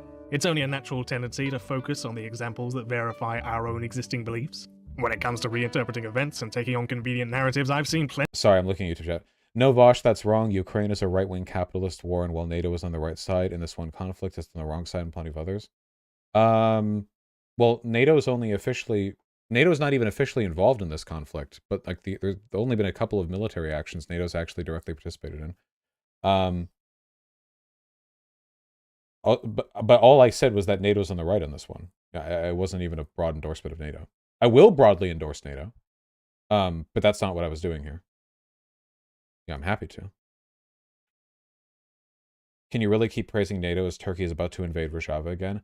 I hope this point hasn't been lost to my audience, but NATO is a military alliance between a collection of states, every single one of which I hate. Do you think I like NATO?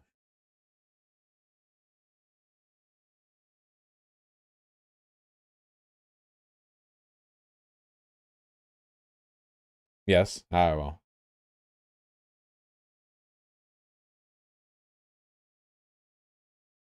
Plenty of demagogues under... Yes, you keep saying... Wait, are you guys being real? Guys, the NATO shit right now is because NATO, like, as a broad geopolitical organization, exists to an overall benefit.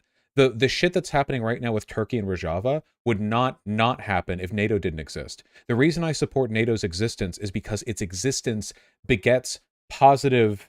oh, I'm a mole. Look, I'm a little duder. NATO's existence produces positive outcomes and doesn't add negative outcomes that wouldn't have already existed. This is all your memeing coming back to bite you in the ass?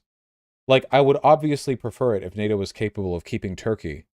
Yes, it would. Turkey can only get away with this shit because of NATO. Wait, you seriously think that Turkey wouldn't be able to fuck with, like, the Rojava and, like, the lawless territories to its south if it weren't in NATO? Turkey could absolutely do that without being a part of NATO. What's gonna happen? Is fucking Assad going to invade Turkey? No.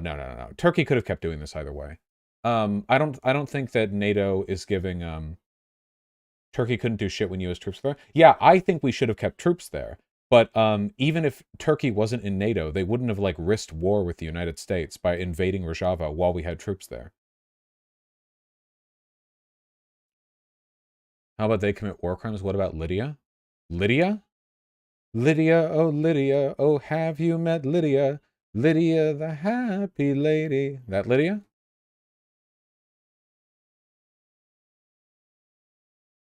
I'm confused. Should I look NATO? Wait, do you guys not remember the multiple debates that I had right after the fucking beginning of the Ukraine arc? Do you guys not remember my position?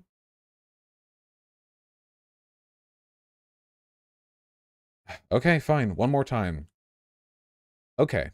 So first of all, being for or against NATO makes you retard brain, okay? NATO is just a military alliance. As long as nation states exist, military alliances will be formed between those states in accordance with the geopolitical interests of those states. That's like a fact of life. You can't argue against that. You can argue against the policies of NATO or the number of people in NATO or like which countries are a part or whatever, but like you can't oppose the concept of military alliances. You might as well oppose like the military alliances are a part of states existing at all. You know, like we're talking very theoretical post-state communist anarchist like worldwide shit. And if you really want to go down that road, like then you oppose basically everything that exists and your commentary is worthless and I don't care about you. Congratulations, you're so socialist. Wow, you're against all countries? Wow, oh my god, that's so novel and brave of you. Let me throat your dick till you choke my fucking stomach with your cum. No, I don't care. You're boring. I live in the real world. So in the real world that I actually exist in, we have countries. That's probably going to be the case for a while. And as long as we have countries, there will be military alliances. So NATO. What does NATO allow for? And what does NATO prevent? What things happen because of NATO? And what things can't happen because of NATO? Well, here's the thing, guys. Most of the countries that are in NATO would have already been incredibly powerful, militarily advanced countries that can't be invaded without NATO. Every country that has nukes can't really be invaded to begin with. And many of the countries that are in NATO that don't have nukes aren't really in positions to have been invaded anyway, except for one particular group. What group of countries that are in NATO might have been invaded if they weren't in NATO?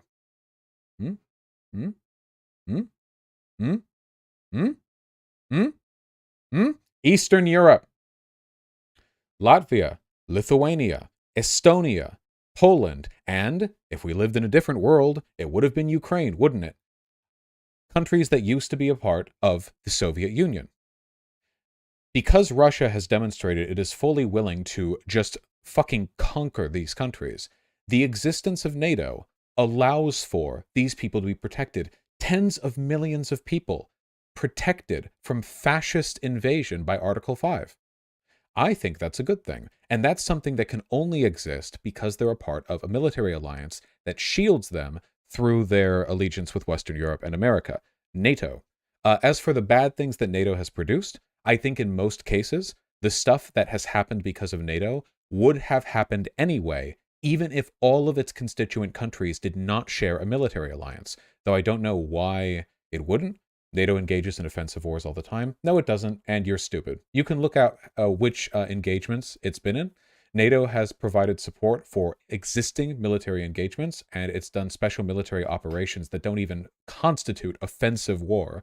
Or do you think like the Yugoslav shit, like is that an offensive war, stopping a genocide? Are people conflating NATO with the IMF? No, people are conflating NATO with every country that's a part of NATO. They don't understand the difference. They think that like when they say abolish NATO, do they think Western Europe is going to sink to the sea?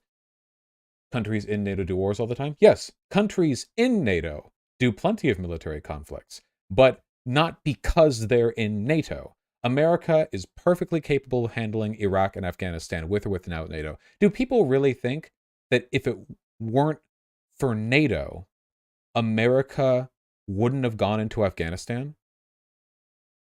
I've seen people who actually argue this. They're like, oh, well, if we weren't to, like, yeah, like America would have been afraid of going into Afghanistan if it weren't for NATO.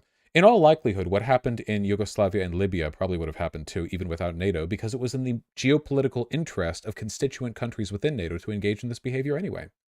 So to put it another way, NATO, as an organization, does more good than harm, not because it's good morally, not because its constituent countries don't do bad things, but because there is a limited range of things which do and do not happen specifically because of NATO's existence, and within the good category, that involves the protection of tens of millions of innocents under Article 5 in former Soviet territory. And in the bad, you have arguable edge cases where NATO may or may not have had a deterministic role in Libyan involvement. That is the argument. It's also one in which I am objectively right. I have argued with many people on this. You are all wrong, and I am so sorry. So sorry. Think about it for a while, huh? Yeah? Well?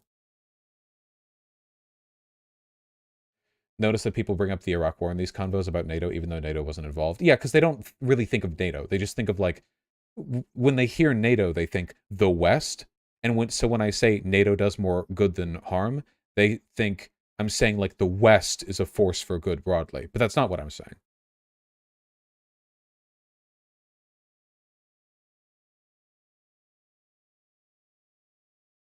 What are the comments like on the Bad Mouse video? Well, we haven't finished the video yet. Canada, the UK, France, Germany would not have been involved directly. They were only because of geopolitical... If you seriously think that, like, what happened in Afghanistan was like a NATO thing rather than an us thing, then you're delusional, okay? There's nothing that I can do to fix the way that your brain is wired, but people on the left think that, like, NATO is the vanguard of Western imperialism. It's not. In fact, it's borderline irrelevant. Western imperialism is done through the World Bank and the IMF. We force favorable economic conditions on developing countries and then invest heavily with our private enterprise in order to make these countries permanently dependent on Western involvement. That is how we do imperialism. Countries that are in NATO ask to be in NATO. This is not the vanguard of our imperialism.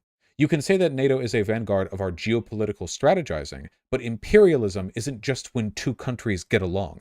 If it was, then all geopolitics would be imperialism, which, I mean, if you want to use a definition that broad, I guess you can, but it's not. Lefties hyperfixate on NATO because they've been subjected to literal decades of Putin propaganda. That's it. If you have problems with NATO, that's fine. But this idea that NATO is like the evil vanguard of Western might is something that is pushed by Russia because Russia wants to disseminate hatred of NATO within NATO countries in order to get them to pull back to their post Soviet Union collapse borders so they can continue their invasion westward. Literally, that's it. If you guys want to find out where this like insane hyperfixation on NATO has come from, it is very clearly a product of like Kremlin disinfo that has been disproportionately emphasizing its involvement.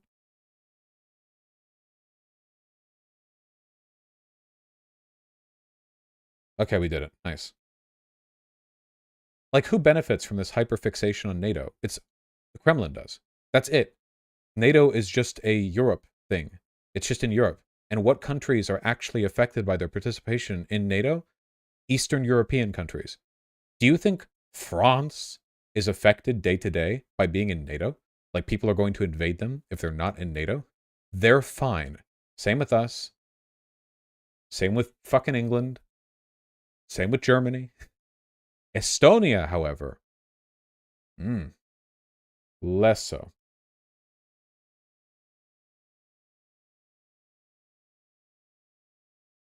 Doot, doot, doot.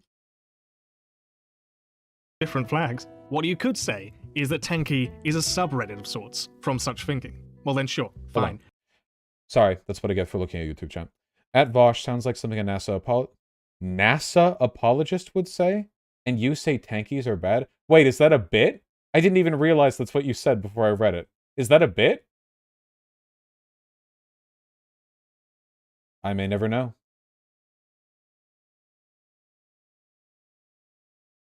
It's a bit? Okay, okay. I may never know. I'm still not convinced to its application. It allows a convenient scapegoat for others to push their detritus onto more openly rabid actors. But that underarching thing that I think we're getting at here, or at least how I can best... Vosh's argument only if you value European life over the next on European.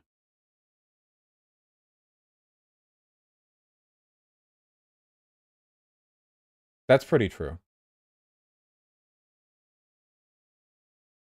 Yeah. Hey, JP. Did I say JP? DP. Wouldn't NATO member countries be less inclined to take part in our wars in the Middle East if retaliation was a realistic fear? What? What retaliation? Retaliation can never be a realistic fear unless we're attacking a nuclear country or a country allied with a nuclear country.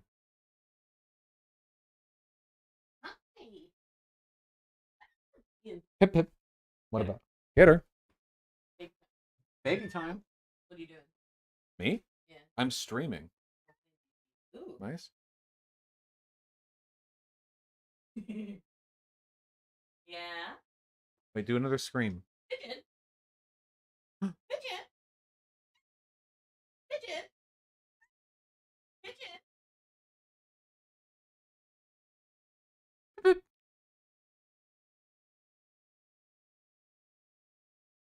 Nope, she's all screamed out. Alright, let's finish this damn video.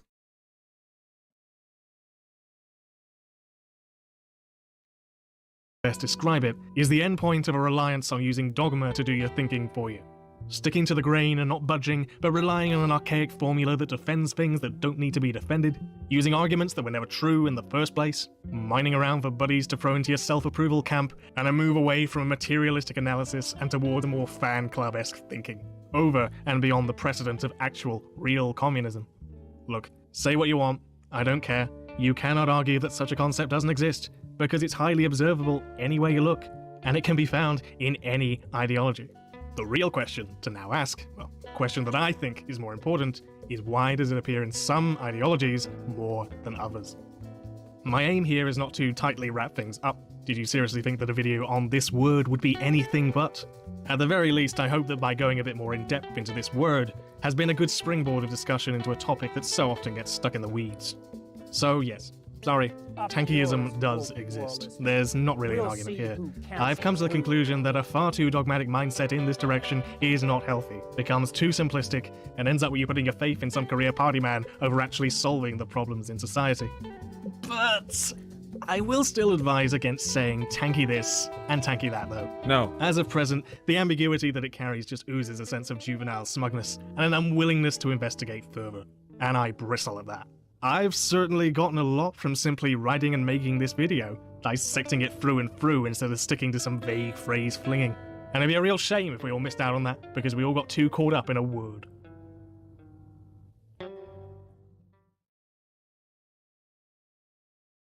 That wasn't so bad. That was pretty good. I think there was a lot to there. This feels like one of those why I left the alt-right videos. Just completely ignore the literal landfills full of skeletons with NATO rounds embedded in them could be found all over the world. What? Is that a bit? You know that NATO rounds aren't rounds fired by NATO soldiers, right? Like, because of NATO? Like, NATO round is just it's just the standard ammunition used worldwide?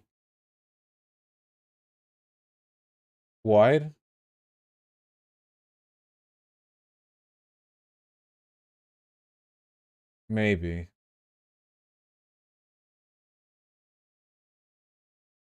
Oh yeah, the comments. Oh, people are mad about that. Aww. I liked it. Action caught me off. Alright. Conversation.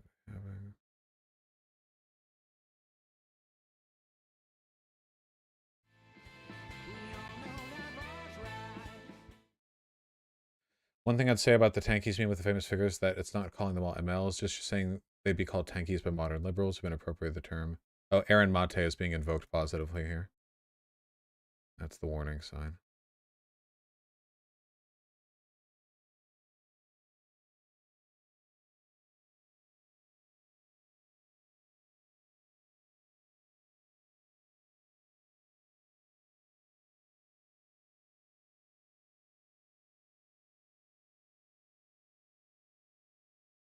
I wish I could talk to Bad Mouse sometime.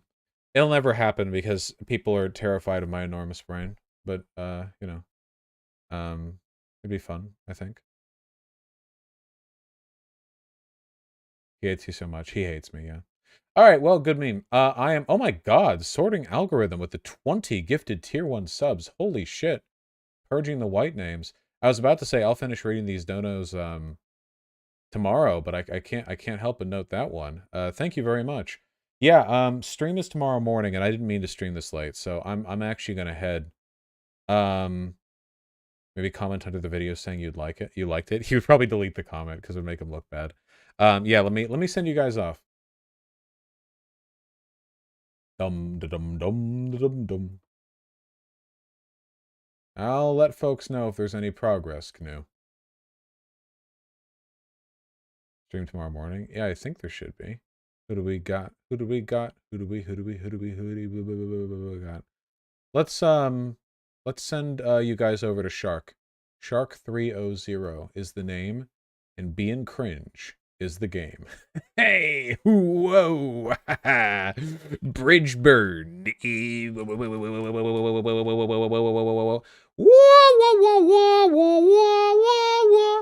Whoa!